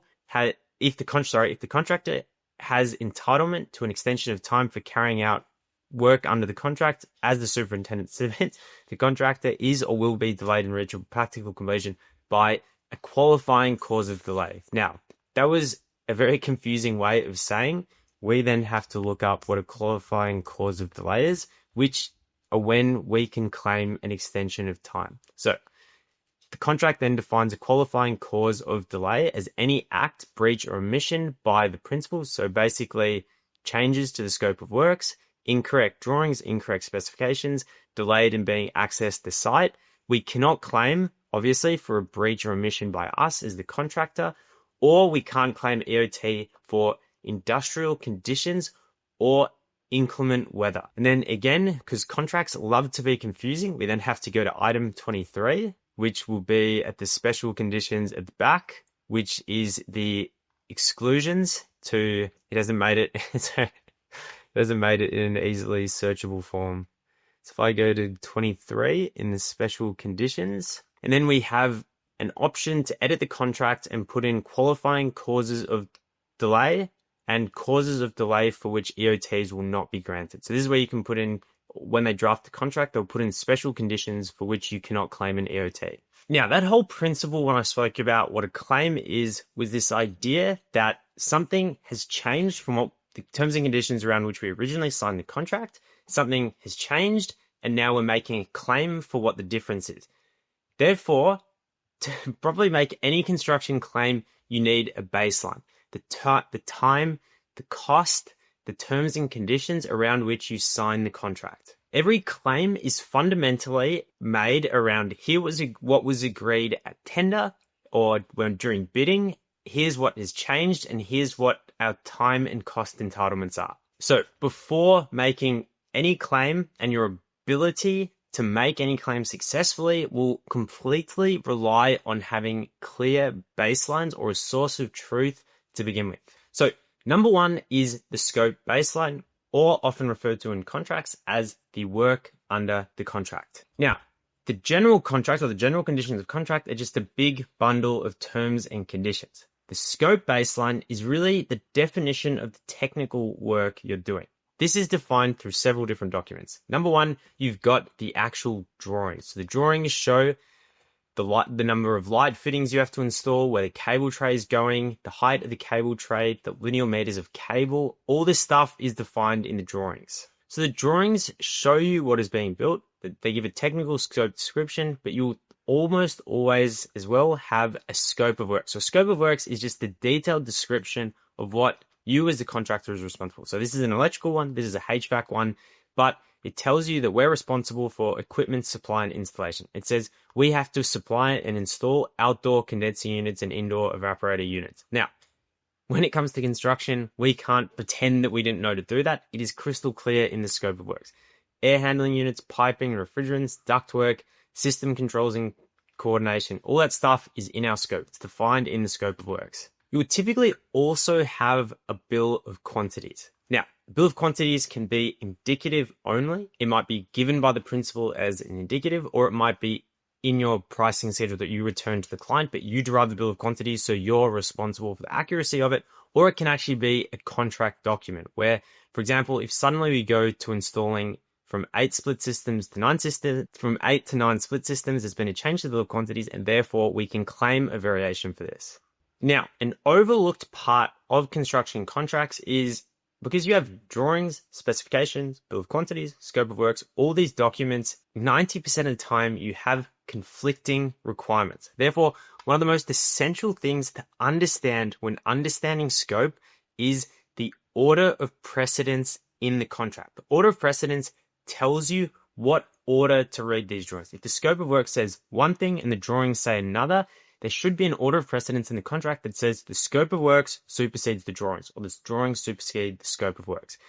When I'm pricing a job, when I'm negotiating a contract, I would always want an order of precedence that has the bill of quantities at the top if the client has done the quantities, then the scope of works, then the drawings. The reason I do this is because when you look at construction drawings, clients love, or particularly architects, I should say, in the general notes, love to chuck a whole bunch of random requirements in there. They love to say X contractor will do X, Y contractor will do Y, and then they love to use that as these catch-all clauses. That's why I always think defining scope, your best place to have the scope of works or the bill of quantities at the top and the drawings below that. Now, the next baseline that I think is an underappreciated part of contract management is the time baseline, the construction program, which is basically a big list of activities you need to complete the project and when you are planning on doing all of them. The basis of so many construction claims will be based on the program. This isn't just extension of time claims, but you could also claim disruption. For example, your client, you can show that because of the way the job is set out, the assumptions you made at tender around productivity have changed because your client has done X, Y, Z. You can justify all this stuff with the construction program. So construction program is a very, very, very powerful contract management tool. My principle, again, when establishing the time baseline for the project is you basically want to have everything you are relying on your client shown on the program and on the critical path. So the critical path is the series of activities that, if delayed, delay project completion. So anything you're relying on your client for, like access to site, design approval, if they're free issuing materials, what date are those materials going to be available? All that stuff should be very clearly shown on the critical path. And as we're going to talk about when we're talking about making extension of time claims, that if your client is delayed in giving you this, you go back to the program, you show the original baseline. When we signed the contract, you said you were going to give us the free issue materials on the 5th of September. It is now the 10th of September. That date has lapsed. So we're going to claim additional time for that because we can't meet our finish date because you haven't done this. The time baseline, again, is just such an underappreciated contract management tool. The final baseline, the one we all think about, is the cost baseline, which when you're talking about the contract between you and your client, that is going to be the pricing schedule that has made it into the contract. This is again, I think defining this properly and clearly is an underrated contract management tool as well. The pricing schedule articulates clearly what is in scope, assumptions you've made. For example, if your client is giving you a bill of quantities and you're showing the bill of quantities in a pricing schedule, and you can show, for example, we're allowed to do 4 external plinths, but there are 10 on the drawings. That is a way you could show you have allowed to price the 4, not the other 6. So it helps articulate scope. And the other thing it does is it helps set up extension of time claims. So whenever I'm submitting a price, I will have a prelims item with a duration as the unit. That 8 weeks aligns with our cost baseline. Then automatically, when we're making an EOT claim, our EOT claim, if we're delayed 2 weeks, 4 weeks, whatever, that is the rate in the contract is the rate we can claim for additional cost for a delay. So the pricing schedule is your contract sum that's broken down. You can have the actual core lump sum works. You can have a schedule of rates, day rates. You can have for unclear scope. You can have provisional sum items. This will be, the other thing is when you actually value variations and changes to cost, this is what your client sees. This is their cost baseline. So this is why you have to pay attention to both the quantities and rates in the contract as well as the total amount. For example, if you're showing 8,000 meters squared of carpet at a rate of $51 per meter squared, if your client increases the quantity of carpet by 50%, the default assumption would be that additional quantum of work would be done at that same rate. So that's why it's important to have these rates correct and reflective of the actual scope in your contract. Now, you can make different arguments. For example, you could say, well, the original rate was $51 per meter squared, but we've already done the carpet work. This additional scope has been added, so we have to remobilize our contract. That you can do stuff like that to change your rates, but you're always working from this default rate in the contract. So that's why it's really important. Obviously, the total dollar amount is important, but also getting the quantities, the units, the rates, and the totals all correct and reflective of the scope is very important. And then we've obviously got our conditions baseline. So, for example, say you have a 24-month defect liability period. Your client wants you to do a 60-month DLP. That would be a change to the conditions, which would obviously lead to cost changes. So your client can get you to take on additional risks. For example, previously you'd excluded inclement weather, but they want you to take on the inclement weather risk. Again, change to the conditions baseline leads to a change in cost. Okay, so we understand that a claim is simply us saying that what we agreed to do at tender or when bidding is different to what we are being asked to do now. We're claiming our contractual entitlements.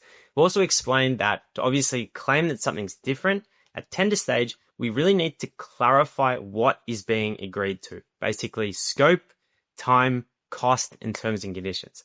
Now let's talk about the actual different types of claims we can be making. Okay, so the first type of claim we have is a proposed variation. And these are the easiest to get approved. They're also, by default, agreed on with the principal. So what this is where your client requests for you to do additional scope. There's no dispute about whether the claim exists. The only possible dispute or source of disagreement you can have is on the value of the change. So you're doing the building fit out, and then the client says, oh, we actually want to install 5 external lights outside. Can you give us a quote to do that? These are formal variation instructions. They're probably the most common type of claim as well, because most of the time when there's a clear change, your client isn't going to pretend it doesn't happen. They're going to accept that there has been a change, and they'll just ask you for a price for that change. 5 extra light fittings that weren't on the drawings before, they're now 5 extra light fittings outside. There is no way that could have been part of your original scope. So what happens in this situation is your client issues you a direction. Hi, we would like to install 5 additional light fittings. Can you please provide us a cost or a quote for this? The important thing is here, you want to assess both time and cost. It's important to also assess time because you might take on additional scope, but if you don't request your practical completion date to change, and maybe it doesn't have to change, but if it does, you could potentially take on this additional scope without requesting an extension of time. So still be on the hook for liquidated damages by the practical completion date, even though you've done more work. When you're submitting your variation or your request for the additional work, you want to make sure you've got a reference to the original instruction, a clear description of the scope that's changed, a cost breakdown with as much detail as possible. The more detail you have explaining how you've built up your cost, the harder it is for them to push back on. Same principle with a time impact assessment. If you can show how this additional work is impacting your critical path and why you should get an EOT, that's important.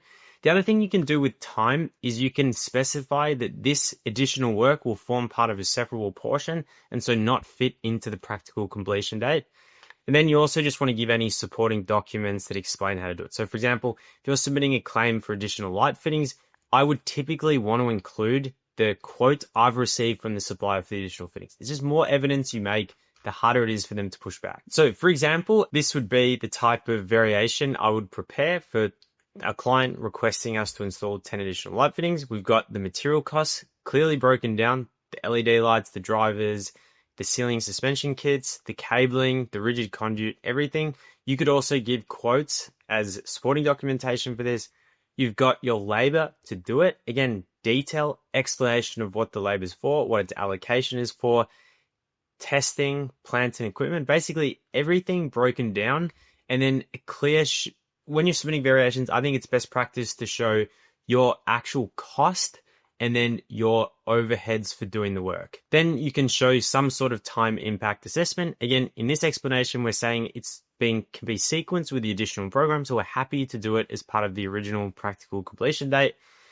That is the workings I would attach, and then you would put that together in a letter with a formal submission. So the formal submission will show the original client request. So we referred to the superintendent's instruction dated the 12th of February and the revised drawings. We show a high-level summary of our costs, and we've confirmed there's no impact to the construction program. Put that together in a letter with the workings attached and any supplier quotes, and that is our justification for the price. Detailed workings like this, the client can maybe look at specific things and be like, oh, well, you don't need 150 meters of cable. That's 15 meters per cable. And it's okay. Like when you break it down a lot, I find they can drill into specific things, but it's much harder to argue against the overall price. What happens if you just go to your client and you don't show any of these workings and you just say, oh, yeah, it's 17 grand for those 10 extra light fittings.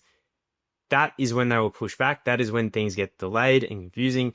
Presenting it like this, it's just hard to argue with. So some common traps people fall into when they're talking about proposed variations. Well, number one would be starting work before you have the approval. You should never do this because you automatically lose your leverage. You cannot negotiate.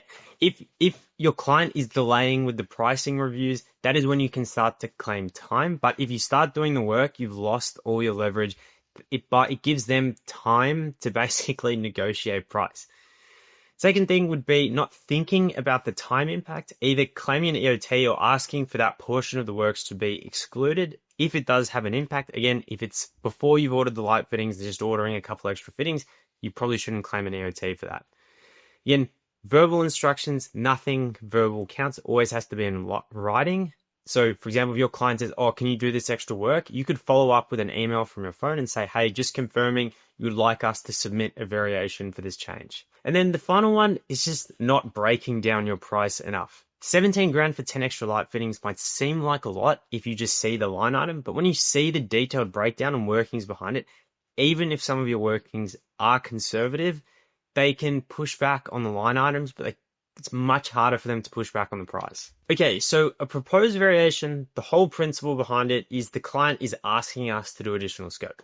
A claimed variation is where something changes and we're saying, here, Mr. Client, this is a change and here's the cost of doing it. Now, the thing with claimed variations is there is two things you can disagree on. You can disagree on the fact that there was a change and that there is a justification for the claim, and then you can disagree on the impact of the change. So, for example, you're doing the bulk earthworks for a commercial construction foundation and you uncover an unknown water pipe. You think that is a latent condition. It couldn't have really reasonably been foreseen at tender, and therefore you want to make a claim for that change. So you have to prove, number one, that this pipe was in fact a latent condition, that it is a change to the original contract. Then you would have to negotiate the time and cost associated with this change. Now, so you can have lots of different triggers for claim variations. Scope ambiguity, latent conditions like this, design discrepancies or errors in the design, implied obligations versus explicit scope. That actually tends to be quite a big one where clients love to stay high level when they're defining things and then they love using the clause that a reasonable contractor should have foreseen this. They love to rely on implied obligations or implied definitions versus explicit scope. Sometimes it works, sometimes it doesn't. When I'm negotiating a contract, I love to have a lot of detail, a lot of specificity about what we're actually doing, but you have to be careful about implied obligations. The other ones can be errors and discrepancies in tender documents or change conditions from what would have reasonably been assumed. The thing with all these situations is your client isn't coming to you and say, hey, can you send me a quote for that error in the tender documents? No, the burden of proof is on you. You have to go to your client and you have to say, this is what we agreed at tender. This is what we agreed around bidding. This is what the current circumstances are. There has been a change. Now, I think the most important approach to dealing with claim variations is to break them down into a two-step process. Step number one should always be on proving the existence of the claim. No pricing, no showing what the change is going to be, simply proving that it exists. Once you and your client agree on it exists, it becomes the exact same as a proposed variation. Where I see people making a mistake with variations that they're claiming is they bundle the two together. They try to prove it exists and then show some massive cost for it. So the client sees the massive cost, they argue that it shouldn't have existed in the first place. But if you break it down, you prove that it exists first, it's just so much easier because you're only ever disputing one thing at once. Proving something exists, assessing the impact of it are two separate steps and should be treated separately. So the basic way I would approach a variation claimed is step one. You need to work out the contractual basis for the claim. I say contractual, but it's really talking about the scope of works, the schedule, the cost baseline. Number two is going to be factual evidence. You have to prove that whatever you're saying has happened. It might be a photo, for example, it's obvious there's an in-ground pipe there. It might be a reference to the original service drawings that didn't show any existing conditions, basically, or it might be a clause in the scope of works that says the contractor is not responsible for any unknown underground services. So it's looking for the contractual basis of the claim. Then you determine the cause and effect. So we were doing our bulk excavation. We came across an unknown underground service. We had to stop works and advise the client and then stood down for the next 2 days while we waited to work out what happened. So something along those lines. You're working out, because you've established the cause, that it is in fact a change, then what was the impact of it?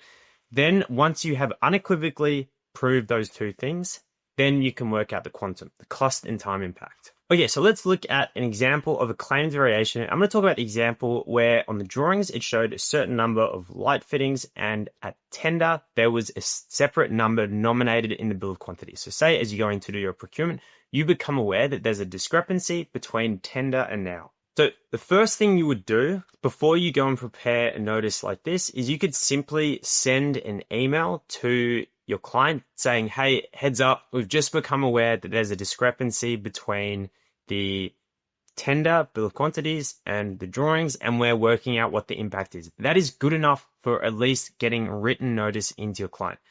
Then you can go ahead and prepare something more formal like this. So the way I would structure a claim is you have the event, the contractual basis, the cause and effect, and the quantum. Now, I think after you submit the initial notice, you should have some sort of meeting and discussion and at least get them on the same page on these first 2 points. What the event is and the contractual basis for the claim. So that is step one of the process. When you agree that there is a contractual basis to the claim, you at high level establish the cause and effect. And then the final step would be to go and give a detailed breakdown of the pricing. So if we talk about the event, during procurement of light fittings for level 5 open plan area, we identified a discrepancy between the bill of quantities and the contract drawings. The BOQ reference the document specifies 76 LED fittings. Drawing E500 Rev B, which forms part of the contract document, shows 83 numbers. We have verified this count independently and confirmed 83 fittings are required. That is the event, the cause of the claim. Then we've got the contractual basis. Again, if you spell out a claim like this, it is just so hard to argue against. So clause 8.1, order of precedence. Where there is a discrepancy between the contract, the drawings take precedence over the bill of quantities. Then we've got clause 36.1, which is a discrepancy between the contract documents that require additional work constitutes a variation. And then we've got the valuation of the variation clause where contract rates exist for varied work, these rates shall be used for the valuation. That's talking about how the quantum was determined. Now, when you look, so if you ignore this part of the claim and you look at that, someone could theoretically make the argument that based on the order of precedence, the drawings were above the bill of quantities and we signed the contract based on the drawings. So it's all about how you frame your argument. So looking at that standalone, you could argue that this claim could get thrown out because in the order of precedence in the contract, the bill of quantities was below the drawings. So we signed the contract based first on the information of the drawings, then the bill of quantities. That is why when you're signing the contract, you have to pay attention to how things like these clauses are structured. Then it comes into the cause and effect. So this is where you explain why you're justified as making a claim. So this is the gray area of contract claims. So the BOQ error means we priced and were contracted for 76 fittings, but 83 are required to complete the works in accordance with the contract drawings. The additional 7 materials required, blah, blah, blah, blah, blah, materials, labor, testing. We did not have the identity. This is explaining why you should be allowed to claim for this. So we did not have the opportunity to identify the discrepancy at tender stage, as the tender period was 5 working days and the invitation to tender. So a document said that the BOQ had been prepared by the client's quantity surveyor and could be relied upon for pricing. This, I would not, the first time I show the client this argument, I would not put it in a letter like this. You would have a discussion, a meeting to talk through the change and get them to agree on that. So all this stuff should be agreed upon before you submit the letter. You shouldn't just be emailing off letters. You need to talk and establish the truth. Once the truth of the claim has been established, then pricing it is basically going through line by line, basing your price on the contract rates, looking at the materials required, the labor, the testing and commissioning, the plant required, direct costs, your margin, your overheads, if those rates are in the contract. And we're saying there's no impact on the schedule. I would then attach a quote for these 7 additional fittings. Maybe you provide a quote for the consumables, maybe you wouldn't, but it's all about providing as much evidence as possible. Maybe they can say 32 hours is over the top, but then they can only argue this line item in the quote. They have to be specific with how they push back against it, because you can't really argue you don't need a scissor lift if the lights need a scissor lift, obviously, or you can't really argue that you don't have to test the lights. If you're breaking down your quotes like this, if you just showed them this $8,400 for 7 fittings, they might be like, well, that's super expensive. But when it's framed like this, it's really hard to argue against. So really, you just have to pay attention to what your notice periods are to make sure you get the initial notice in as fast as possible, and then to give the worked examples. Now, that example of a claim variation, I said there was no impact to time, but both a proposed variation and a claimed variation can have an impact on the project schedule. So the next types of claims I'm going to talk about all going to be claims where there is an impact on the schedule. So these can be, again, either a proposed variation where a client wants you to do extra work, therefore there is going to be an impact on the schedule, therefore you need an extension of time, or it could be a claimed variation. It doesn't really matter whether it was proposed by the client or claimed, but the process that we go through to determine the impact on the schedule is different to necessarily how we price a variation. So we all know when we sign any lump sum construction contract, we will be responsible for meeting practical completion, so finishing the work as defined in the contract by the date for practical completion of the contract. All contracts have liquidated damages. If we run over that duration, then we will incur a cost per day of damages for being late in finishing our work. Therefore, the later we finish the project, the later our practical completion date is, it's better for us. We have less risk. Now, the other side of this that people often don't consider is that the longer the project extends, the more overhead and management costs we incur. So there's two sides to extension of time claim when we're talking about cost. There's the risk of incurring liquidated damages. So we want to push the finish date back as far as possible so we don't have to pay all these.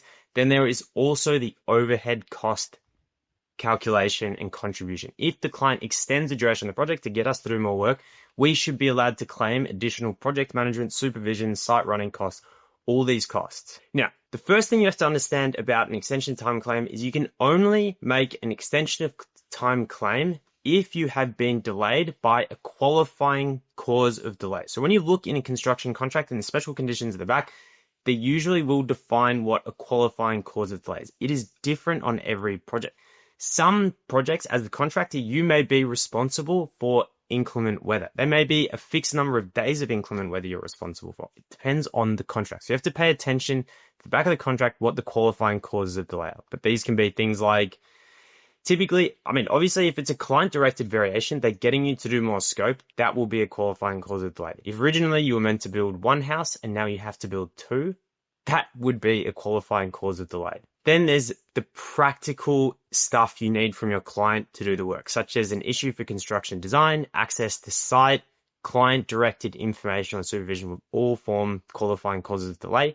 Latent conditions, so for example, if we didn't know this pipe existed and suddenly it's on a critical path activity, it's going to delay the works because we need to get this pipe relocated or demolished, that would be a qualifying cause of delay. Industrial actions sometimes are qualifying causes of delay, sometimes they're not. But really, it's about understanding what is the client's risk and what is your risk. And things like if your workers are working slowly, that is obviously not going to be a qualifying cause of delay because that is your responsibility and your obligations. If you're late in ordering materials, you can't claim an EOT for these things. Like a lot of things in contracts, it is common sense. So then you've got an excusable versus a compensable delay. So an excusable and compensable delay mean it is the client's fault that you were delayed, which means you can recover time and cost. So late design information on the critical part, you can recover both an extension of time to the project and additional overheads. The next type, delay or impact on the schedule we can have is an excusable but a non-compensable. So this is something typically that is nobody's fault. If there is a force majeure event or there's some crazy thing that happens that no one could have predicted, it's not the client's fault, it's not your fault, that would typically fall under an excusable. So you get an extension to the project schedule, but it's non-compensable. I don't know if I'm pronouncing that right. It sounds weird to me, but compensable, I think, is how you say it. And then obviously you've got the category of delays that are your fault, which you obviously can't claim time and cost for. Again, you employ a subcontractor who goes broke, they walk off the job, they can't finish on time. That is your problem. You chose the subcontractor. You have to do something about to fix it. Your client isn't going to give you extra time and cost. Now, if you don't understand the concept of the critical path, you cannot possibly understand construction claims. And the critical path is probably one of the most confused terms I hear when people talk about construction project management. The critical path is the series of activities that, if delayed, delay project completion. So if an activity is delayed and it doesn't impact your ability to finish the project on time, it is not on the critical path. And that is such an important concept to understand because there is a lot of nuance around how we define it and how we present it. And ultimately, it is a subjective thing. Say, for example, you show an initial construction schedule like this, and you show procurement of an issue for construction design. You can start procurement off a non-IFC design. It just adds risk to your project because obviously if the design changes between 70% design and IFC, you would have to pay a variation to your subcontractor for that change. Say you're doing trenching and you have 2,000 meters of trenching to do and you budgeted to do 50 meters per day with one crew. That is your original schedule logic, but you could have 3 crews and theoretically do the job in a third the time. There are really so many ways we can build construction schedule. There's so much nuance and logic to a schedule that it is very important to understand that the critical path, or what will matter in terms of your ability to claim time and cost, is the baseline schedule attended. So the more detail you can have, the more clear assumptions and calculations and information you can have behind that. For example, explaining how many crews you assumed, all this stuff. The more clear and articulated your schedule is with the logic behind it, the easier it is going to be able to justify claims. The other important point I want to stress is that a schedule is a series of assumptions about how you're going to deliver the project. You might assume, so before I was going to start talking about more examples, but again, it's always going to be more useful if I show this. Say, for example, we have an initial schedule for the construction of a building, and we have design linked to the procurement of the civil contractor. We've got contract award linked to design. So these items are all on the critical path with leads and lags. So this initial schedule logic is I'm assuming that you can start procurement 30 days after you start design. That is an assumption at tender. This is what the baseline schedule should present.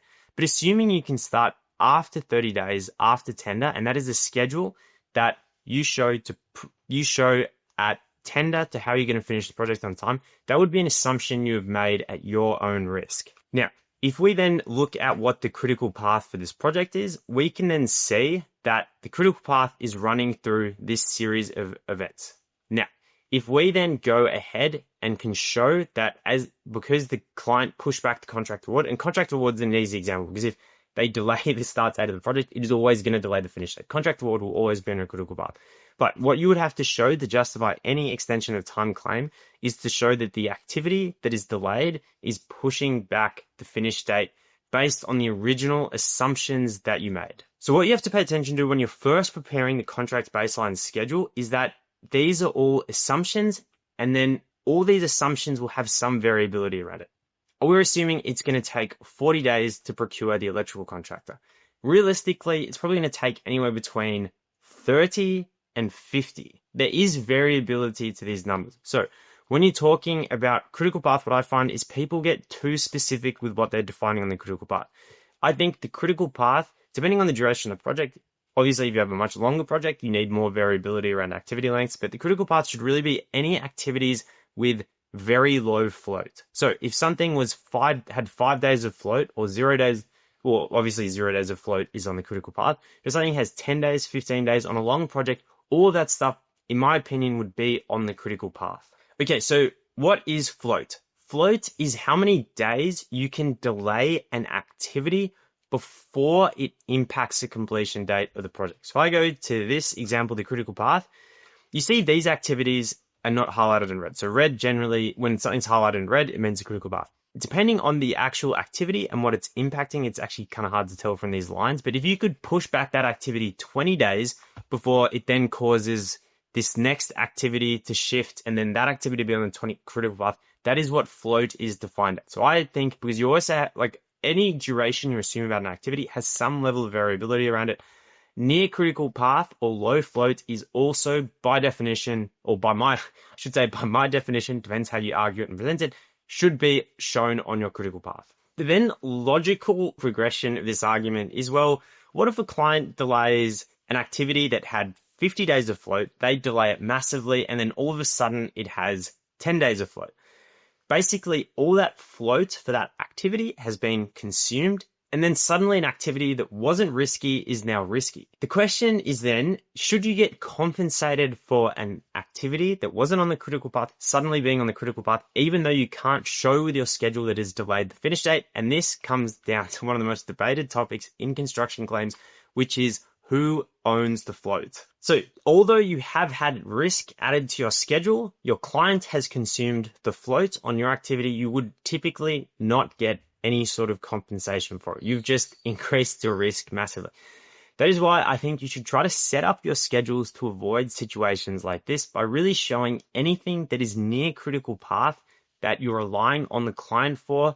You just want to show it as being on your critical path. And this doesn't necessarily have to be some strategy where you're setting up your client to get variation. It can simply be a planning strategy where you're showing what you need from your client. You're being proactive and you're just trying to avoid these situations altogether. Now, it depends on the complexity of the project you're doing, but you can also have a concurrent delay. So this is when you have caused some issue that's delaying project completion in parallel with your client has also done something that is delaying another activity. So you have two parallel things that are both delaying the project.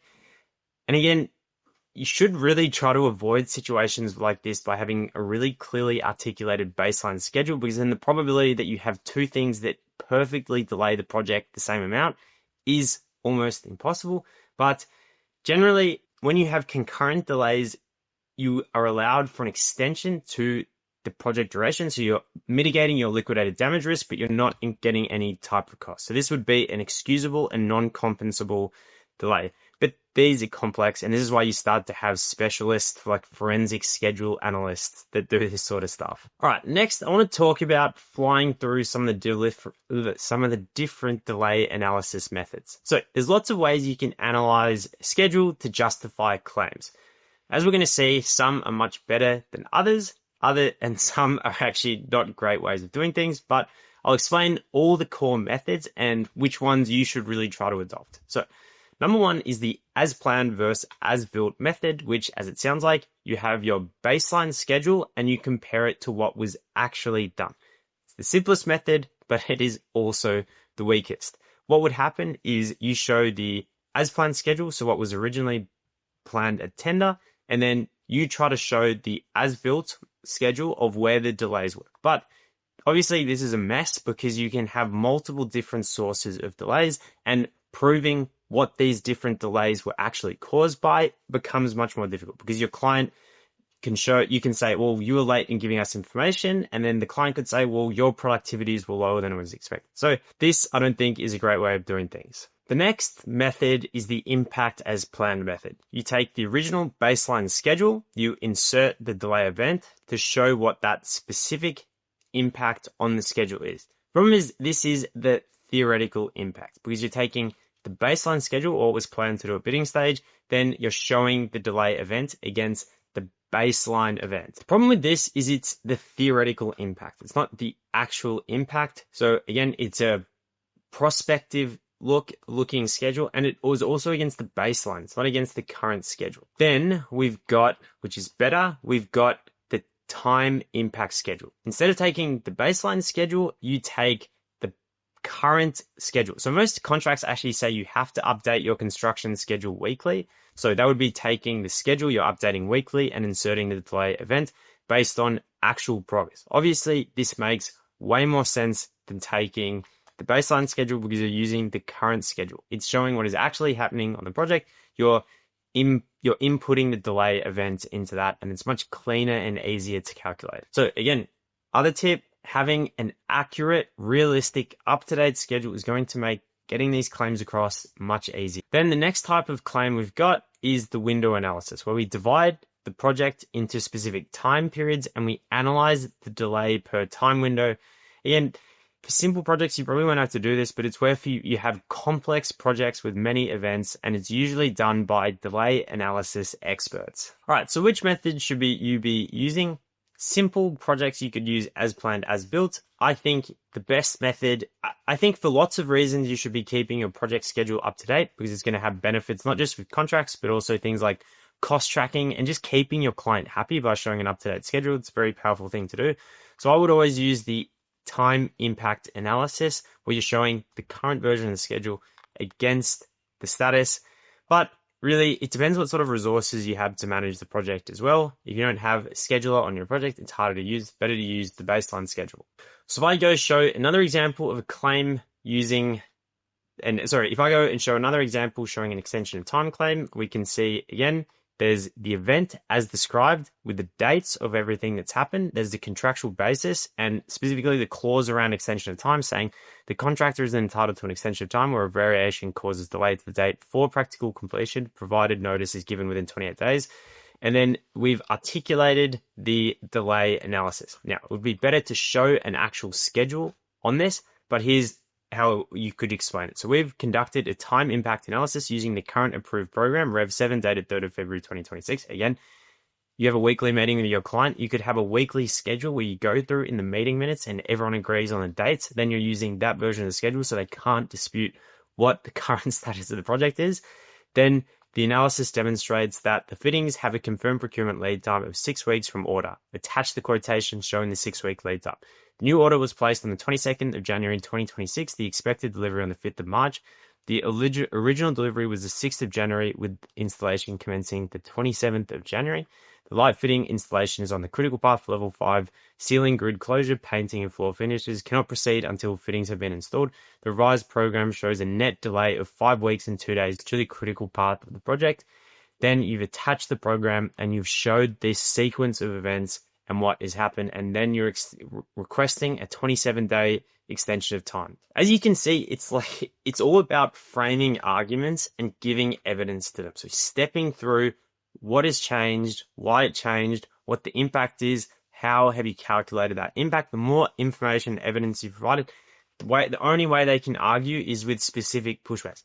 If you show the original spec, the new spec has changed, you were unable to place the order till this date, our schedule showed us placing the order on this date, here's our supplier quote with the 6-week lead time. There's just so few things that they can actually push back on with a claim like this. Now, a lot of actually having this evidence isn't so much about the claim, but it's about your project control system, having an up-to-date program, having all this stuff ready and in the background. Again, it's just easier to justify claims. So it's as much as this is about claims, it's also about project control systems. So if you can show your original schedule, say in your last weekly meeting, this was your baseline schedule that showed the light fitting procurement, where everything was up to. The new spec with the 6-week lead time came out. All these critical path activities were pushed back. Again, it's just very hard to argue against a claim that's structured like this. Okay, so we obviously spoke about how you actually justify getting more time, but how do you calculate the cost of a delay? So obviously, there is a relationship between cost and time. This is a principle everyone understands. For some reason, everyone has this picture in the back of their mind, and I've never understood this, but everyone seems to think that finishing faster costs more. My experience and the way I have built estimates, and you see how costs are built up, is longer projects tend to cost more money for the simple reason that your indirect costs tend to be a large proportion of the overall project cost. What do I mean by indirect costs? I mean things like project management salaries, site engineer salaries, temporary office hires, toilets, removing septic waste from site, paying for utilities to connect.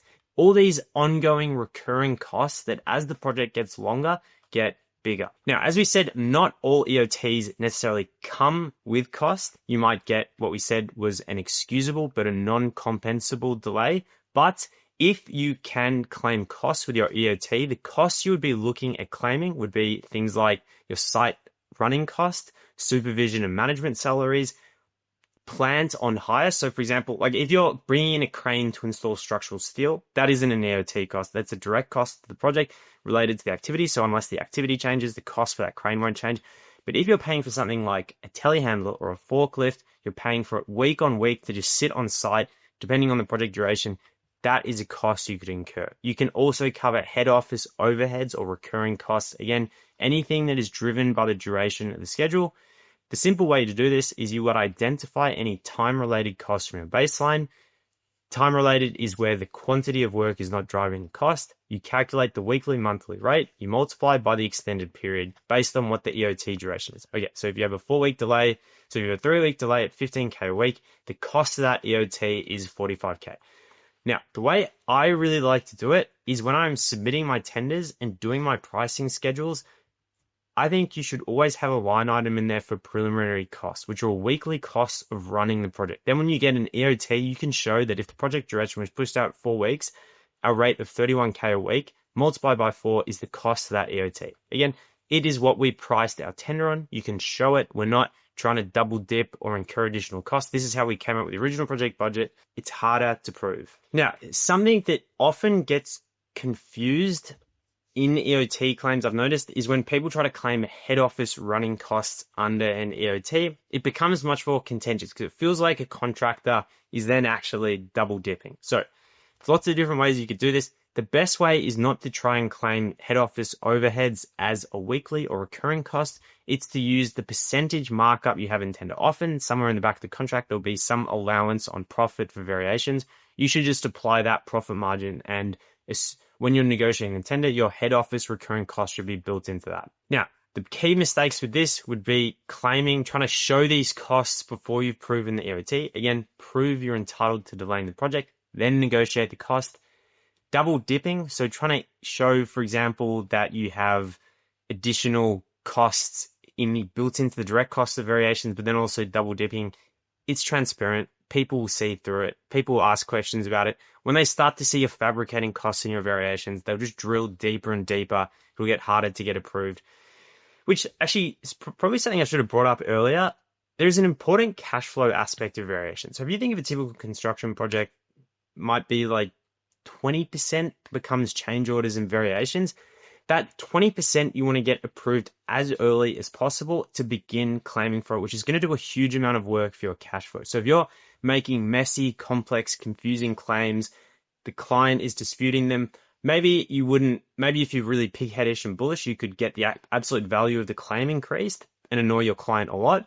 Or you could just make easy, simple claims they can approve and start claiming them early and massively increase your cash flow. I mean, I don't really have to do a worked example for us. The concept is really simple. You take the duration of the EOT multiplied by your site running cost. Again, breakdowns, evidence, showing what these actually are. That's why I like having this in my tender pricing schedule, because you can go back and show what that claim is valued at. So EOT costs, they're all about extending the duration of the project. What happens if your client actually wants you to finish faster? Well, that's where we get into acceleration claims. So that is where you're saying the practical completion date is the 20th September. Your client says to you, well, we actually want you to finish 14th of August.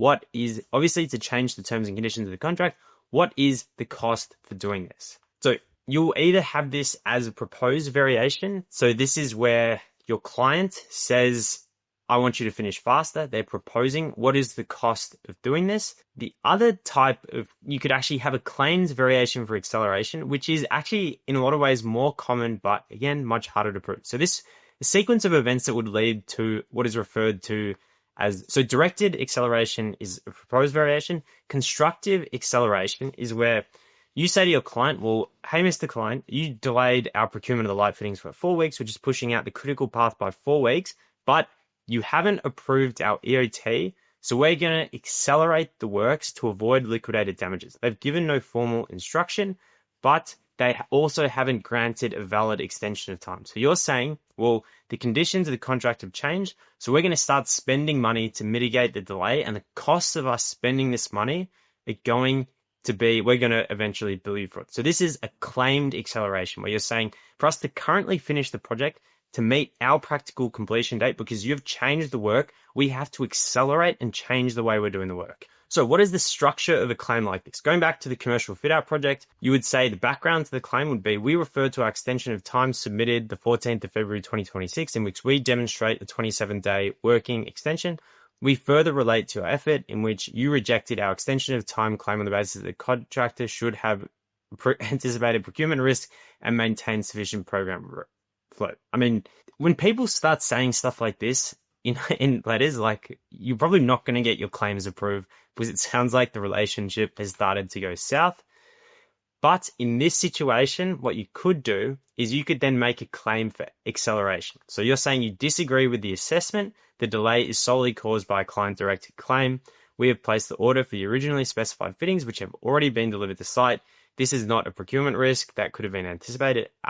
So you're still making the EOT claim, but you're saying, nevertheless, with the current contract conditions of liquidated damages of $8,500 per calendar day, absent a granted extension of time, we face this LD exposure of $229 grand, which is 27 days by that liquidated damages rate. We are therefore compelled to take acceleration measures to mitigate the delay. Now, remember, in a sense, liquidated damages are the contractor's risk. You have to remember liquidated damages are proportionate to the client's loss of you finishing late. So saying that we're accelerating because of the liquidated damages is a valid argument, because you're saying we're mitigating the delay because we know the cost of us finishing late to you is around $8,500 per day, which is actually what liquidated damages are. Liquidated damages have to be proportionate to the loss incurred by the owner or principal. So we're taking what is referred to as constructive acceleration. We're engaging, and then this is an explanation of the cost buildup. So when you're talking about the cost of accelerating,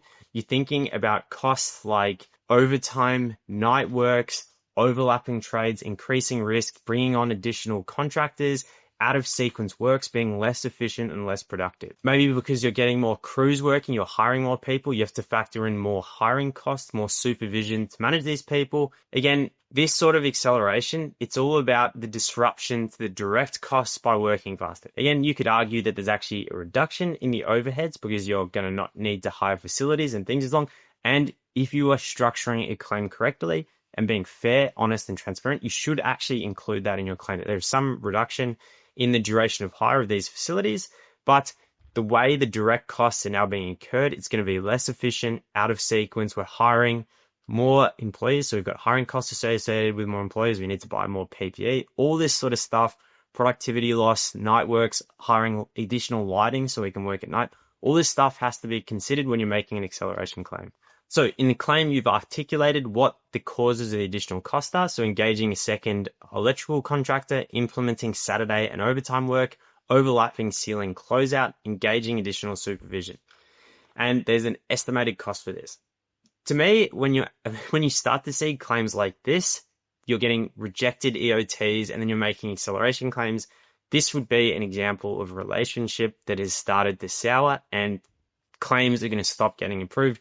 You're going to start getting into disputes. But if it was a directed acceleration, this is the sort of costings and stuff you would include.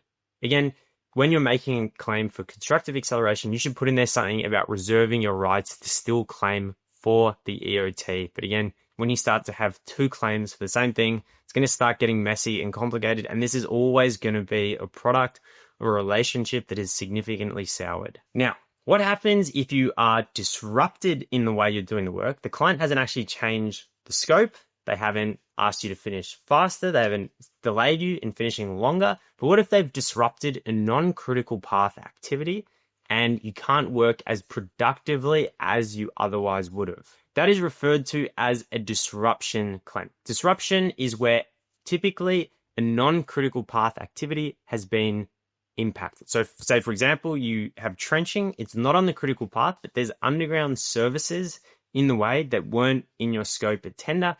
And now you've assumed a productivity rate of 50 meters per day, but now you're doing 25 meters per day. So you are claiming for that delta in the productivity rate because of the latent site condition. So again, this sort of claim disruption, it sort of falls into the claimed variation category. It's a little bit more specific about productivity and the way you're doing the work rather than, I guess, typically what we'd think of as a claim variation, which is them changing something specifically. So it'd be out of sequence work, restricted access, maybe overlapping trades or other contractors working on site for the client that you have to give access to. Again, this is much harder to claim as well. It's all about comparing your baseline assumption and then against what's actually happening and proving that the difference between your baseline assumption, so that assumption you made about 50 meters of trenching first day, 50 meters of trenching per day versus 25 meters, explaining why the difference between those two numbers is attributable to the client changing the methodology of the work. Because the client is just going to turn around to you and say, well, you're doing 25 meters per day. That's because your assumption at tender was wrong. So it becomes much harder to actually prove and benchmark this stuff. You can try and show use cases. So you could say, well, in this area of the project where, the way you would want to show it is with not against your baseline and assumption at tender, but to try and prove it against what you are actually doing currently. So you could say in area A of the project where we had uninterrupted access, no underground services, we were doing 50, 70 meters per day continually. But in this new area where there's a lot of services, traffic, disruption, we're only doing 25 meters per day. And that difference is explained by the assumption we made at tender that there were no underground services, which you told us was correct. The other way you could do it, if the whole activity is disrupted across the project, you could try and refer to industry studies, looking at cost data, benchmarking to try and prove the claim. This is why I would say data, cost tracking data, productivity data is very important on projects. So you actually know what your assumptions are at tender, what you're actually getting done, and being able to try and provide evidence to why these things are different. Okay, so generally the framework you'd go when you're trying to build and present a claim is obviously identify the event, see if you've got contractual basis, looking at both the actual general conditions of contract, but also the scope of works and supporting documentation, getting notice in as fast as possible so you're not time barred, providing as much evidence as possible to establish the cause and effect. Then once you all agree that there is a claim, you're justified to a claim, then you begin pricing it. Again, following the structure of always proving the claim exists before you try and price it will make claims much easier to get approved. Okay, I just want to finish up with, some common mistakes people make when talking about claims. Number one is not putting a notice in time. It doesn't have to be formal or complicated. An email, just get it in writing that there has in fact been grounds for a claim. As soon as possible, an email off your phone will do the job. Second one is going to be poor records, not having the information to back up and support your claims. Again, when we're talking about, for example, the disruption claim, having productivity data or having detailed records of when a client is issued an instruction, or if you're claiming inclement weather, not tracking what the actual disruption and lost hours on site will be. Records are going to help any claim because the more evidence you have, the harder things are to dispute. Again, not maintaining a construction program, it's huge. It's going to be able to help justify any EOT. Having no contractual basis, again, it's always going to be in the contract. If the contract says you can claim for it, it's obviously going to be much easier to claim. The other one I'll talk about is a bit more nuanced, but making claims too big. If you have broad, huge claims that wrap up 20 issues that are messy, complicated, and huge, they're going to take ages to get approved. Much better to have lots of small, discrete claims that are easy to justify. Again, working before written instruction. If you're getting a proposed variation and you start work on it before time and cost have been approved, you lose your leverage. That's more or less common sense. But again, as well, emotional claims, getting angry and worked up about things, be as objective as possible. It's all about collaborative solutions. And then bundling everything up to the end of the project, it's going to be a nightmare. Once you've actually done the work, you lose your leverage over your client, and it's also bad for cash flow. All right, so some tips for how to manage claims in practice. Well, number one is actually going to be having a weekly client meeting where you go through all issues and any open claims. So to do this, I would have a variation or claim register like this, where you've got all your open variations, the status of it, and tabs for all your pricing and the build-ups of the cost with the description, the change in the cost and time implications. At that meeting, you would also go through all your regular reports. So how you're progressing on site, go through an updated construction program. Again, it's just establishing this recurring source of truth, because again, claims are always differences from the baseline. So the better you can establish the baseline, the easier it is to claim stuff. But really, claims, I don't think are that complicated. It's all about having really good baselines, keeping those baselines up to date, and your clients aware of them through regular weekly meetings, making claims when there is a deviation from the baseline, putting in the notice early, proving the existence of the claim before you try to establish the cost, and then just taking your client on the journey of exactly what has changed, why that is a variation, then being open and transparent with how you're pricing stuff. And again, claims will be very, very easy.